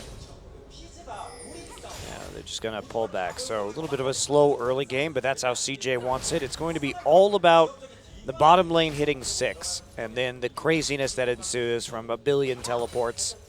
Sounds awesome. I mean, yeah, they actually have like quadra globals here. Yeah, it's scary. CJ could be Yeah. anywhere. They have Rek'Sai. There's going to be so much split pushing from them in the late game that Kuve's decision making, should things be even, will be paramount. I mean, he has to deal with Twisted Fate, Rek'Sai, and Fizz split pushing, and he only has that one teleport. So using that teleport poorly could make or break this game, because that's a 5-minute period where CJ can just go into 1-3-1ing, and there is no response from Samsung. Now, when these teleports become viable, you know, when we have those level 6s, do you stagger it through a couple different ganks, or do you just go all at once? Well, it depends. I think it just totally depends on what the pressure on the map is. I think Coco could free himself up to go down. Now, frequently what we see in these teleport TF situations, well, Coco will just TP to the mid turret. This happens in China a lot, the TP mid TF. It's only been played by Jin Air in Korea. Disappearing in the last week or two here in Korea with that. Yeah, notably Pawn from EDG likes to do this. This TF skin really does throw you off, doesn't it? Yeah, it's not very recognizable, that's for sure. Yeah. A dude with big shoulders, long hair, and a coat. That really doesn't narrow it down in League of Legends terms, does it? No, it doesn't. Yeah. Interesting pathing from Ambition. They're trying to just keep this Riven off the minion wave. Doesn't really do Doesn't much. work very well, does it? No. Especially Oh, wow. with the Lee Sin joining in Yep. that lane. See, Crown could be Twisted Fate as well, too, except he has something on his shoulder. Yes, he does. Something on his shoulder. The only difference, little arm and a cannon. Yep. So you're saying an arm cannon? I don't really understand what Victor is supposed to do with the extra arm. I mean, Well, I know he obviously shoots carry like more a things. Q auto attack out of it, but does he really need it to carry his staff? Oh, yeah. I mean, I'm surprised he's not using it to carry his staff. He could free up one of his normal hands. Because a hand that comes off of your back and like reaches down over your head is way less convenient. Unless you're like trying to give yourself like a neck massage from behind or something. I bet it's great then. Scalp massage. His back scratcher. Yeah. Turns around. Could work well. All right, Coco goes for the Lucidity Boots home guard combo to be in lane faster and maintain pressure. It's usually what we see from Twisted Fate players these days. You know why they have the big shoulders on the TF skin? Why? Is because his shoulders would be bare otherwise, and it gets very hot. The sun is very bright, so you want to prevent your shoulders from being sunburned. Ah, It okay. hurts a lot. So you need to Especially stay- in Bilgewater, I guess. Is that a sunny place? I don't even know. Probably. The I mean- water is murky, apparently. But the sky is clear can be. So you got to protect those shoulders, you know? Most female champions are out of luck, though. A lot of sunburn going on there, I think. Meanwhile, TF would get a really weird tan because his chest is just going to turn into this big stripe. That's true. That is the most awkward tan. That is very How odd. do you explain that? I don't Big know. tan strip down the middle of your chest? I don't know what you call that. I can't think of a name that doesn't sound ridiculously offensive. I don't know.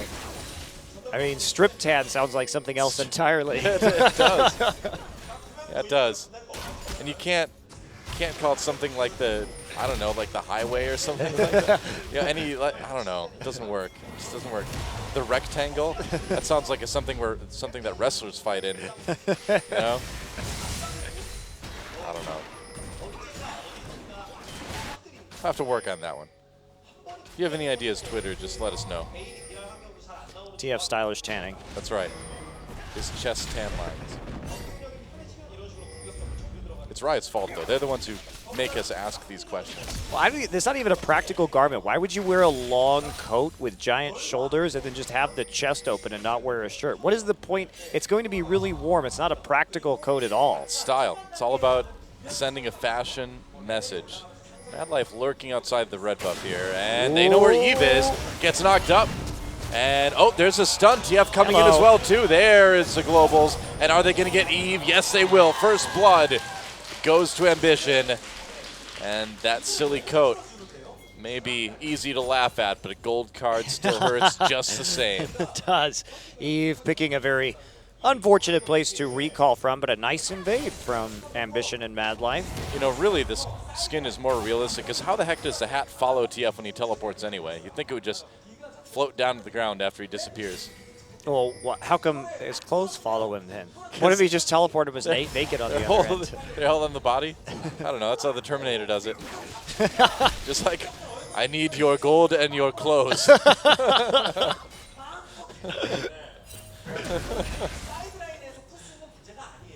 Really missed the opportunity with the Terminator TF skin. Really, anyone who teleports, I guess. I need your gold, your mobility boots, and your clothes. I love it. Very awkward. The SRB rating may change during online play. Oh, they're going to go over the wall. There's a teleport coming in from CJ again, going after Ambition once more. Space a bit low, so they're going to turn onto the bot lane. Fury gets locked up. Wraith does as well. Nice flash from Ambition for the knock-up onto Fury. Fury still in a lot of trouble. Can't get back under turret. There's a kill for Coco. I don't think he should take those close, though. Well, that was what we were looking for in this game, wasn't it, Doa? Just Pretty much. The The globals are really working, yeah. The porting into the bottom lane. Interestingly, Shias had to go for his second Doran's Blade before beginning to construct his Trinity Force. And the Sheen, immediately after picking it up, doing the work for Coco. He gets that kill. And CJ really rolling in an early game. And this is a point where CJ really hasn't been strong this season, early game play. Shy's struggling a little bit, but at least he is staying up when it comes to farm. Well, it's a unique situation for CJ to be in, too. I mean, this is a comp that we really haven't seen before with so many globals, and they're making them work. No, I mean, we've seen Yeah, we've seen with 4 globals. Jin Air run something similar. I don't know if any of the Jin Air games had the Rek'Sai in it, but Yeah, that's what I'm saying is that we've got 4 in this game. yeah, it's significant, and Yeah. that does result in an exceptional amount of map control early on. Crown here hasn't been able to punish either. Really no damage onto the mid lane tower yet, simply because Coco has been there with the home guard boots, and his control over the wave has been so good. Getting poked a little bit there, but he's stayed more or less even in CS throughout, and the couple kills that he has certainly puts him ahead. And if they keep this up, at the end of the day, TF can go home and relax with a nice glass of wine. He'll be drinking port, of course. Is that what he drinks? I would think so. Okay. Is he a port? He goes for the fortified wines. Yep. Why not? He seems like a tawny port guy. No ruby port. Too sweet. No. I guess not. I don't know enough about wines to really follow that one up. Sorry.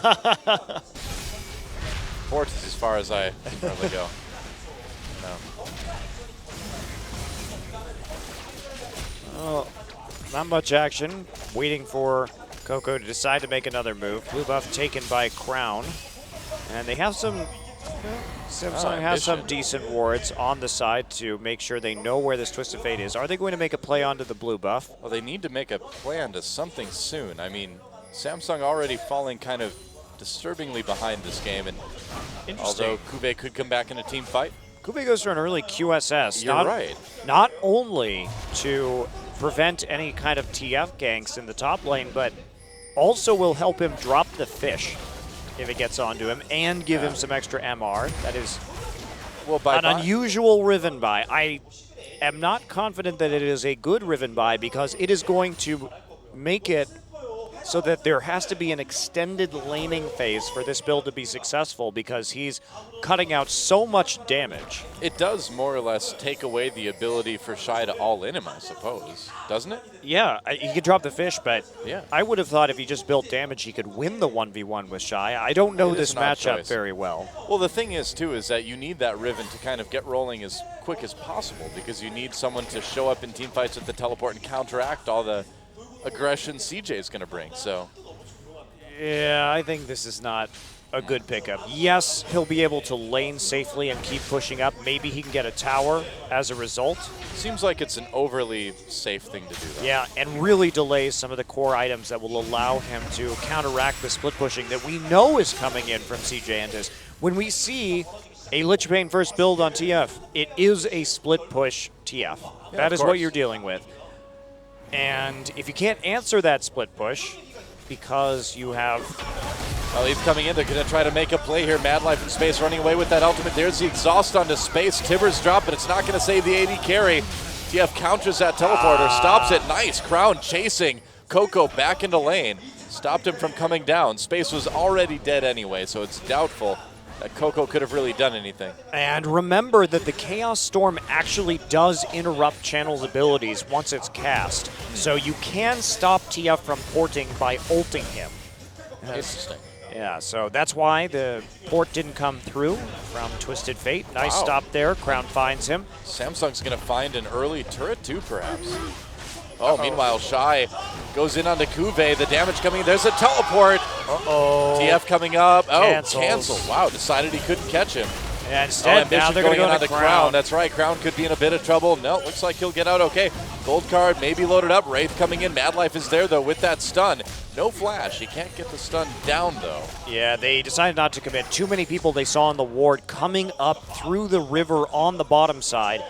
So Kuve is just going to straight up win that 1v1, and guess what? He didn't even have Ignite. So this build seemingly working well for him with the QSS. Popped in that last fight. I feel like I saw the Ultra Shy go off, too, so Yeah, it was interesting.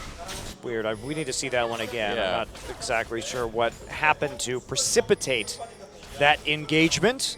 But regardless, no tower goes down in the bottom lane space, able to turn the tide. Sadly, unsurprising to see Shy kind of struggling on this Fizz still, and it's only going to get harder from here on out. The one thing that Shy does have going for him is that he was able to finish his Trinity Force, so he does have a bit more strength there. His teleport is also up, so we'll see what kind of plays he can make. Big CS lead for Spaso in the bottom lane. Wow. And they're going to come in on this. Well, with the ganks that have been going on, the fact that Sivir has just been forcing Fury into the turret over and over and over again. No wave clear. Another little bit of damage onto Fury. They're just going to try and zone him off and take the tower right now, and they will succeed in that conveniently right before the dragon spawns. Yeah, Coco had his Gate of Destiny up, or Gate/Destiny. So he could have come down and joined if he would have desired to. Yeah, total control over the dragon. Yeah. We have some nice pink wards. Coco will take this moment to recall and buy right before the objective comes up. Just picks up a blasting wand, not too much since his last purchase, but wants to be topped up and as strong as possible. Shy still at least maintaining even stats when it comes to farm, despite it being 1v1 by Kube. Yeah, very true. Smite used on the Crown just to kind of scare him away a little bit.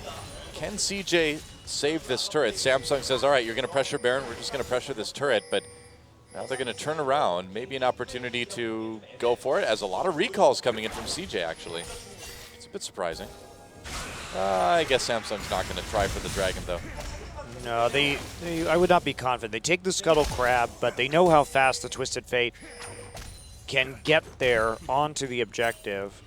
Best to be a little bit cautious in light of that, but Sivir just happily farming right now. Fury already has the Blade of the Ruin King, so hits the first item threshold prior to that of Space. It's hard, it's very difficult for them to actually capitalize with the TF now with 2 globals up. Lots of decisions that could be made, and he will go ahead and just go ahead and take this blue buff. Crown the same on his side of the map. So when are we going to see this play? Infinity Edge now done. CJ in a much better situation to team fight now. Yeah, and you think this would be a signal to go for this dragon. Looks like they're kind of maneuvering towards it, but Samsung's got some good wards down, so CJ does need to be a little bit careful here. Yeah. Oh, Mad Life, speaking of being careful, that is not how you do it. Crown with an easy kill after the setup from Eve. Nice play there. Mad Life, the dangers of warding presenting themselves. Well, what do you say? You don't walk into the enemy jungle alone like that when you know that Braum and Vayne are in that bottom lane. It's dangerous. And your own mid laner is back and can't respond. So have to go in with ambition again. That's what we've been talking about with CJ, this lack of synergy at these core positions. Now they want this turret. Nice block on the Unbreakable onto the minion wave to prevent it from being cleared out. Well, gold card on the Wraith, but it's not going to prevent the turret from going down, just some damage. Well played by Samsung. You know, I feel like one of Mad Life's most chronic issues is what we just saw, going on these needlessly dangerous warding missions and getting picked. I feel like we've been seeing that for years. It's mostly just, it's ambition and Mad Life. They have to communicate about that. If Mad Life's going in, it's not an option. CJ will just respond with a dragon as Mad Life spawns. So 2 dragons over to CJ. They still maintain the gold lead. Well, the ward lets Samsung know that Ambition and Mad Life are coming in. Looks like they're going to rotate down to bottom lane now. It is a bit worrisome, though, that in spite of CJ running this big-time pick composition, they're actually behind in kills at 20 minutes. That is not a great sign for them. You know, for CJ, though, I am a lot less worried about that type of thing than I am with another team, just because they're so good at finding ways to win team fights no matter what in the mid and late game. Normally, I'd be really worried, but it's CJ. Yeah, and they have great pick potential throughout the game. Samsung, not even really with an overwhelming 5v5 advantage, even though they have the Victor and the Vayne. They've opted for a Warrior enchant on Eve's Lee Sin. So they don't really have a front line since they decided to go with the Riven instead of a tank in the top lane. And that means they could have taken something like a Gnar here that probably would have been relatively safe. Choosing not to do that. And with a high damage threat, Shy building into a Frozen Heart now. Here we go. Going in on Eve. They plan that smite. Gate coming in, and they're going to catch him. Easy kill. Wraith getting a bit close. He may pay for that as well, too. Hopping out. That's right. Kube coming in with the teleport. Space in a lot of trouble. There's a kill for Kube. This Riven could go off. Kube, well, he goes off the map. That's where he goes off. Coco pressed against the wall with that condemn, and there's a kill now for Fury. Samsung turning this one around. They at least go even in kills. Yeah, nice turnaround there from Samsung. They catch Coco out as they try to close into Kuve. And with both carries dead, it'll be hard to stop this siege going through. There is no wave clear from CJ. Samsung absolutely correct in pushing up on this turret. We'll see how much damage they can get done. Shy trying to clear the wave a little bit. It's going to fall to Ambition to do that. About 50% damage done to that tier 2, though. Yep, nice timing. Samsung takes what they can. Get a favorable trade after kills onto both Space and Coco. Let's take a look at that again. So they get Eve early, but look what they use for this. I mean, so much just piled on right there. Really difficult to kill in that flank, and Kuve just gets there first and kills Space immediately. Tries to flash out of that fight, but now everybody grouped up in a gravity well. Look, free auto attacks for days from Fury because Coco is stunned into the well, and Fury's good positioning allows him to get a condemn afterwards. Stun on a Mad Life, a little bit of damage onto Kuve. Kuve has to back away. Wow, nice crit from Space. You've been crit from Space. That sounds awesome. Well, except for the person who's having it done to them. Okay, well, that will push Kuve off, and this is one of those problems. Kuve, QSS, Hex Drinker, well, you're not going to be doing much to a Sivir right now. He's got Boots of Lucidity and Home Guard now. Yes, once you get into lane. Shy fires out the fish. Doesn't connect, though. Kind of sad. The Manatee with no friends. That's Urf. He's also dead. You know, for Dead Manatee? For a dead Manatee, he makes so many appearances in the game. Yeah, he was killed by Warwick. Really? Yes. When did that happen? April Fools in like 2010? Oh, well, 2011 that was maybe? before I started playing the game. Yeah, he was an April Fool's joke, for those of you who don't know Urf. He was a champion revealed on April Fools. But then Warwick killed him. That's why there's a Warwick skin. Uh-oh. Oh, okay. Well, here we go. Gate coming in again. Fury in a lot of trouble. He's separated from the rest of his team. Condemns Shy back, but it's going to be a kill anyway. Meanwhile, Riven takes on the top turret. So they do trade something, and Ambition picks up that one. Would have been nicer if it would have gone to Shy, Coco, Space, really anybody else. Even Mad Life. Yeah. Especially Mad Life. They didn't take an objective off of that while they committed an ult from Coco. So it's not exactly worth it right there for CJ. Global Gold advantage certainly helping out Samsung more. Yeah, as I was saying, Urf was announced as a champion, then killed by Warwick. That's why Warwick has the skin where he's wearing Urf's skin. Have I ever seen that one? How would I have missed that? It looks like Warwick, except he's wearing a manatee skin over his head. And so that was ended up being the champion, quote unquote, that they released as Urf. But there's a lot of living Urf in this game, like Corki riding an alive Urf. Maybe it's actually undead. Maybe they've reanimated it. Manatee necromancy. Remanitated it. The Remanitator. He also changes in size dramatically, depending on whether Corki is riding him or whether Fizz is summoning him. Further proof that this is not a normal living creature. Yeah. Yeah. Urf could be the greatest threat League of Legends has ever faced.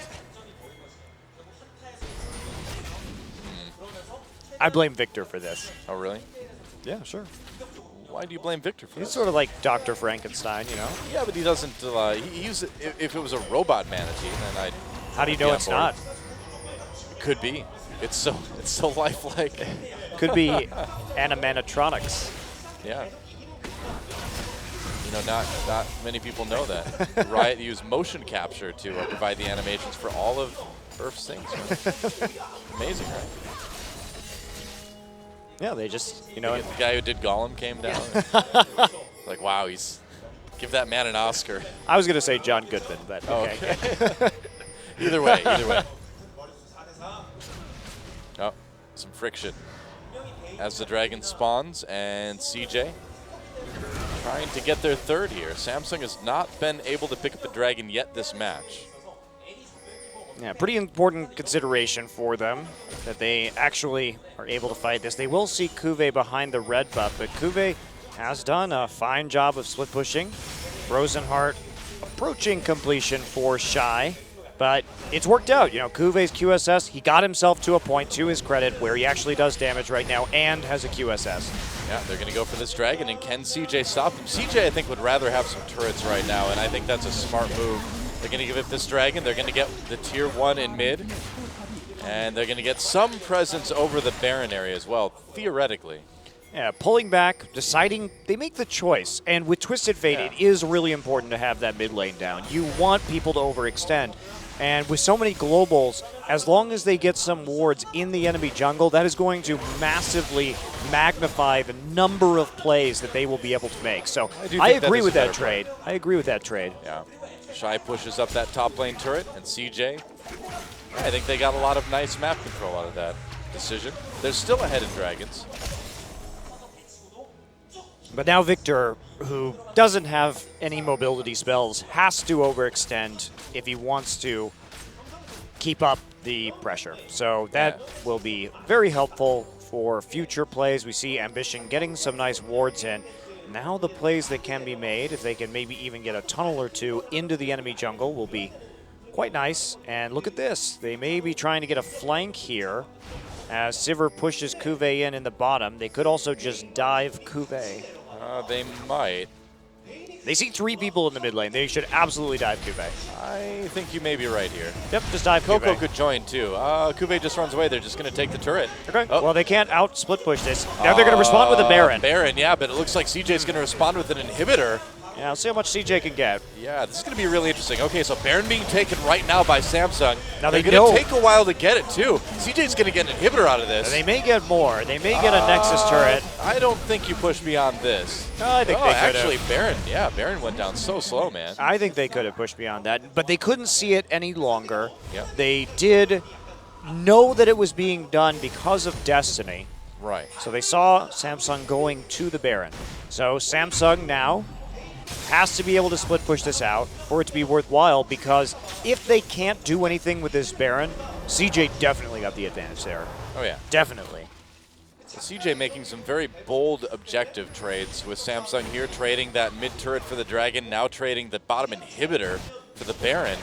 Yep, and they have Vayne and Riven, so they can split push with Vayne and Riven and try and get that edge onto CJ Entis. But CJ can also respond with Fizz and TF. Yeah, the lanes aren't exactly pushing in a very threatening way right now for CJ. Yeah, and again, you could always go back down to that inhibitor later in the game. So Yeah. CJ, just sit back, farm up for the duration of this Baron, and in the long run, that inhibitor could be quite valuable. Just a matter of not getting wrecked during this Baron. And Kuve's all by himself. They are 4-man pushing on the opposite side. I don't think they want to do this. Okay, they're just going to go for another inhibitor, I guess. Recall's coming in now from Wraith, and they can do a lot of damage, even with those Baron minions. Samsung doesn't have wave clear. They Look at can't this. out-push CJ Entis. I guess so. They're going to try to go into Coco. Takes a lot of damage. Getting chased by that Chaos Storm, getting lower and lower. Manages to barely outrun it. His coattails no doubt singed from that one, though. Backs off, does just TP to push out that bottom lane. They did push the super minions back to get a tier 2, but it's an even trade in the end. Yeah, tier 2 for tier 2, and a little bit of damage on that inhibitor turret. Coco gets the blue buff before he goes ahead and recalls, and he's still got his teleport too, so Coco can still be anywhere on the map really at any time. Yeah, this is really problematic for Samsung. It's a very bizarre set of circumstances in the game here. Well, you have the TF, and the big difference is the Sivir. The Sivir wave clear compared to the Vayne is just such a mismatch. And as we look, Fury didn't even go for a static shift this game. He went for Phantom Dancer straight weird. up. Yeah, you're right. Great for team fighting, great for dueling, but not great at pushing turrets or clearing waves if you're getting pushed in. The only thing they have is Victor, who, to be fair, is very good at that. But he can only be in one place, so CJ can answer a lot of this pressure. And that's what they're going to do. So at the end of the day, Baron buff is going to run out here without doing much of anything from Samsung. Got him a little bit of gold, but they are going to have to deal with super minions now for potentially the rest of the game, and especially with the Twisted Fate. What a good call from CJ, because they can constantly backdoor with Lich Bane now. And that is something, now that they've broken the base, Twisted Fate could single-handedly win the game for them if they have an opportunity. Well, the funny thing is that usually breaking into the base is one of the hardest things there is with a Sivir comp, but CJ managed to get kind of this golden opportunity handed to them. They only had to trade a Baron. And a Baron only lasts a couple minutes, but a downed inhibitor turret lasts a lifetime. They're going to get a tier 2 as well. That Lich Bane is doing an insane amount of work on the turret. Remember that they have, if they can get onto a tower, they have the Ricochet auto reset for space. They have 2 Sheen items. So if they can just run around the map and out-rotate Samsung, they will take down those turrets really fast. It's been a very interesting tactical game from CJ. And yet another example of solid late-game decision-making. Yep, and look at this. Kuve has to be in the bottom side because the super minions are still up, and the dragon's up now too. CJ can simply walk into the river, try and start pressuring that out. They need to But be a little bit careful. remember also, Oh, boy. that mid lane inhibitor turret is at still about 50% HP. It will have healed some. Crown has their gold card flash Tibbers. It's going to be cleansed immediately by Crown. He's going to turn around, drop that Chaos Storm. John Goodman hits nobody. Fury has to back away, though. John Goodman, rip. Shine not landing the John Goodman there. They're going to go for the Dragon. They've managed to book out Samsung maybe enough. They've got the Speed Shrine, too. And Dragon gets taken by Samsung. Are they going to live through this fight, though? Wraith, a very low health champion right now. Despite the shield. Oh, Kuve comes in, blows up space, and now they're going to turn this one around. Chaos Storm pushing away CJ. Madlife destroyed as well, too. And they're not done yet. Ambition and Shy on the run. Gate used. Coco just trying to avoid everybody right now. Goodbye, Ambition. There's a knockup. I meant goodbye. Goodbye, Ambition. Goodbye, Ambition. There we go. Well, that team fight coming through from Samsung. I mean, CJ tried to go onto it, but honestly, the hero of that fight was Wraith, who blocked an insane amount of Coco's damage with the Unbreakable and stood in the front line to absorb most of everything, actually. And Kuve there shows up big with the Riven play and turns the fight around. Now, Samsung probably can't get an inhibitor right now. Yeah, Coco Oh, getting it's closer. gonna be close. They're Oh, gonna maybe they try can. for it. Gold card gets Onto blocked a by min- Wraith. No, it was oh, on no, a it was on minion. Minion. You're right. A minion. If it would have hit Here Shy comes coming in with the Shy. flank. They're going to try and get Home this. guard Fizz. He throws it out. He catches Crown. There's a John Goodman. He's all over you. Coco takes the kill. Goodman. You got Goodman. No, Gets him with the John Goodman. no Baron. Now, they're going to move forward. He's coming in. He wants that. Chilling Smite onto Fury. Yep. Cleanse from That's the right. QSS. Oh, That was Tibbers! a mistake. Right after that. Oh, that is so sad. He used the QSS to Yep. remove the slow, but Madlife was there. Didn't even have to flash for a Both Tibbers. carries are gone, and now it's going to be Super Minions versus Super Minions as CJ takes out this inhibitor turret, and they could keep going here. Oh, they could take out the other inhibitor. That might be a little bit safer of a plan. No, I don't know about this. They This can is kinda take out those dangerous. turrets really fast. Braum Remember. ultimate used. They catch Eve here. Well, there it goes. John Goodman again onto Eve. And I don't know, man. They're fighting way too long. They have to get out of here. 4 seconds until Crown comes out. They're not even going to get the bottom inhibitor. I think they should have just went for the inhibitor down in bot. I mean, called it a day they there. can take the turrets so fast that I understand why you would make that decision. The Twisted Fate here with that Lich Bane really chunks them out, but Kuve manages to scare them off. One inhibitor down for each team, and Baron has spawned. CJ now sprinting over to the pit. Let's take a look at this one again. Watch Wraith here. Unbreakable takes the gold card, but he blocks the wild cards from really doing much of anything. And now Kuve again onto space. He's been playing this Riven very well in the team fight so far. Second time he's gotten that major kill. Some action around Baron right now as we cut away from that replay just a bit early. Baron was started by Samsung. CJ doesn't want to let them have it this time, though. We have a giant Annie as well, too. Iron Elixir Annie. I like it. How big is that Tibbers going to be? Does Tibbers get bigger if Annie is bigger with Iron Elixir? Nobody should. Oh, oh, Rito, please. That's the most disappointing news I've heard all day. Interesting. Fury now has a black cleaver, which will help Eve and Kuve, considering they've both opted into damage builds Are here. we back to Cleaver Fever here? No, I mean, I can see it on Vayne. I think the Trinity Force is more useful for Vayne, but the Black Cleaver has higher synergy with the rest of his team, and it's cheaper. Good amount of money for some of the members of CJ to spend, but they can't do it right now while Samsung threatens this Baron. Gotta be careful. Yeah, no Last Whisper for Fury either, and the armor items are starting to pile up on the CJ side. Rek'Sai coming in. And can CJ hold Samsung off? Looks like they can for now.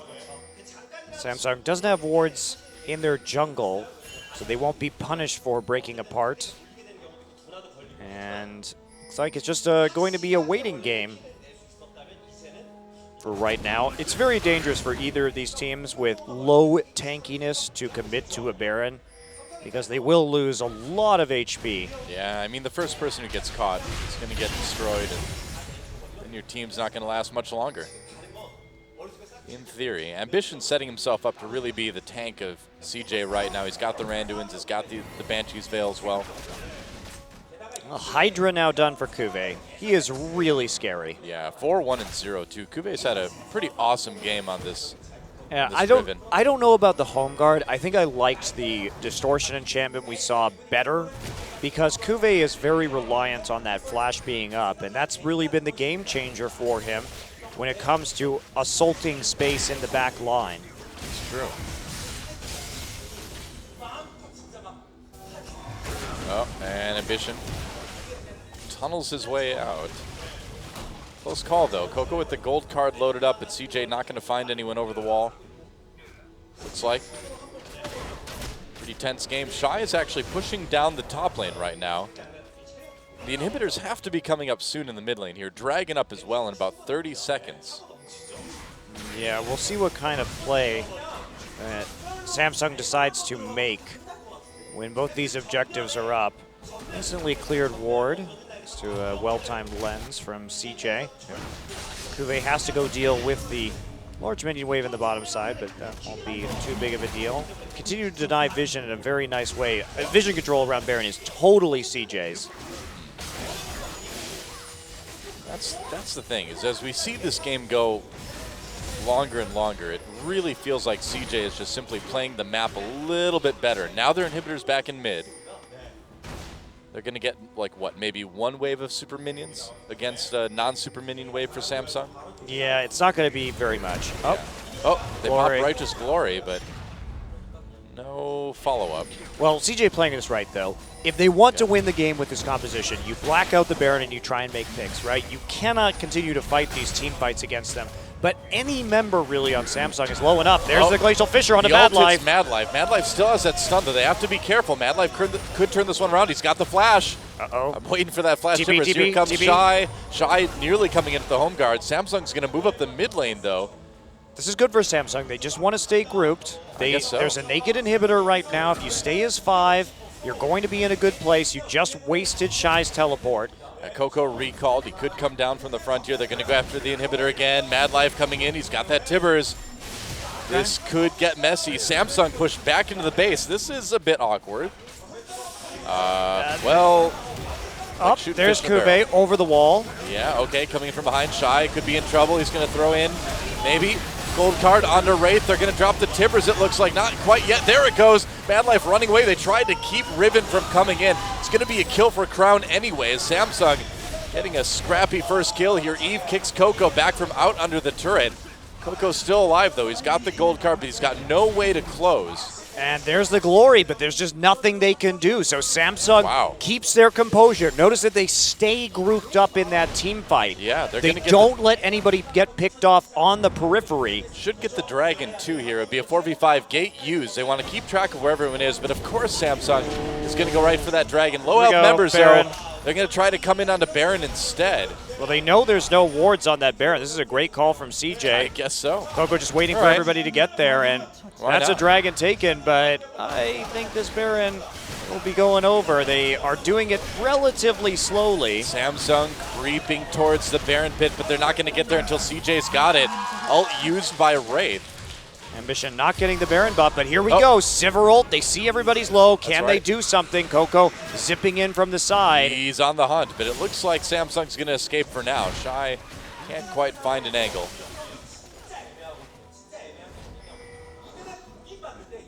Well, with the Baron buff, they should probably be able to get some of these open inhibitors back. Well, that's the thing. That's the edge that CJ has right now, is they've got those 2 open inhibitors to target as opposed to the just 1 from Samsung right now.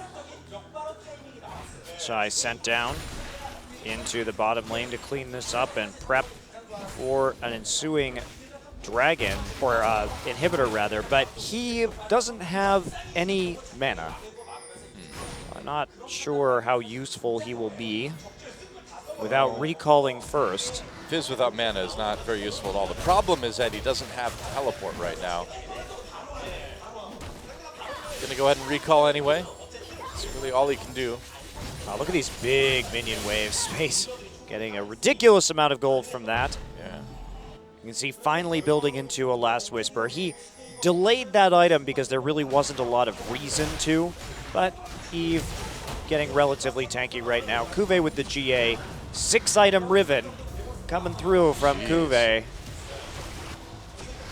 That's not terrifying. I don't know what is. Space has to be so careful. Yeah. Really massive farm on both top and mid laner for Samsung as well. Here we go. They're going to try backdooring. Yep, well, Coco going after the Great inhibitor. call. They've got Shy there as well, too. Pops that gate just to keep track of where everyone is, and this is the danger that CJ presents. Really nicely done. They're going to get both of these inhibitors Yep. before Samsung Yep. even gets there. That's what happens. Look at the synergy between Shy and Coco on that. 2 Sheens, one in the Lich Bane, one in the Trinity Force, and we see that Shy has a Blade of the Ruined King now, so he has more attack speed, and that's the very real danger, and that's why the trade from CJ earlier in this game, I think, was the right one to make, because now that threat is never going away. WTF, 2 Sheens. Yes, 2 Sheens, wrecking your inhibitors. Pretty much. Now Samsung has to worry about that. And with the inhibitors down, now they have to lose about just getting straight up backdoored and losing this game. And CJ just wants to avoid fights now. Just give him the run around on the map, get your wards up, continue to make plays like that, and eventually you will just break Samsung. So this is an interesting game. It's a weird one. It is It's a weird one. But I think that all things considered, CJ's shot calling has been quite good, and they've adapted well to an unusual situation. Yeah, if there's anyone who hasn't been thrown by this situation, it's certainly been CJ. It feels very well rehearsed. You know, they really seem to know where to go at every moment. I still don't like Shy's Fizz, but Well, this is probably the best Fizz we've seen him play just yet. it's not a big compliment, Doa. It's something, you know. Trying to stay positive, right? I have no idea whether he can 1v1 the Riven right now with the Blade done and the Frozen Heart done. Still, well, I don't know. I don't know Maybe. what the answer to that question is. maybe. I don't know either. But it's an important question because that entirely dictates what Shy is going to be able to do in a split push. True. May find our answer fairly soon. Those two are getting pretty close in the bottom lane. Shy's going to go in. Goes back out. And they do have the Gate of Destiny popped here. Coco just trying to keep an eye on people as he pushes up this mid lane.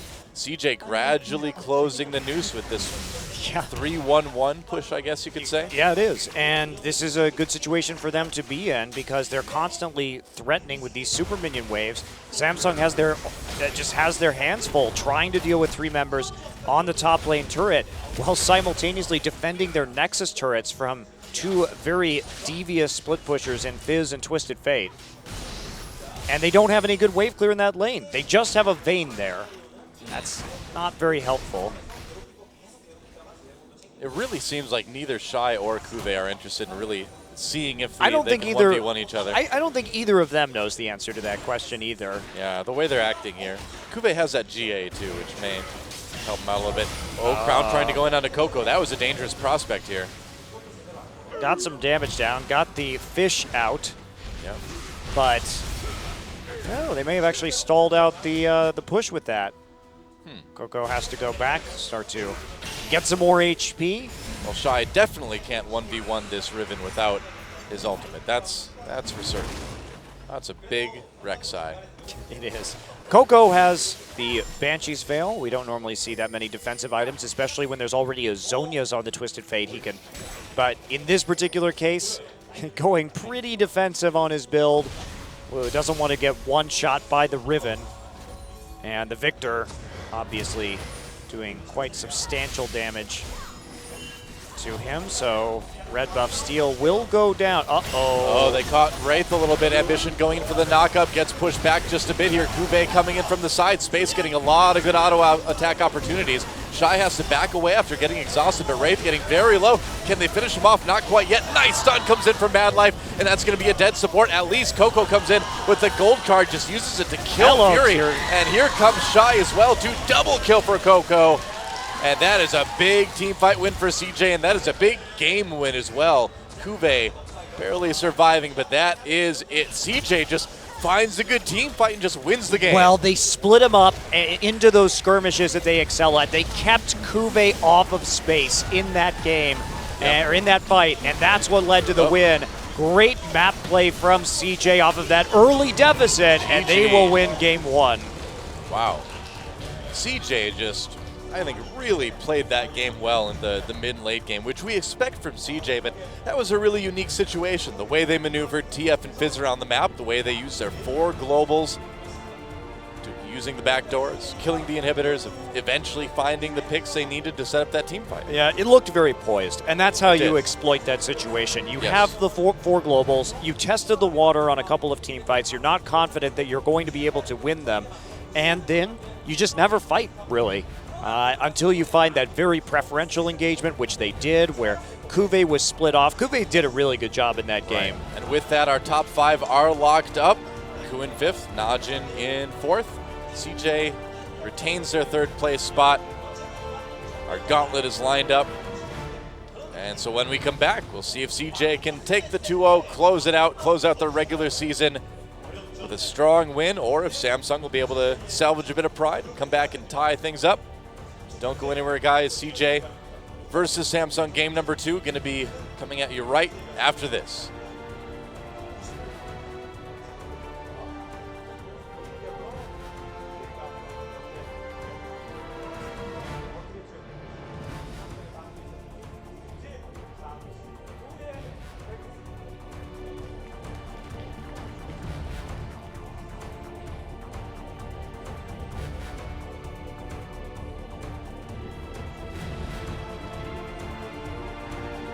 I don't know where you're going, but do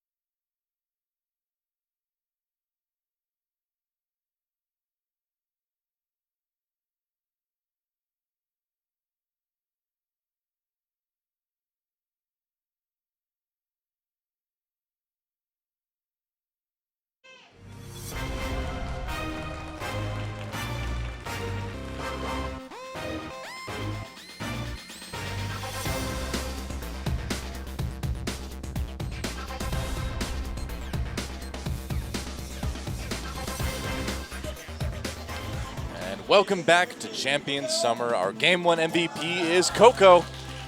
Really great plays on the TF. Ultimate backdooring.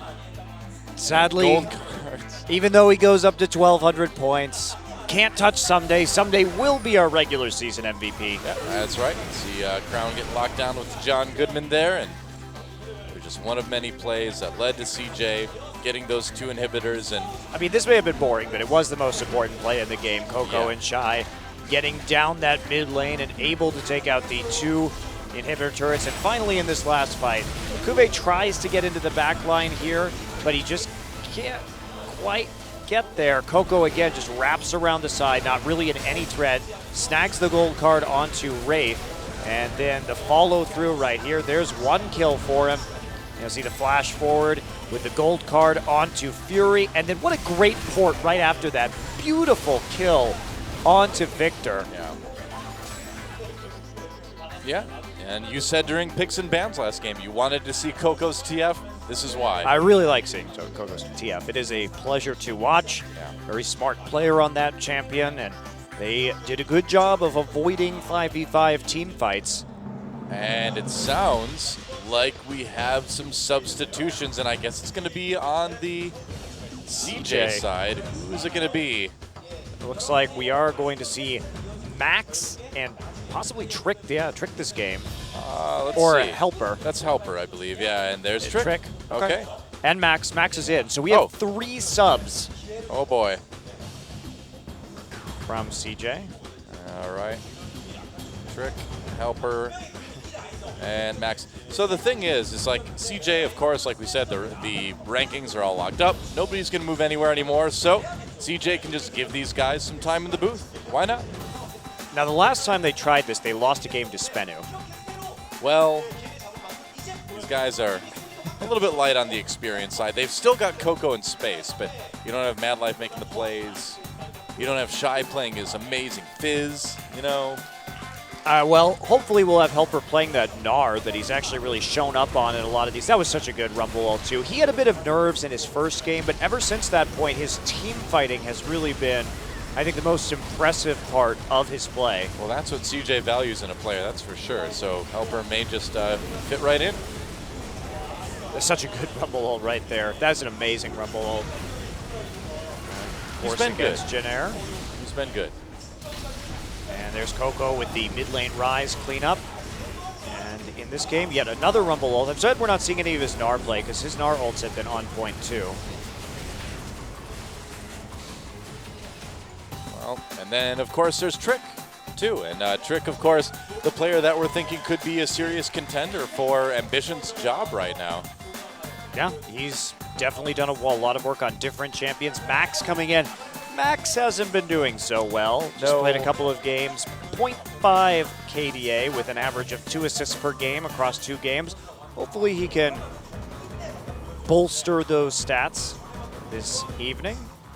His Helper coming back, so we'll see what they can do. Again, last time these 3 played together, they did lose. Yeah, well, they've had some time to practice. We'll see if they've tightened things up just a bit. And you know, Samsung made that game competitive in our first game of the night, but CJ came back. But CJ came back with very good decision making, very good tactical play. Will the subs be able to do that as well? I'm not so sure. I'm not so sure either, Doa. Yeah. We'll just have to wait and see how it happens. Again, this game, it makes sense that CJ would put him in, get him some more booth experience because they're not going to have any for quite a long time. Yeah, very, very true. And so it is time to go into picks and bans for our second game between CJ and Samsung. Of course, you can go to ogn.azubu.tv and vote for your favorite plays of the week. Bang won it this time around. And what is the first ban? Gragas will be the ban. And you'd have to expect these are going to be a bit different with all the roster changes for CJ. Yeah, Azir still going to be banned out against Coco, though. They're afraid of him first picking that champion. He is an absolutely incredible Azir player. Even though Crown prefers it, the danger of the first pick Azir is just considered too great. And the Rise will be the next ban. Okay. So Rumble banned against Helper. Do you go ahead and ban the Elise here if you're on CJ's side and try and get a different first pick. The Gnar may be important in this match. Kuve also a decent Gnar player. Rek'Sai. Will be Rek'Sai, so they're setting up for a first pick Elise. So, but they haven't banned Callista. That's true. Will they ban the Callisto, or will the Elise get through? And is the Elise even a big deal for Trick to pick up? You'd think so right now, but Well, is the Who knows? I would pick Callista for space. I'm saying if Callista is banned, Yeah. then yeah. But Yeah. if Callista is not banned, then yes, I would think Callista for space would be a very good idea. It will Italy. be the Italy. Wow. Okay, so tough decision for CJ Entis. I would just give space Callista because he's your veteran player and the one that can probably deliver the most on an OP pick. But that said, if you want Elise. Trick to really show his stuff here, maybe you just say, okay, we're going to first pick for you, and that means that Victor and Callista could go over to Fury and Crown. That is a not enticing prospect, but they're not even going to take the Callista themselves. This is the furthest we've seen Callista fall down in quite some time. Yeah, and she might keep falling. I'd be pretty surprised, though. I mean, it looks like they're prioritizing getting their subs on comfortable champions, but still, that Callista. Yeah, Thresh Maokai being flashed over here, but I don't think that's really necessary. You can always take the Gnar later on in the draft to counteract the Maokai if you want to win that lane. No Shen ban Whoa. means that we will see what Helper can do with Shen compared to Shy. Well, he's certainly got a good Shen teacher, doesn't he? So Vayne picked very early on. Very low wave clear in the side lanes for CJ Entis. And I have to say, low side lane wave clear has been one of the primary ways that CJ loses games. Yeah. They tend to do this. They pick things like Fizz Vayne or Shen Vayne, and then they get pushed in, and they die. We'll see if Samsung identifies that. Maybe Maokai Lee Sin looks like it will be. I think Fury should just say screw it and play Lucian here. Play Lucian Braum, get a big pressure advantage. It might be tempting to play Callista, but I would play something with more control over the wave to punish this Shen Vayne combination. Because if you take that first turret, you could just walk into Shen's lane and take his tower too, immediately afterward. So will it be the Thresh for Max? Oh, there's something we haven't seen for a little while. Mid lane Kha'Zix, not going to be the choice. Wonder what Probably not. I wonder what Coco is going to take into the Victor. Does he want to actually go for the Twisted Fate again? He's going to switch over to Ignite. I think he's going to play Ahri. I think he's going to play Ahri. B. Yeah, hovering over the Ahri, and it looks like that's what it is going to be. Ahri. It makes more sense with their composition. CJ's playing a really powerful pick comp. So that is the Ashe. first Ashe that we have seen in Korea. Wow, yeah. Despite the rework, despite the use in NA and EU, we have not seen an Ashe picked until now. I don't really think this is a good idea, Doa. CJ Entis is playing a pick composition. I would have just played the Lucian here and tried to dominate the laning phase and had more, just tried to play the turret game. Certainly Ashe has okay wave clear, but very interesting decision because Ashe also doesn't have a lot of mobility. And CJ, look how many ways they have to catch you at. Every single champion on CJ has single target CC. You're right. Condemn, Hook, Flay, Charm, Cocoon, Taunt. I mean, this composition is designed to just pick people off one by one. If you nail somebody with an Ashe arrow, Shen's just going to ult them. You would think that, right?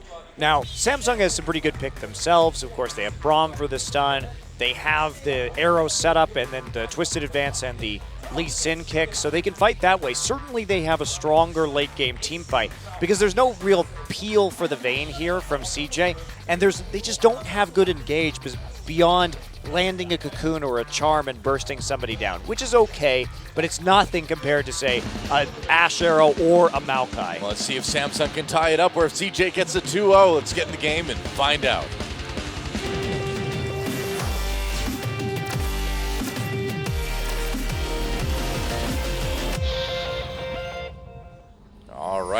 here we are. Samsung Galaxy versus CJ Entus. A huge cheer for CJ and their 3 subs, Helper, Trick, and Max in this game. And Samsung, this could be their last game for the rest of the year. Yep, very well could be. They're pinning their hopes onto Ashe, the first Ashe pick we have seen since the rework here in Korea. Wow. And she was nerfed pretty significantly. One of Ashe's old strengths was, at least with the volley, that you could stack up your Q to immediately trigger it during a team fight and start to pump out damage. But now you can only get 1 stack off of volley no matter how many people you hit. So that has made her team fighting significantly lower damage than it used to be. So I wonder what we're going to see. Obviously, some good Ashe arrows could set up for some pretty heavy damage by Crown. I don't know. Interesting that we see the sapling stacking beginning here for Cuvée instead of at the more normal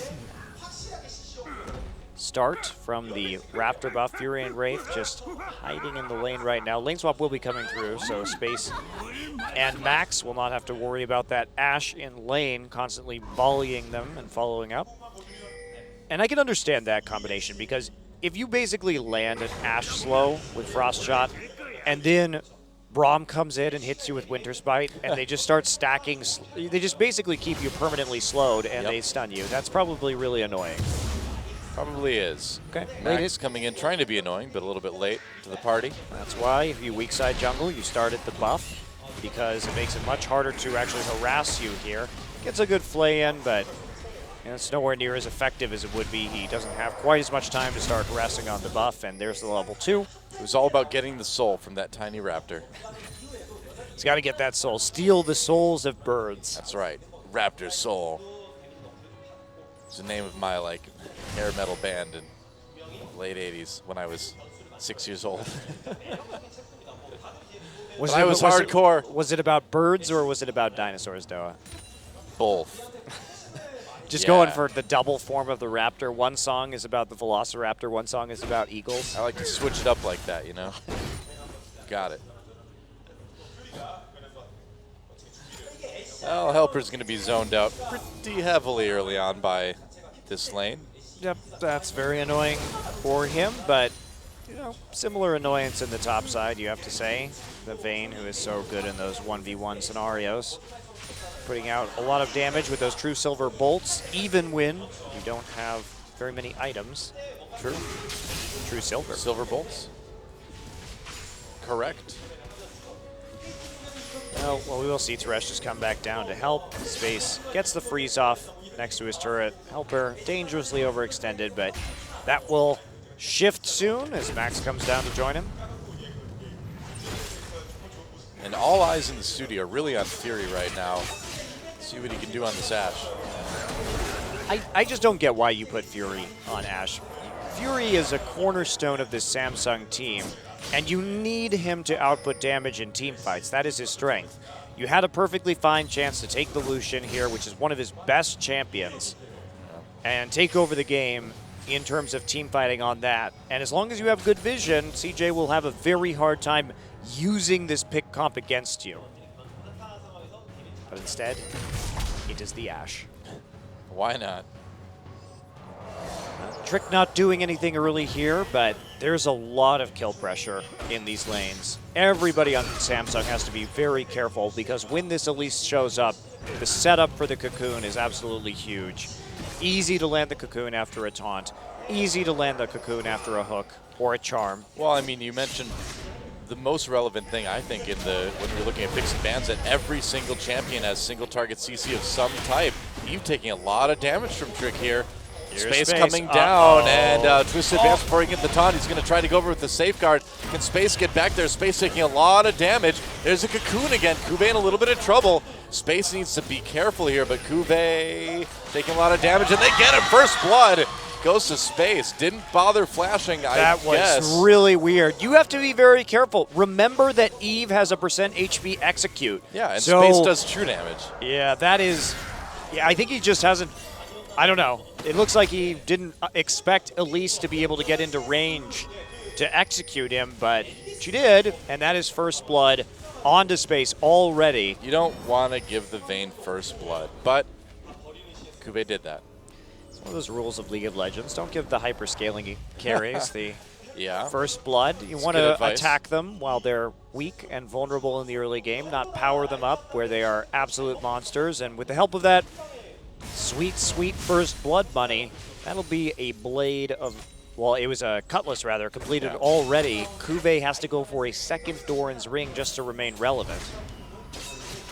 And I don't really care how thick your ring is or if it's made of adamantium or something like that. It's not going to stop a cutlass coming at you. How big is the ring? Doesn't matter. Is it, unless it's like a ring that you wear on your torso that covers all your vital organs, I don't think it's going to do much good against a sword. Why does Maokai want to play soccer or be a soccer goal? I don't really understand that. Well, see, you're controlled by the summoner, and the summoner decides what sports you like. No, you're Actually, not, Doa. None of that is true anymore, yeah. Summoners were deleted. We haven't figured out why the champions are fighting yet, but we know summoners aren't the reason anymore. Free recalls. Let's see what he picks up. Wait for it. It's A pickaxe? It's a Oh, BF sword. BF sword. All right, there we go. Yeah. Waited a little while, but he got it. He made it happen. Yeah. Oh, okay. Wow. That hurts. That hurts real bad. Yep, solo lane Real, Vayne is real really bad. strong. It hurts real bad. Now he got the flash, so nice little bonus Jeez. there. Space just chasing him all the way back. Has that Cutlass active to add a little bit more damage onto Kube. So he's going to have to be even more careful as he waltzes down the lane on his next sojourn for farming. Actually just going to TP for the wave right now. Meanwhile, Trick in the enemy jungle, just ruining Eve's plans of taking that red buff. That's a great time to counter jungle. Yeah. You know that the Maokai is pulling it out of the lane. You have the Vayne there. No problem at all. And Eve cannot take the red buff as a result. Pretty big wins for CJ across the board here, but especially in that top lane. Do you like diving Maokais? I love diving Maokais. Space can do a lot of damage, and that's a three-man dive coming in onto Kube with no flash, pinned against the turret. Oh, the CC comes in, and Coco gets his first kill of the game. Ouch.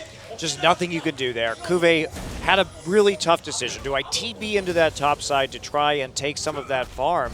And he made that choice because otherwise he was going to lose a ton of golden XP. Samsung will respond with a dragon now that they pushed that wave up and only the Shen on the bottom side of the map. Makes So sense. at least they get something out of it.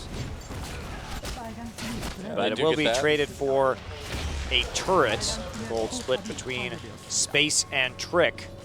Now, can they go for a dive here will be the question. Oh, Nice Asher on pick. the max. Yep, he's going to be in big trouble there. Shen trying to ultimate time, but it doesn't work. Taunt comes in. Eve somehow gets out of that. And the Ignite doesn't actually finish him off. Fury has that Q Whoa. helper. That was close, man. Very, very close. They almost actually lost 2 people on that dive. Could have been a tough situation, but they make the dive work, and that was a nice Ash Arrow landed by Fury. Max not playing respectfully. Now, he should have known that the dragon was going down right there. Yeah. So that's, I think, a bit of a rookie mistake by Max. Just took a point-blank Ash arrow to the face. That is not something you're going to walk away from. Not with so many people in the tri-brush. No. And he just hasn't been able to get into the river. Of course, those pink wards have been down for quite some time from Samsung. So he has no information whatsoever about what's going on, and it was an easy setup for Samsung, actually. Pretty much. And still, despite that, CJ with the gold lead for now. Being up a turret, being down a dragon. Uh-oh. Nope. Space just so close to the Blade of the Ruined King. Meanwhile, Fury going for the Avarice Blade after the BF sword, so he's going to have to be super conscious about any kind of ganking going on. Meanwhile, Trick does finally help to clear out pink wards in the river. It's going to deny a lot of the advantage that Samsung had when it comes to ganking that bottom side, and there's so many ways for Trick to get in on the opposition now. It's a really dangerous position for Fury and Wraith, potentially, if they do push forward. No, Eve thinking about coming in for a lane gank here. Space and Max need to be a little bit careful. Whoa! Arrowed. Max in a little bit of trouble. Condemn pushes Fury away. Will Max live? Plays Wraith. Doesn't look like he'll get out. Max, nope, not quite making it. But guess Eve what? gets the kill. That's right. Taunt comes in. Helper has arrived to do just that. Gets one kill onto Fury. Wraith in a lot of trouble. There's another one for Space. Can they get a third? Eve in a lot of trouble. One more should do it. And Space gets out. And they commit to a play right there, despite the fact that they really don't have any control over the top side of the map. Cuvée just simply has been held down. So by making plays on the bottom side, you open up the possibility for Shen just to come through and make plays like that. Very hard to deal with. And this is CJ really just snowballing. Samsung is a little bit helpless. What do? Basically, you're trying to make plays onto the Vayne, who's already been fed, but you don't have that same level of global presence that the Shen does. And Cuvée really needs to farm right now to get back into this one. Yeah, very true. Man, so one kill on to Max, and Samsung loses 3 people in return. Well, it's a smart one. If you're Samsung, you want to land the arrow onto the Thresh, because if you land it onto the Vayne, then Thresh will just lantern the Vayne out. So you have to hit the Thresh with it and try and run him down, but they end up so far down the lane that Helper has an easy way to respond. Space just checking to make sure that Eve's not coming in for another lane gank again. He knows that Enchanted Crystalline Arrow is coming up for Fury. It is up for Fury. That's the nice thing about this Ashe, too, is that ult is up a lot. Trick coming in. Yep, and They see him. saw him, but he will clear the ward with the help of the Raptor buff. Meanwhile, Fury and Wraith have to fall back, knowing that Eve isn't there. Hawkshot goes out. They're looking for Coco because right now, Crown went back, and they know this is a major possibility that Coco comes down here to dive them. Trick's still sticking around as well, too. Dragon up in 1:30, so CJ really wants to equalize that. This is their chance. Yeah, just set up the vision, get the pinks in, and force Samsung to face check, and you will probably get a kill. Yep. Eve waiting there for Trick. Cocoon, uh-oh. Trick can be in a lot of trouble. Q lands. He's going to repel immediately, preventing Eve from getting the Dragon's Rage off. Gravity Field goes down a little bit early. And Okay, Trick Port. manages to avoid that. Arrow comes through, hits Trick. Gravity Shield gets Crown the kill, and now Helper on the run as well, too. Max in trouble, gets knocked up by Wraith's Ultimate Fury coming in with damage from the side. Samsung wins that fight. Crown with the double kill. Yeah, Whoops. don't go in. Trick missed his cocoon and got himself into a position where he could not escape easily. Really And nice arrow from Fury, too. yeah, CJ, they could have just kind of zoned off. Maybe Trick gets to live, but they tried to turn it around once the Shen ult came through. But Cuvée, already fast on the TP, was able to get there in time. So just back off when the very crucial skill shots are down. Because if you don't land that cocoon, if you don't land the CC in your CJ, you probably already lost the fight. True. You have to hit those skill shots. Well, Fury has hit all 3 of his Ashe arrows that he's fired so far. Good start for the Ashe. Yeah, he's doing well on Ashe, but that's not the problem. The problem is Ashe going to carry hard enough in the late game to justify this pick for Fury when we know that he can just destroy people on picks like Lucian or Kog'Maw? That's the thing, is this Vayne is getting very, very scary already. 3-0-2 for Space. He's got the Blade of the Ruined King. He's kept even in farm. He's doing absolutely fine. And they're going to head up towards Dragon after seeing that Trick's not in the brush there. Trick is up in the top side of the map. Dragon is live right now. And Samsung's going to go for it. Looks like CJ may just give this one up. Yeah, they don't have the position right now. They know the Maokai's already down there. Trade it for a turret or two. Crown already coming back.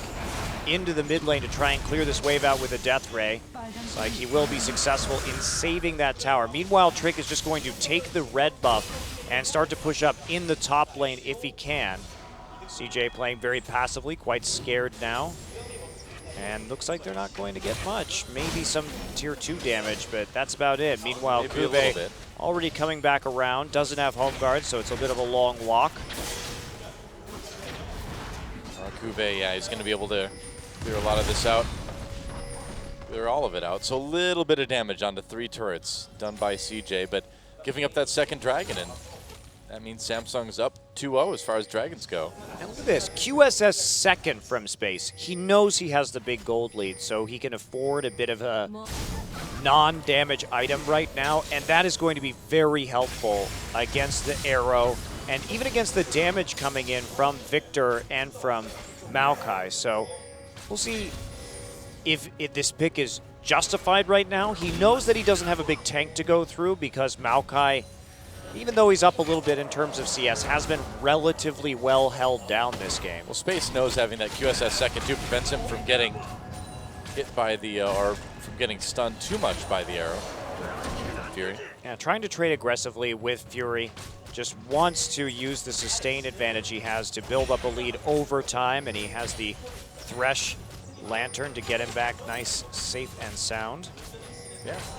With Fury's ult more or less nullified by the QSS, he can be really aggressive like this. Yeah, and he always has Shen there too. Yep. If he needs some backup, there's that opportunity for Shen to come in. And here we go, Trick back in that mid lane, wants to clear out this pink ward, and will get every opportunity to do so. Mid lane kind of a contest right now as well. The game slowing down just a bit. Oh, Space actually taking a decent amount of damage from Fury. He turns around, he pops that ultimate. Final hour goes off. Space gets knocked up. There's a shield from Thresh. Oh, Death Sentence misses. Space still doing damage to Wraith. Will he get a condemn against the turret? No, Trick coming in. They're going to try to dive this. Trick misses his cocoon, though. That's a lot of damage on Wraith. Here comes Coco. Trick pops up with the repel. Wraith still alive somehow, but it looks like Fury will go down after that charm lands from Coco. Looks like they might give up a turret for this. Yeah, but how many turrets are they going to give up for this is going to be the question. Shen already moving forward, trying to proxy the wave. How far are they going to push it? Not too far. Looks like they just want to get some farm for Space and make sure that there's not going to be a freeze here if they can avoid it, which doesn't really look like they're going to be able to avoid that freeze situation. So turret for a turret, but mid lane lost for CJ. Yeah. Now, Coco has already started to roam around the map and look for picks, so does this really hurt him a lot? I mean, yes, because he will lose another tower, and they can see him if he's pushed back to his tier 2. It's not a very good situation for Coco. Also, it's a lot easier for them to get wards in to track his movement now. Suppose that is true. So not a big edge, but CJ can bounce back. Remember, this turret is really low in the mid lane. Yeah, looks like he might be able to actually just take it out right now. Yeah, looks like he will. Max there for a little bit of protection. Recall coming in for Wraith already. Eve trying to do something, but nope. Turret goes down, gets out on the lantern. Oh, it doesn't go down. 20 HP. Whoa. All that remains on that tower. Did he check his last auto? I thought I saw him wind it up. I think it hit, but it just wasn't enough. That's very annoying for CJ because they're not going to have another chance for that for quite some time now that Victor is back and easily pushing forward in this lane. Well, not unless Coco wants to burn his ultimate to dash in and take it out really quick and then dash out. Now, even then, that is pretty damn risky. Fury just taking the Wolves on their way down, dragging up in about 2 minutes. Helper is way down in CS to Kube right now, but at least he's got some kills and assists. Yeah, he's doing fine. He also has some more global gold from the Dragons, so it's not the end of the world for him. But props to Kube, who had a really tough early game. He has found a way back into this one by intelligently farming,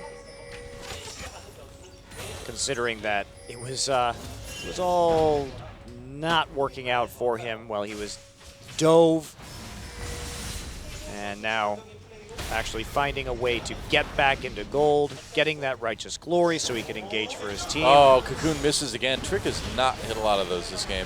Oh, he's hit some important ones too. It's been an okay showing from Trix Elise.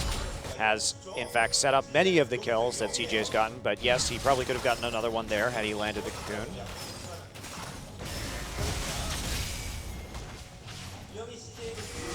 Now blue buff is going to go to Crown. Helper coming up. CJ really wants to get some vision down before this dragon respawns. Helper though has, there we go, puts down the ward. Take out the mid lane turret.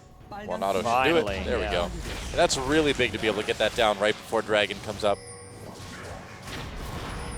Absolutely is, especially since CJ still has their bottom tier 1. Now they are sitting in a ward. Well, yeah. That's not going to work. They could get just arrowed here. Yeah, they do.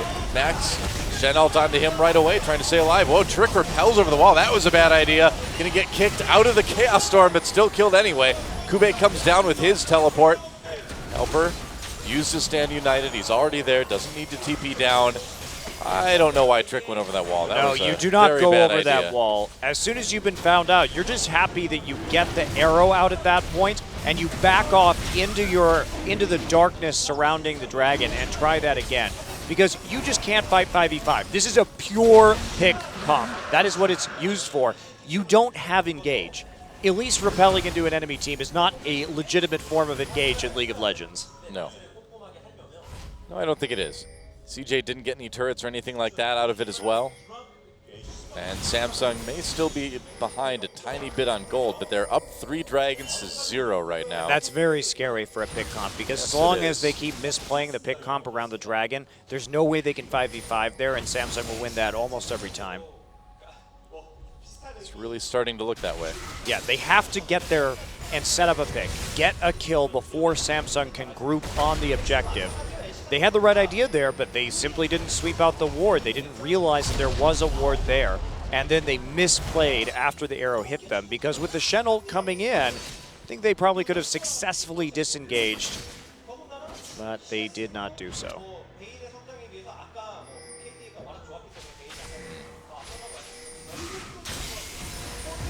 Well, we can certainly see a few rough edges here around CJ's sub-roster. It's not very often where you see an Elise just repel to doom like that. Repel to doom. Yep. So unfortunate. That play repelled me. Did it? It did. Yeah. Done. Okay. Back to 1-3-1 split pushing with the Vayne. But the wards have to be there for CJ. They need to start getting some deep wards into the enemy jungle so they can make good decisions about how to kill these members of Samsung while they're split up. Otherwise, this whole composition falls apart. Looks like they're going to start doing that. We do see Trick and Max making their way into the bottom side. Another turret falls, and Samsung gets closer to catching up. They do need to worry a little bit about this tier 2, but not much, obviously. Well, they're going to start defending the mid lane turret too. Shen still just sitting there. I don't know. CJ has an opportunity just to straight up dive them. No need to be shy. Remember that Shen can just come in, and space is pretty fed in this game. Yeah, he is, but it doesn't look like his team has a lot of confidence going in right now. That pink ward's been there forever, by the way. Yeah. Yes, it has. Nobody thinking to check that brush yet on the side of Samsung. Kube is just hanging out by it all day. Yep, this is what you want to do. Oh, that's not what you want to do. Trick has been rather underwhelming on this Elise. Well, they picked it first for him, so They did. he's not having a first pick at least worthy performance, I think we can say. Yep. I would definitely say that. Helper's caught up in CS. Coco, whoa, the arrow narrowly misses. Oh, hit Trick. Bad luck Trick. Then on the other side, just sitting there stunned, but Yep. obviously no follow-up. Well, at least he didn't repel into the enemy team afterwards. That's good. He wasn't in range. Maybe that was the reason. Maybe.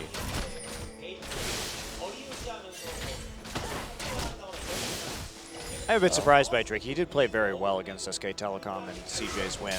Yeah, it just, I don't know. It's not a great game. Oh, Space comes in. Final hour activated. Fury not condemned against the wall just yet. There we go, and it's going to get taken out. Nice play by Space. Had that extra shield from Helper. And that's how you play that. Every time. Use the pink ward that's been in that brush forever. That pink ward has got insane value from CJ. No kidding. And Space, at least, making the plays. Helper pressed R, made sure it helped out. Oh, gets the taunt onto Wraith. That's a lot of damage on this Braum. He ults for some reason. Whoa. Well, he has to try and live. That's a reasonable ult to make right think there. so? Yes. You have to try and live. The problem was that he used his Unbreakable earlier, and they knew the ability was on cooldown, so he couldn't play. He really couldn't defend after that. And he massively overcommitted to the defense when very little respect for the damage coming in off this very fed Vayne, who is now even more fed. 2 more kills added in quick succession, and Samsung, taunt, nice descendants onto Kube, gets pulled back into the box. He's gonna get very low. Coco coming in, whoa, arrow. Cleansed immediately by Space. They're gonna send the Chaos Storm after him as well too. But That was a get away. really good QSS It's a very, very fast cleanse. from Space. Oh, Wraith coming in. If he had his ult right now, that could have been a good play, but No, they can't he's play on the this. turret. Oh boy, Eve gets grabbed. This is a messy one. Max gets taken out. That's a kill for Ashe. Blue buff doing work as well too. Coco getting chased here. Samsung really wants some more kills, and I think they're going to get him. Helper in trouble. Wow, a lot of damage Space. coming in from behind. Space doing work here. He's untouched. There's a kill nearly onto Kube. Trick very low though. Space taking a lot of damage from Fury. He has to back away. Pops that ultimate to stay alive. Gonna get seen anyway though. Oh, CJ is about to get ace, aren't they? Oh boy. Yep, there we go. And Coco, I don't think you're making out of this one, buddy. Space was really the hero of that team fight, actually. Yes, CJ got ace, but he nearly 1v5'd them, which is very scary, and he's going to go back and pick up a Phage immediately. So a lot of money to spend, but they do get some nice shutdown gold onto him. Samsung eventually split them up and was able to take down the low HP targets. This is going to be Dragon number 4 for Samsung, and this is where it starts to get scary for CJ. Yep. They did some work around that top turret. They started to play those picks, but they overstayed their welcome. And Samsung's, they got him low enough, and Coco simply didn't have any mana during that entire engagement. This was one of the messiest team fights I've ever seen, but Samsung getting a pretty good angle to begin with. Yeah, and I mean, easy pick there. Coco just can't do anything. If Coco has mana, this team fight goes differently. Sure, he has blue buff, but can't really kite out. Now watch Space here. He's just untouched. Look how much damage he does during the course of this team fight. He chunks out everybody on Samsung before finally Fury's able to put some damage onto him. Now Coco going to be in the bottom side, and Trick lands the cocoon onto Wraith, but gets killed by a Winter's Bite, and there's no help for Space. You know, I think if I'm Trick right there, I go with Space instead. I think it's pretty important to protect that Vayne. CJ going for the Baron right away, but Samsung is onto them. They have to back off immediately. Yeah, they can't do the Baron without getting a pick first. They if they get hedged in around that Baron, they're going to be in a world of hurt, considering that there's a lot more AoE from Top lane Samsung. battle. Don't you just love it? Oh yeah. Sapling makes it unfair. It's a 2v1 then. Ooh, CJ waiting for an opportunity. Charm does not connect though. Here we go, more pink wards falling. So Samsung definitely losing the ward wars, and this is really important for CJ. Oh man. That hook lands. That is. Cocoon hit. Oh, Charm onto Eve. That could be it. Wraith comes in with the shield though. Nice reaction by Wraith to get that shield up in time. if that hook hits, that's probably a Baron for CJ. Yeah. Doesn't manage to make it work. They can't get the follow-up damage, even though the charm eventually lands, because after the charm lands, there's no more follow-up CC. The cocoon was down, the hook was down, so you're not going to be able to catch a Lee Sin who can simply W away to a ward.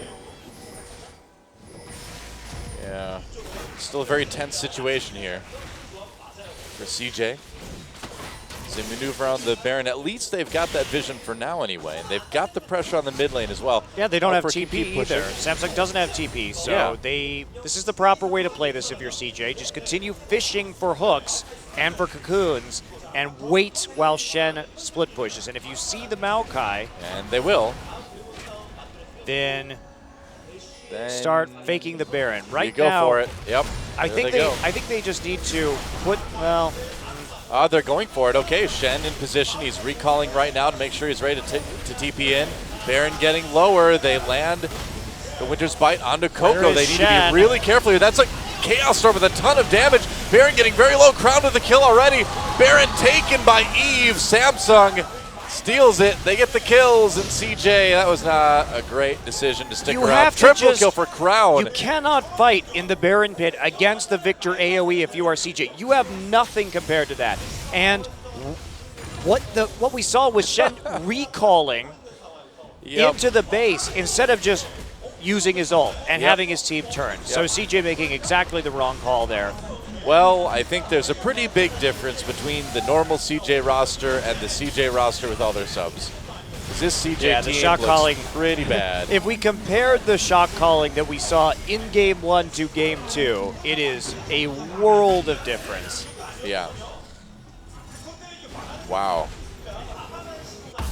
Well, at least the subs are getting some experience, right? At least they are. Well, let's watch Helper here. Helper is recalling, Why? and I guess he wanted an item. Well, his team eats a huge Chaos Storm. Yeah, I don't even know where he ulted. Oh, he ulted Space here, but I mean, by the time that Space is trying to finish that Baron, but It's very late his ult. jungle trick is dead, so there's no chance he's going to get it unless he gets like a really lucky crit. All right, well, Samsung now has the Baron. They've got 4 dragons. They've got a 7,000 gold lead, Yeah, but I think 6,000 gold lead. I think they will comfortably win this game, Doa. They're going to have the Baron buff up Yeah. for the next dragon in case there is a fight. Remember, CJ already at a disadvantage when it comes to 5v5s. And I think the most confusing thing for me, Doa. Oh, arrow here comes the through. arrow. Oh, nice. Connects with Coco. Wow. Fury's Ash arrows have been really good. Man, Eve just punts Thresh back out of there. And Samsung cruising to victory here. Space, Nice a lot of ult health from left, Ray. actually. Space trying to kite away as best he can. Eve taking some damage. Has to be careful here. Helper doing everything he can to keep Space alive, and he does. Yep, now you just win the game. But all 4 people go down. Yep, that is it. With the Baron minions, Samsung's going to have a very, very quick win here. 33 minutes. Well played by Samsung. That last team fight was really well done. Yeah, it was. And you have to compliment Fury's arrows were on point this game. They're really good. Oh, there we go. There's the ace. Now for the Nexus, and Samsung at least will get 1 win here. In their final match, GG. And I wonder if CJ will actually swap players. Gee, I wonder. No, they doesn't don't matter. have to. I They mean- don't, doesn't matter at all. Yeah, might as well give them more experience, really. I agree. Yeah. All right, well, Ash gets a win. How about that? That was. It's just funny because if we think about Game 1 and how well they avoided the enemy team to make those picks, and then Game 2, how they just couldn't set up vision. The most perplexing thing for me, Doa, was they had all those wards around Baron, right? And Samsung kept just walking behind the Baron pit and putting a ward over the Baron wall. If they had just had a ward behind the Baron wall, they could have just stood in the Baron pit and then shot a cocoon when somebody came to do that. Because it happened Yep. like 4 times, and just put a damn ward back there. You know what they're going to do because they kept clearing that ward. That only works if Trick can hit his cocoons, which you can't. So, sorry. Your idea not going to work out for that CJ team. The coaches don't look too upset. We'll see if they can bring it back and take Game 3 after this. And, yeah. Well, CJ sub. What can you say? The roster's locked up. We'll be back with Game 3, guys. Don't go anywhere.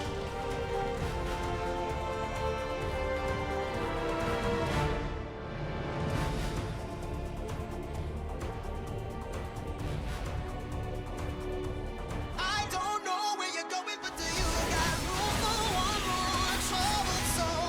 I don't know where I'm going, but I don't think I'm coming home. And I know I'll check in tomorrow if I don't wake up dead. This is the road to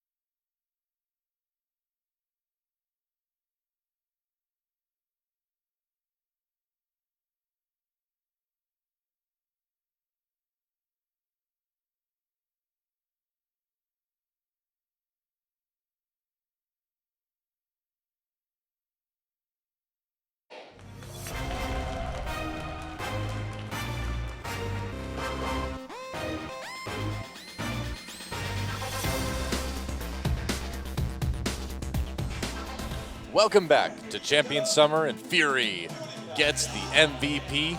Landed a lot of Ash arrows. It was kind of a wacky game, but man, his arrows were really good. Yep, set up so many picks against a pick composition. Did you realize that he never shot an arrow that didn't hit anyone? The one he missed still hit Trick. That's very true, actually. Yeah, so he always connected. Hidden Trick right there, setting up the Victor burst. It's a nice way to set up those team fights, ensuring that you get a full Victor combo down. And there we have the double kill. Boom. Boom. Arrowed. Well, not much to say here. It's pretty much just a montage of Ash arrows into Victor combos, which is what you want to set up. I like watching Ash arrows. It's pretty fun. Yeah, and this is just a nicely played chase down from Samsung. Sure, they had a huge lead, but they clean up the fight very well, and Samsung will take a win. The amusing thing is that Space got pretty fed that game too, but they just never got in a situation where he could really be unleashed. Well, it came down to CJ's vision control. If you want to play a comp like that, you have to be able to surprise people, and that disastrous Baron fight where they lost Trick early, and that meant that Eve could steal it and then clean it up in the 5v5. It was all too easy for Victor just to get into the pit and start unleashing that insane damage that he has in an AoE. That's right, and no roster changes for CJ either as we go into our final game. And why would you? You know, if you're a coach, if your team's position in the playoffs is already locked in, why make a roster change? In fact, CJ losing that badly is a reason to keep these guys in, because clearly they need a bit more practice in the booth. And you also benefit from not showing anything as Very you go true. into the playoffs. And considering that CJ will have to win 2 best-of-5s to even make it to the finals, that is a major consideration. So Azir and Rumble, we're seeing identical bans from Samsung. Twisted Fate will now be banned out by CJ, so they're mixing it up. Gragas will be available. Victor is banned this game. Ryze is up, Nidalee is up. Will they first pick the Nidalee? They will take it away from Eve, and we'll see what Trick can do on this champion. Yeah, so Nidalee. Trixie Elise didn't look terribly stellar. He wasn't hitting a lot of cocoons. Had some awkward repels there, and we'll see if he can hit anything on the Nidalee. So Braum Elise will be the lock-in, so Eve will get to try his hand at that champion himself, and they grab Braum, who will be able to stop a lot of the poke in the late game from Nidalee, should she start to stack up on that AP. I'm excited about seeing Eve's Elise. With his mechanical ability on other champions like Nidalee, it's pretty psyched. So See what he can do. Kalista, surprisingly, this was the first game in a long time where Kalista was neither picked nor banned, game 2. I think you take it away right now. Will you grab the Shen? They're going to be in another low wave clear situation in the early game. It actually didn't hurt them that much, but you never know when something like that's going to come back and bite you. Still, Kalista's pretty strong, and they are going to take it. All right, play the Ashe again. Love it. Why not? The Ashe was great. He was hitting all the arrows that he needed to. They're going to take the Maokai as well. Okay, Kalista, Shen, and what are the last picks going to be for CJ? Coco's going to have to play something different. Azir, Victor, Twisted Fate, all banned. He has to blind pick something. It could be the Ahri. That's a decent blind pick. Could be Ori. Could be Alistar Orianna here. That would be a nice setup for them. The Orianna wouldn't be... Well, Alistar, Ori, Shen together is a hell of a form of engage. Kassadin would be a bit of a surprise. I mean, talk about low wave clear in the early game. Yeah, I don't think he's going to pick the Kassadin blind. That would be most unwise. Keep seeing the Zyra hinted at, but I don't think that's going to happen. Will we see the Lulu? Oh, I really hope we don't. I think we will. Okay. This is the first time we're seeing a Lulu-Kalista combination. So, okay. You're going to have a lot of shields and a lot of speed for the Kalista to get in the middle. And the Yasuo coming back for Crown. He played this really well against SK Telecom. Led to a very exciting, very bloody game. Just a tremendous number of kills in that game. Samsung's got a very scary team here. Yep, multiple knockups with the Maokai and the Braum to help set up the Yasuo. Good pick potential with the Ashe once again. And CJ, this is such a low damage composition. Yeah. You don't have a hyper carry like the Kog'Maw to run Juggernaut here. You're basically hoping that Space is just going to run into the enemy team with a Runan's Hurricane and destroy everybody by having a billion shields. I guess. That doesn't sound like a great plan to me. Well, it remains to be seen. If Space can pull this off, it's going to be hilarious, but I Yeah. just don't even think it's possible because there's simply too much crowd control. And look, there's targeted crowd control from Maokai. He has to dodge through Braum stun, Elise stun, Yasuo ult. I just don't think, I think this composition is absolutely terrible from CJ. I mean, you'd think they need to get Space rolling pretty fast early on, too, but how in the world are you going to do that? Well, fortunately, Kalista does have a lot of kill pressure, so you have that advantage going for you, which is nice. But But Samsung may be able to take the 2-1 victory. We'll find out. Time to get in the game and see if Space can win it.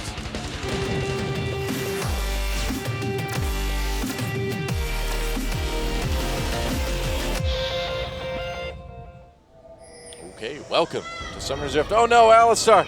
What Oh, he's okay. All right. Well, scared me for a second there. CJ versus Samsung.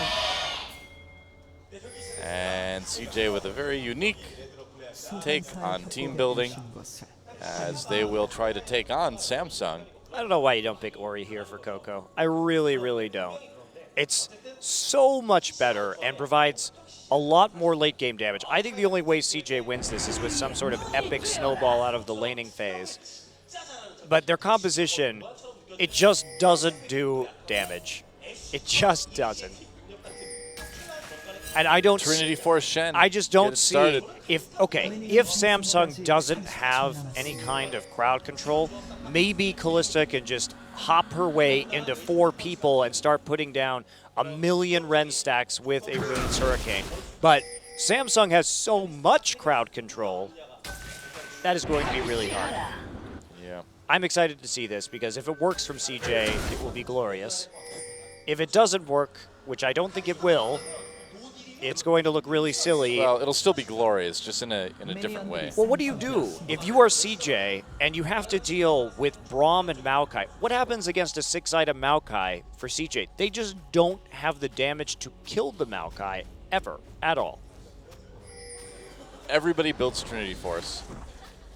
That's an awkward dance. I don't know. Eve showing us that he can, in fact, do the can-can. Oh. That's nice. But can he land cocoons? That's the real question. Can Trick land Nidalee Spears? We will find out shortly. All these answered, questions answered, and more. Can Alistar come to terms with wearing the skins of his own people? Yeah, that's dark. Yeah, man. I mean, Wearing- you'd assume wearing the that's leather. Maybe he wears the leather of humans as some sort of. Could be. He's wearing human leather right now. Ew. Doesn't have to be cow leather. Well, it's not gross to him. Well, I suppose it's true. You have to understand other cultures. Cows wearing human skin, totally normal.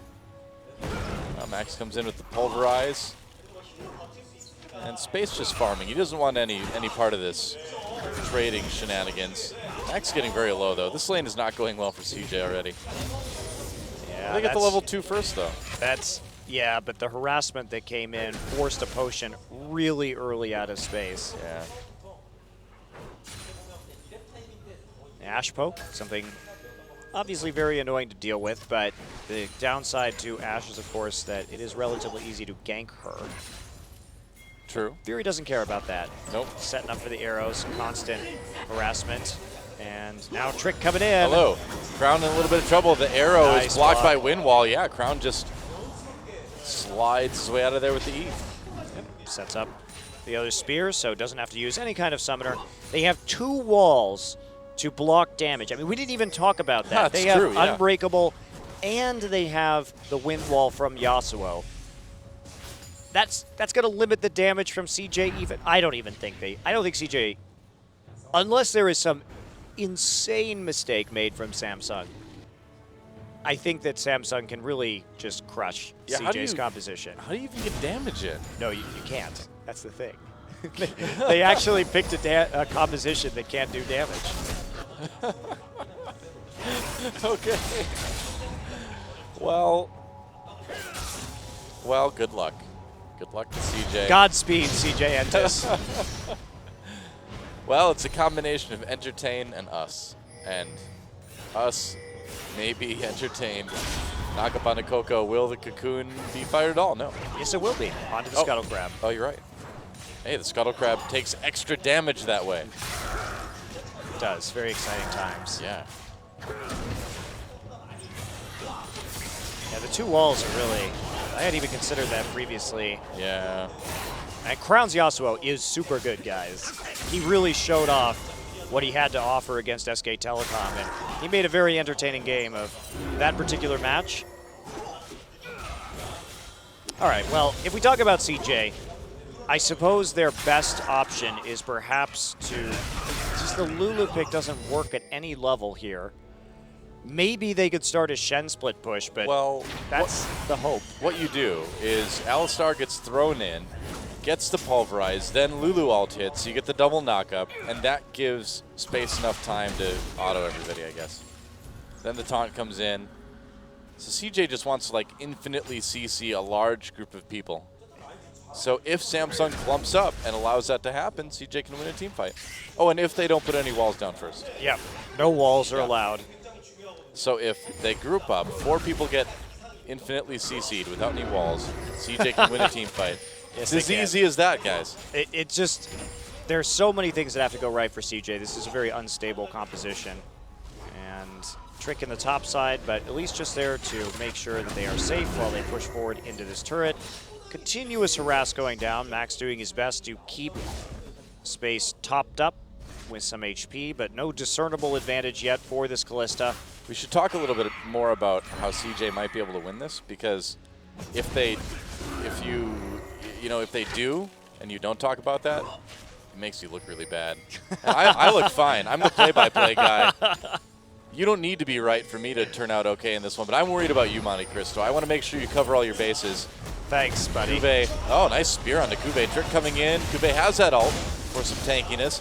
Trick trying so hard to do damage, and not a lot is done. Yeah, had already used his flash, Yeah. but saves his Twisted Advance, sees the gank coming in, just simply Twisted Advance onto the Nidalee, Arcane Smash behind, and that is enough to get out. Eve will, in the meantime, start doing a solo dragon after Yasuo pushes in the mid lane. Looks like Crown's going to come down and help out.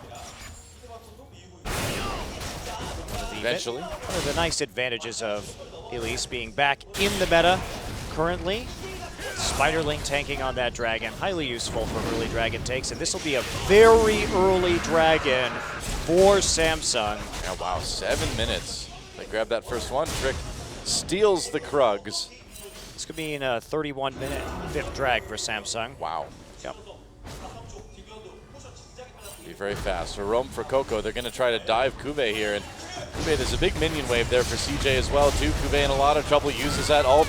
Wild growth there, knocks up Kube. Helper needs that extra tankiness. He's going to flash anyway. Kube's still alive. Kube's still alive. Kube lives through the 1v3. Oh, does he? He gets a kill. At least he gets first blood against Helper. That was actually really wow. well played, but talk about a no damage composition. No kidding. And so that dive goes horribly wrong. Meanwhile, Crown and Eve will just take the mid turret. And that was kind of their only hope, was using the Lulu wave clear. First blood for Kube, who does a very good job of just dancing underneath his tower to avoid the majority of that damage. Huge play from Kube. Yeah, no kidding. 1v3, manages to get first blood out of it. And you know what you don't want, if you're CJ, is this Yasuo roaming into side lanes where they have knockups in both of the side lanes now on this Yasuo as soon as Wraith hits level 6. Here comes Crown, he's back. Hasn't gone back to shop yet. But we saw how much damage Crown could do with this static shift Trinity Force Yasuo that he likes to build. We're going to see him go back now. Eve manages to get his own blue. Yeah, just taking that. Crown Yeah. doesn't really need it. For some reason, I thought he was stealing. Oh, arrow. Nice flash from space. Yep, that would have been chained into an unfathomable amount of stuns afterwards with Eve on that bottom side and the concussive blows from Braum. That was pretty telegraphed, though. I mean, Okay, well, you trade an arrow for a flash. You're going to be happy with that. yeah. Makes it even easier for Maokai just to TP into the bottom lane and get onto Kalista immediately with a twisted advance. See, what you got to do is just like laugh spam, so they come up and laugh spam with you, and then you hit them with the arrow. I mean, CJ has had some terrible drafts this season. They have had some really bad drafts at times. And I'm not sure if this is the worst one. I really didn't like their Fizz, some of their like Fizz Vayne games. Like Fizz Vayne Kassadin, I think, was one of their drafts. Oh, wow. So they just picked something with absolutely no wave clear and lost all their towers and then got stomped. But this one is unique. You know, they won with Fizz earlier today. They did. But the no wave clear is a CJ special. And definitely coming through here. Blade of the Ruined King first onto space. Okay. You can get Blade and then you can get a Runan's Hurricane. Do a lot of damage, I guess, if you don't immediately die. True. Oh, hello. I mean, there's nobody there to follow up. It's just Wraith watching them, really. Yep. They don't have a jungler or a mid laner to actually stop that, so CJ does find a nice timing to put some deep wards in. Works out. Space pushing up this bottom lane now.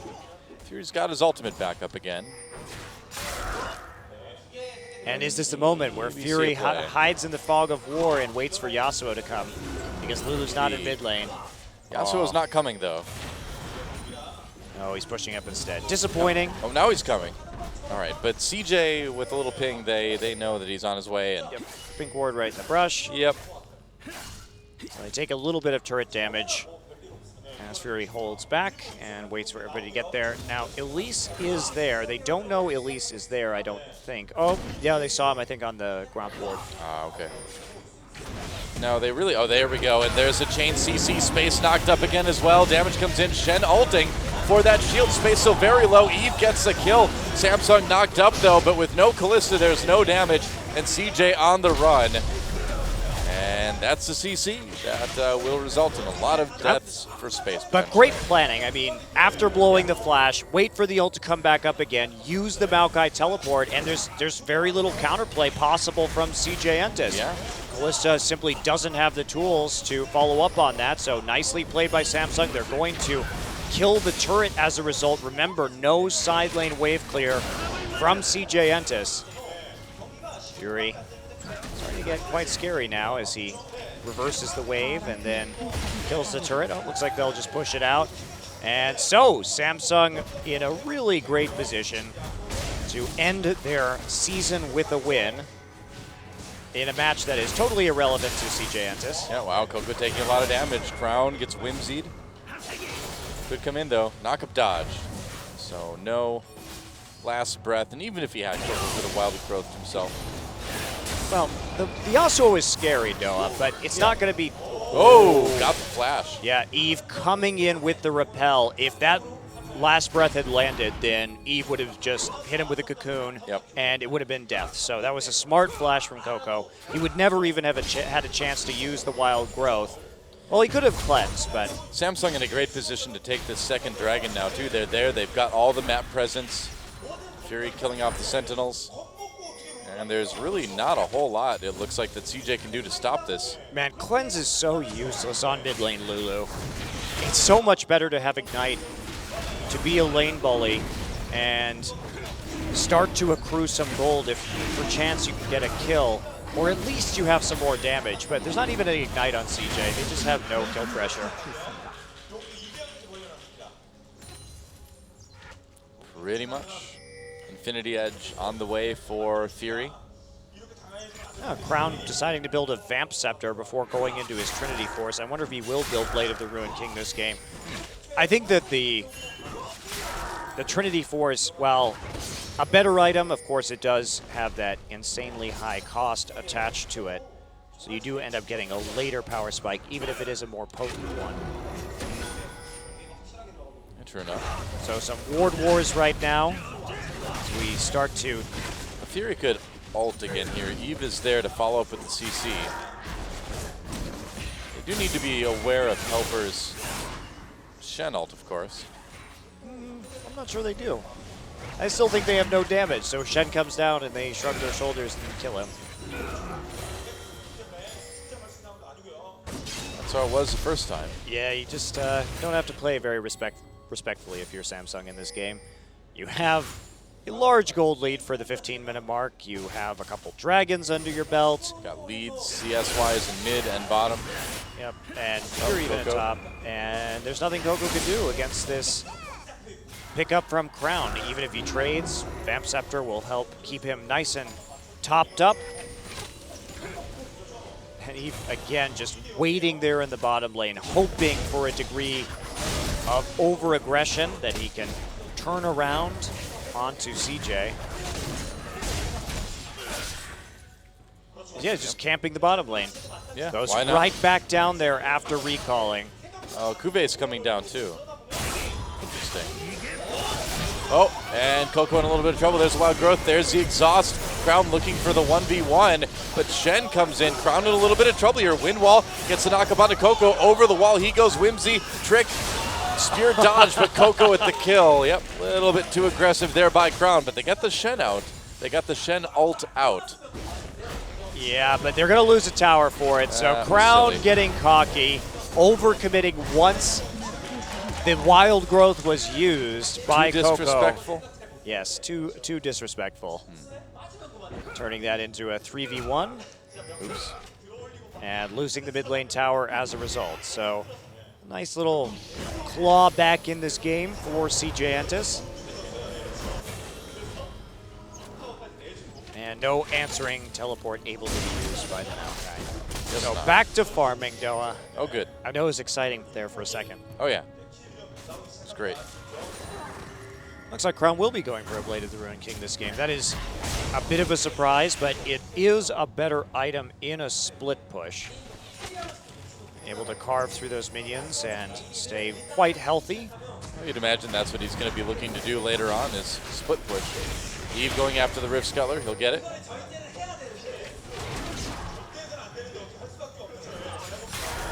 And without that Shen ult, I feel like now is really the time to strike, you know, with the Nidalee, or with the Enchanted Crystal Arrow. Crystalline Arrow? I don't know what it is. It's Enchanted Crystalline Arrow. Nice poke. Yep. They just back off. Farming is in Samsung's best interests. If you say so. But they're still waiting on that Infinity Edge from Fury. Would be nice to get the completed Blade of the Ruined King onto Crown. It's got to be close. Fury's got to be really close to that IE. Yeah, should be. Still a lot of wards from CJ. They detect Eve in their jungle, and well, that's not going to result in much. They don't have any wards in Tribrush, so Sentinel will be sent that direction. Eve will just pop in from behind and take that out immediately. Trick now setting up for a possible counter gank. Righteous Glory finished from Kuve alongside his Home Guard boots. So he's in a great place to answer. I'd like to congratulate Kuve for 2 seasons in a row now. He's avoided being the recipient of the Long Panda Hey, he's played well award. tonight. That's right. It's really improved quite a bit in the second season. Oh, knock up. Max gets caught though. Wraith in a lot of trouble. There's a Braum ult going down. Max pops his ultimate trick coming in. Teleport coming in for Samsung though. What can they do with Kuve? Space doing damage from the outside, getting quite a bit of auto attacks in. Samsung with a very, very awkward engage there. Yeah, they were kind of responding to what CJ was throwing at them, and now the Cocoon's coming back. Wow, You cannot fight this Samsung composition. You're not going to be able to win if they're kiting. Samsung has volley. They have so many slows that you simply can't re-engage like that. Well, trying to get that turret. Samsung generally low health right now. Fury still looking okay, but without the ultimate, there's not a lot of utility that the Sash offers. No mana either for Fury right now. Yeah, that's really problematic. Uh-oh, here we go. Kube goes in with the flash. There's a knockup. Will Last Breath connect. Crown able to get in there a little bit. No, he's not. He's not even in the fight. Trick getting chased down by Elise. There's another Cocoon. Helper just trying to run for his life, and Samsung strikes. CJ immediately on the run after that fight began, and that seems to be very indicative of the amount of damage these two squads can put out against each other right there. Yeah, CJ, they got really greedy for that turret, but Kuve knows there's not really a lot of threat, so he just bounces Space in. Space dies. Looks like Wraith manages to grab him at the end of his flash. Thought he was safe because he still had flash up, but guess what? So does Fury. And they get that last Braum stack on there to clean up 4 for none. Not bad. Siege's composition is really bad when it comes to Siege, just because when you only have the Callista and there's a twisted advance, it's very easy for Kuve to get in range of you and just set up the crowd control chain, which will be your undoing. Now we have the third dragon. This is like one of the major problems for CJ, obviously, is they have no way to fight a dragon fight. So Samsung can basically just get dragons at will this game, and that's what they've been doing. And Space, I don't even know what he's building. He has an Avarice Blade. Why do you need that item on Callista? The only way you win this game is with a Runaan's Hurricane. But I guess he thinks he needs the Shiv for some more wave clear. But this is putting up just a ludicrously low damage Callista. They get a turret. Just to grab that.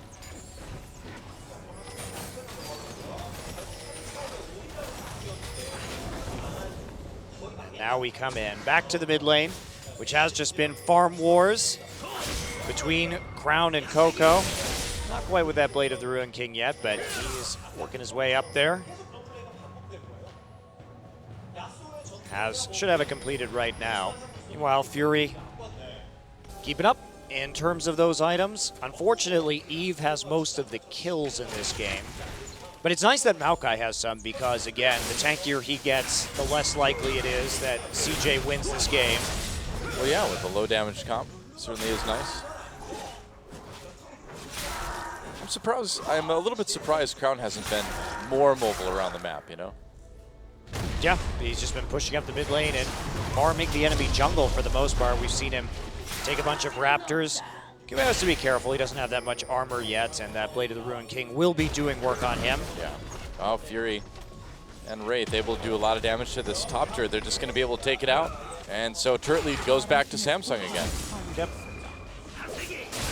Falling back from Coco now as multiple people from CJ come in. And Eve took a bit of damage trying to get into that turret. Looks like CJ is going to get the bottom tier 1. So turrets even up between these two teams right now. And Space just pushing very, very boldly. Well, that's his advantage at the moment, right? He has range, he has a Blade of the Ruin King, which can help him out against the Maokai. The problem is going to be what happens when Yasuo gets in a side lane. Yasuo with the Blade completed 2. Looks like he's going for Merc Treads or perhaps a QSS as his third item. And with the cutting of the magic damage from CJ Entus, that should be a great situation from them. Just build MR, kill Space immediately. It's not hard to kill him with Samsung's composition. And Space not really close to a QSS himself. Might be fighting time, knock up on the blue buff. Not a hit Trick though, they weren't really going for it. They wanted the buff. Oh, Ash Arrow goes through. Oh, Trick narrowly dodges it. Got him. Nice. Fury needs to keep up that 100% accuracy. Well, he missed one. Oh. He missed one. Remember, Space flashed the one. That's the only one he's missed so far.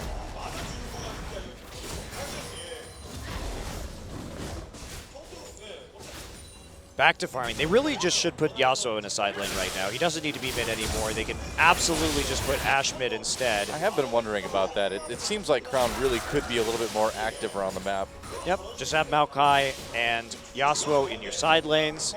It's not like he's lacking items or anything. No, he's just getting super fed. And now finally, oh no, Yasuo's coming back to mid. Oh. Fury was there, had some nice backup, has some good wards around him. I got excited that it would be just Fury farming mid. And Yasuo going to 1v1 Spaces Callista. I mean, he has exhaust this game. He could totally 1v1 Callista. Oh, that's a good point. I didn't even notice that. I don't know why he has exhaust. I can't imagine he's worried about exhausting the Lulu. For the 1v1, man, so she can't get away. I think it's good if you want to split push with him with the Blade of the Ruined King. He's perfectly set up to do that. He's simply not doing it.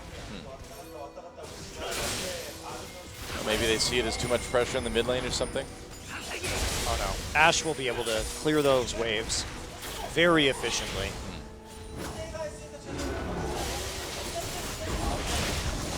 A pretty good wave clear with that Lulu now.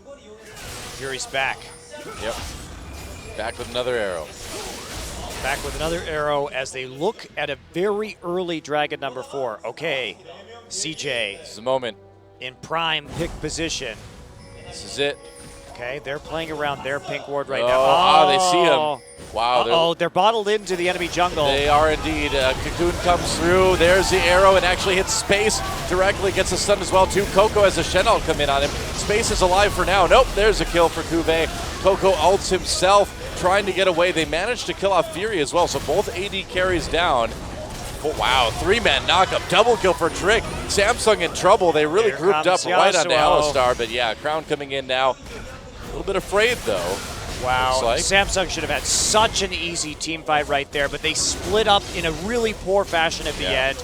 Crown went chasing, whereas if he had been with his crowd control, should have been quite easy to take it. Now, they will be back up by the time the Dragon actually spawns, so can they take this objective in the end? Maybe. CJ is sticking around the Dragon pit right now. They're waiting on Eve. Samsung, that is. Dragon up in 5. CJ really wants this one. They don't want to let their opponents have 4 dragons in 26 minutes. Yeah, they're Yeah, going to they have to actually go for just it. go for it. But they'll and, get it, too. Cuvée decides that I think they should just fight him again. Yeah, I think so, too. Here we go. Well, on the space, they've got the passive started, the concussive blows. Max very, very low. There's a knockup. There's the last breath coming in from Crown. Crown just gets blown up immediately, though. Eve doesn't hit anyone with the cocoon. Coco on the run right now. Crown actually still alive somehow. And Fury able to do some damage to Coco. There's another kill for him. So 3 kills for Samsung. They don't get the Dragon, but they get most of CJ. Well, they're going to get a Baron off of this, which is perhaps the bigger prize, and they say so. still can threaten that 5th Dragon very early in this game. Helper down for 20 seconds, Coco down for 30. So should be an easy Baron take. I'm just amazed that Crown actually lived through that fight. He had like sub 50 health easily. Yeah, he was a bit lucky right there, but had enough protection to actually pull through in the end. Trick trying to be a hero here. Throws in the arrow, gets blocked. Ash arrow doesn't get blocked though as Fury does a lot of damage as a heal from Trick. Can he get away? No! Fury catches him and there's a Baron on all 5 members of Samsung. Yeah, quick recall, push out the waves again. Now they have that opportunity to really punish CJ. Their split push with his Yasuo with a Baron buff is absolutely monstrous. Taking a look at that fight again, I mean, Space is on the outside, has the concussive blows. They try to engage onto the Yasuo, and they get the wild growth. But Crown lives right here, gets through the enemy team, and just starts running. Summoner heal actually saves him. Yeah. So for a fight where Crown didn't even really do any damage, CJ still loses 3 people. Well, we've discussed CJ's composition at length this game. Oh yeah. And they certainly do seem to be suffering for it a bit. Fury having another great game on Ashe. Yeah, nice and fed now. Yeah. The Ashe was fat. I knew that was coming at some point in the series. That's for sure. The Ashe was fat. It could only happen if Fury got fed. Yeah, it's true. They're going to turret. There's a nice knockup. Can CJ follow it up? Max in the middle of everybody, taking a lot of damage. Fury on the outside, just untouched so far in this fight. Used his ult early on onto Max. Max lived because of his ultimate, though. Yeah, Helper had to burn TP. Still has the stand united for a possible re-engage. Just take a look and see if it happens.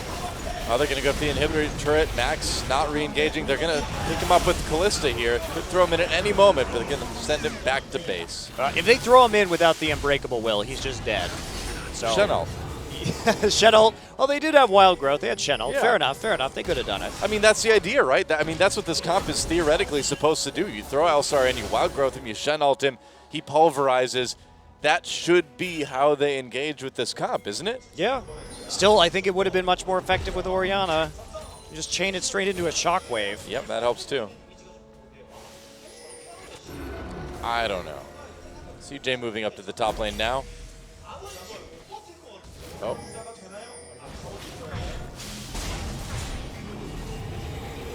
Nope, just empowered recalls. Nothing really going to happen. Easily able to clear the waves and then head back into position, set up for some more tier 2 tower sieges. They can get into the bottom side. Meanwhile, looks like Brown has decided that he doesn't need a Last Whisper. He's just going to go straight into the Infinity Edge. Wow. Helper not with a lot of armor yet, and no one else with armor, so if he gets that item, he is going to be absolutely terrifying when it comes to his burst. Yep, lots of critical hits incoming. Helper's lurking in the brush. Okay, just checking right there, but they're not going to see Helper. See how cautiously Samsung plays around this brush. Oh, Crown is in taunt range. Oh. And then he walked out of taunt range before Helper taunted. And Kuve didn't have TP, so that could have actually gone quite well for CJ. Yeah, that was a dangerous moment. Yeah, they still have super minions though, and there's not an easy way for CJ to kill them. Those super minions are starting to push into the base right now, so somebody from CJ is going to go and need to go and take care of that. Samsung can just sit here. CJ, if they try to engage, they will just be kited by Ashe. Yeah. Well, in a narrow corridor like this as well, Ashe Arrow can do some serious work, and the Nexus turret's already taking damage. I'm sure they're just waiting for somebody to go back, and then they're going to Ashe Arrow. Yep, no problem to dive the tower with the Maokai in the position that he's in at the moment. Maokai still threatening to wrap around. They do have to send Shen back. Has the stand united. Okay. Hard for them to deal damage, though, with Ashe onto a tower. Remember, you don't have any way to get out if they CC you, and Max can easily get on top of you in that situation. Dragon up in 30, so it's more important right now that Samsung just keeps CJ pushed back. They just need to be able to go and take this Dragon. Yeah, absolutely. Because that's just another way to threaten to win the game. Yep. And Samsung with this one last wave, I wouldn't be surprised if they disappeared here in the near future. Fury already heading back. There they go. Dragon up in 4. Now, how fast can they take this Dragon? Or are they going to take the Dragon? They can try and create a pick. Yep. That's true. They can bait it, but it looks like they are just going to start and pull it out of the pit with a volley. Yep. Coco off on his own, so there will be no contest here. Wow, all right. CJ just giving this one up. Well, there's a huge minion wave. I guess so, but now that's 4 Dragons for Samsung. I mean, CJ's really caught between a rock and a hard place yet again this game. Well, the rock and the hard place were invented by them during the pick and ban phase, Doa. You can't feel too sorry for them about how this game is played out. They really didn't have many ways to feasibly win this game. I have no mercy. Oh, no Last Whisper required when you could just go back and get a QSS if you're Fury. Stop that Shen taunt at the very least from affecting you. Yep. And Crown has got to be pretty close to his Infinity Edge too at this point. Yeah, he should be coming on up with that soon, just trying to take some jungle camps, drawing ever closer to that huge pickup that he will acquire quite soon indeed.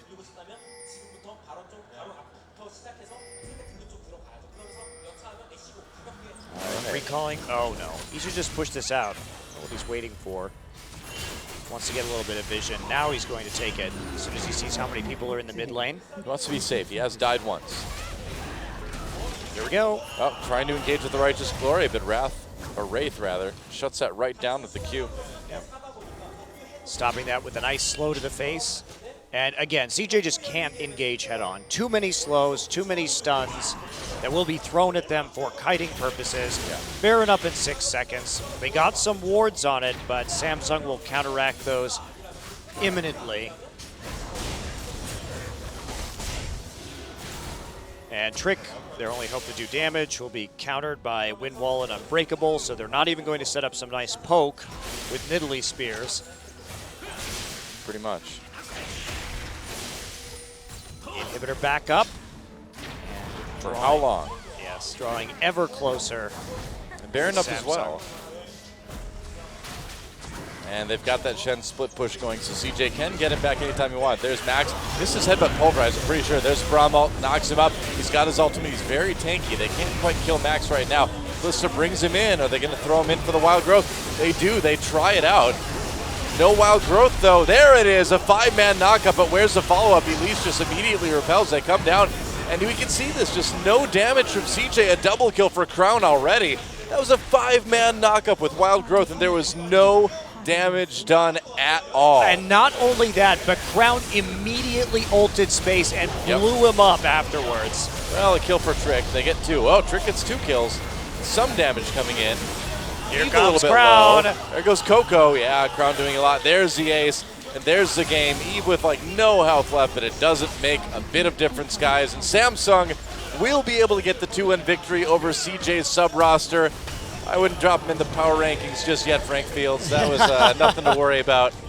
Well, nothing CJ to play still for. has that 3rd place spot. Might as well give your sub players some time, but that was a really bizarre draft from CJ Entis.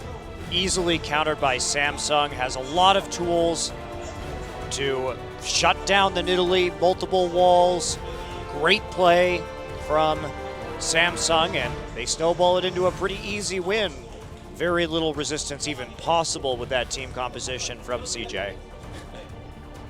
Yep.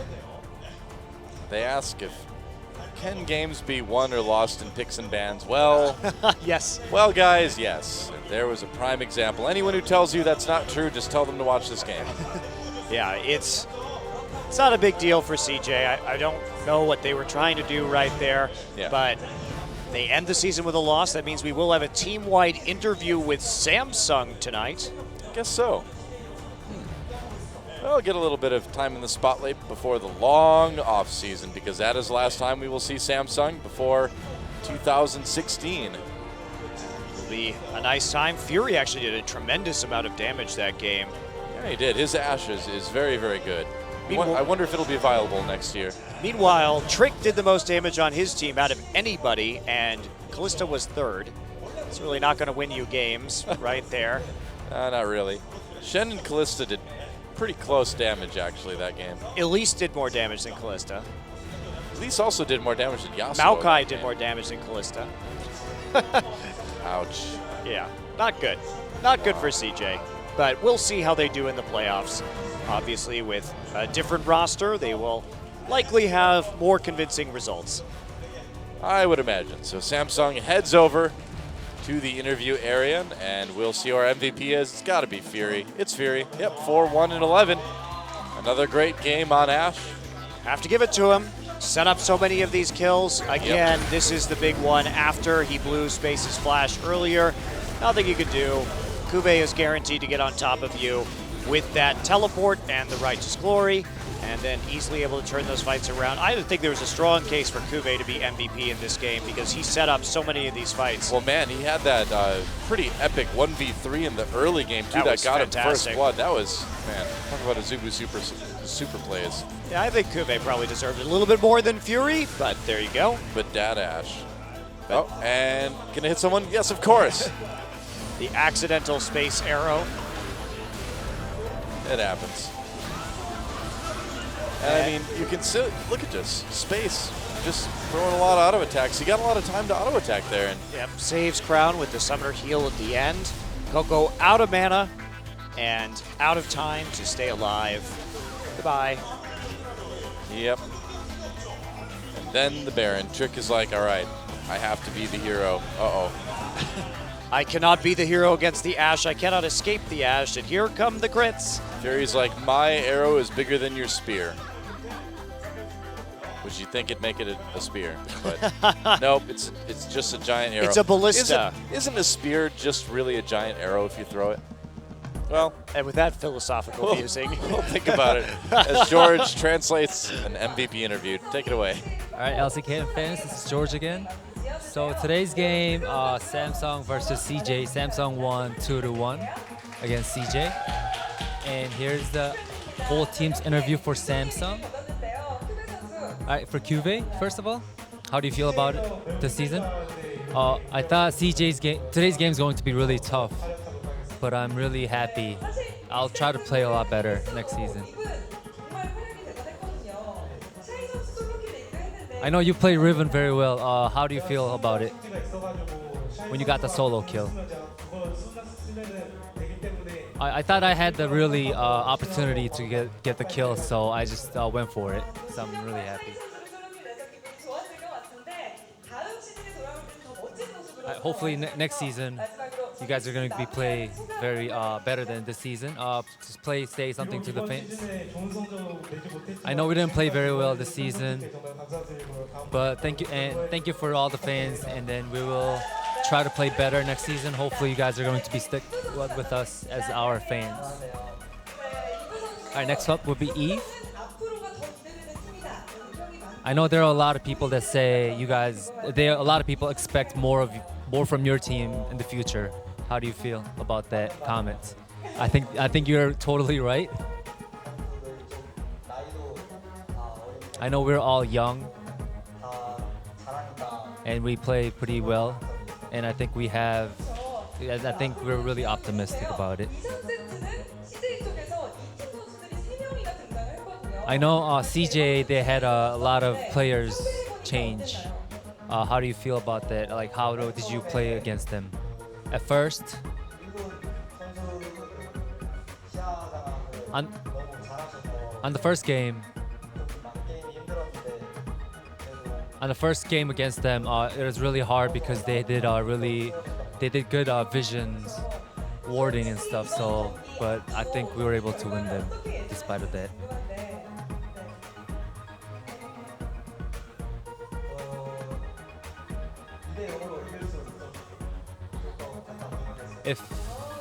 If they played, how do you feel about it? And then he said we probably would have beat them 2-0 instead of 2-1. Please say something to the fans as well.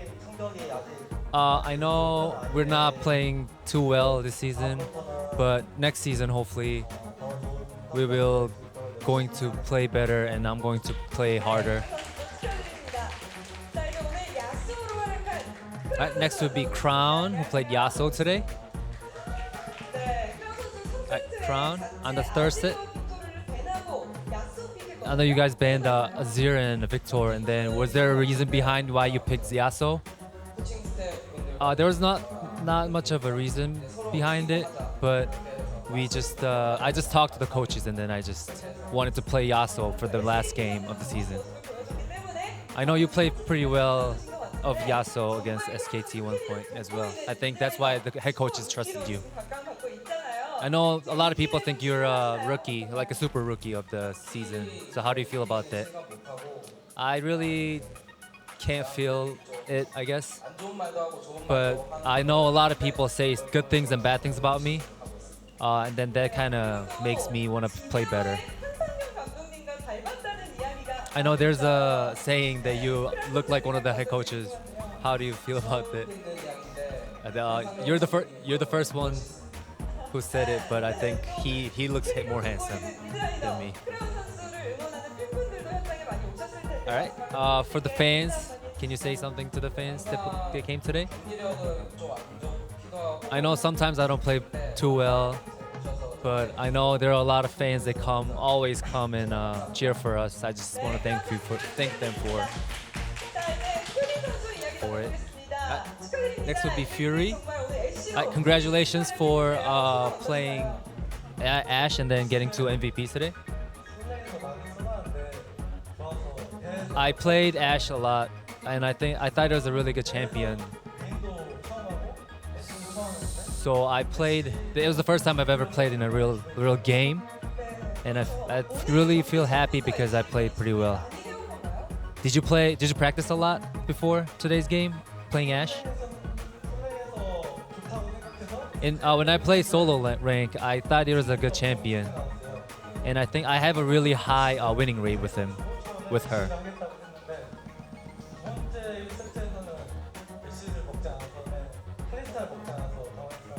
So I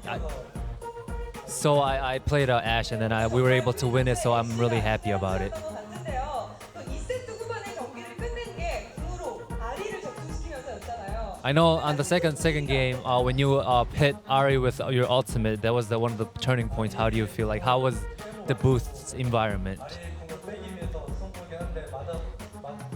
I tried to make Ari back off. That's why I tried my ultimate, but I was really lucky to hit him, and then I think there was a lucky point, and then that was the turning point of the game. 알고 계세요?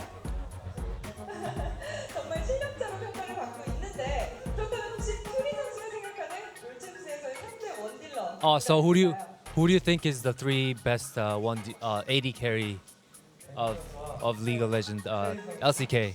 Bang. 또 다음 인터뷰를 할 때 말씀을 He said bang, and then I couldn't hear. 앞으로도 폭발적인 원딜러의 모습 And hopefully you will be playing better next season. 레이스 선수 만나보겠습니다. 안녕하세요. Next will be Ray. 네, 레이스 선수 점점 외모가 빛을 발하고 있는 것 같은데요. You look handsome every day. 오늘도 여성 팬분들이 정말 많으시잖아요. I know you have a lot of girl fans. 닮았다고 생각하시나요? You look like one of the singers, one of the very famous Korean singer called Park Hyo-shin. Do you think about it? I don't think so. I think he looks a lot more handsome. 그렇군요. 자, 삼성이 강팀을 많이 꺾고 I think you look like a famous Korean pop singer too, Monty. 이번 시즌 강해질 수 있었던 비결이 뭐라고 생각하세요? No humility at all. You're just gonna accept it. All right. Okay, sure. He asked what was your one of the strengths you playing through the season. I know. As we play more games, it feels like we play a lot better as a team. I know head coaches and coaches help you guys a lot. So can you please say something to the coaches, coaching staff? All right, thank you for our team, our coach, and head coaches and coaching staff. 네, 여러분 삼성 선수들에게 다시 한번 뜨거운 박수 All right, another round of applause for Samsung. That was it for today's interviews. All right, back to you, Doa and Monte. All right, thank you, George, for the translating. And so there we go. Samsung leaving on a high note with a win over CJ Entis's B team. And so let's take a look at today's results. A very exciting match number one as Najee Empire narrowly losing to SK Telecom. A little bit of sloppiness in game one from SKT, especially from where Faker's concerned. I think they got a little bit tighter, but still a great best of three. And then a best of three that CJ decided to play their subs in, give them some experience in the booth. Didn't go as well as I think the CJ coaches were hoping for, but hey, a little bit of experience never hurts anybody, and certainly didn't hurt CJ because the rankings are all locked up. SKT, KT, CJ, Najee, and Ku will make up our top five. Yes, and Ku, you'd have to say, when they play against Spenu tomorrow in our last match, highly likely to retake that fourth seed, Yeah. just given what has been happening so far this season and the point totals that are currently reflected there. Not that it's going to make a big deal. All they need to do is not lose. That's basically it. And tomorrow, our final match of the regular season. You and Papa Smith, you'll be casting that one, Spenu versus Ku Tigers. Should be interesting anyway. Spenu actually looking a little bit better lately. So with Ku Tigers kind of on a big downturn right now, this one, weirdly enough, surprisingly enough, could be a bit competitive. Well, Spenu beat Jin Air. They Jin did. Air beat Ku. Ergo, Spenu should beat Ku. I think that logic is infallible. But yeah, seriously, coming into that match, there's not really much to play for Ku. Of course, we are on Sunday going to start our playoffs with our first wild card match, which will be a best of three, best of fives on Wednesday. After that, starting off. That's right. So we're coming fast and furious with these playoffs. Finals will be the last weekend of August. So the team who makes the finals will have some time to prepare for SK Telecom T1. They're going to need it. Yeah, they are. But SK Telecom looking more vulnerable towards the end of this season. Or that's what they want us to think. One of the two. We'll see what it is. They cruise an easy win in the finals season 1. I'm hoping it's going to be a little bit more competitive season 2. I think it will be. I think it will be. I agree. Well, join us again tomorrow for the final match of the regular season, guys. Coup Tigers versus Sonic Boom. See you then. Thanks for watching.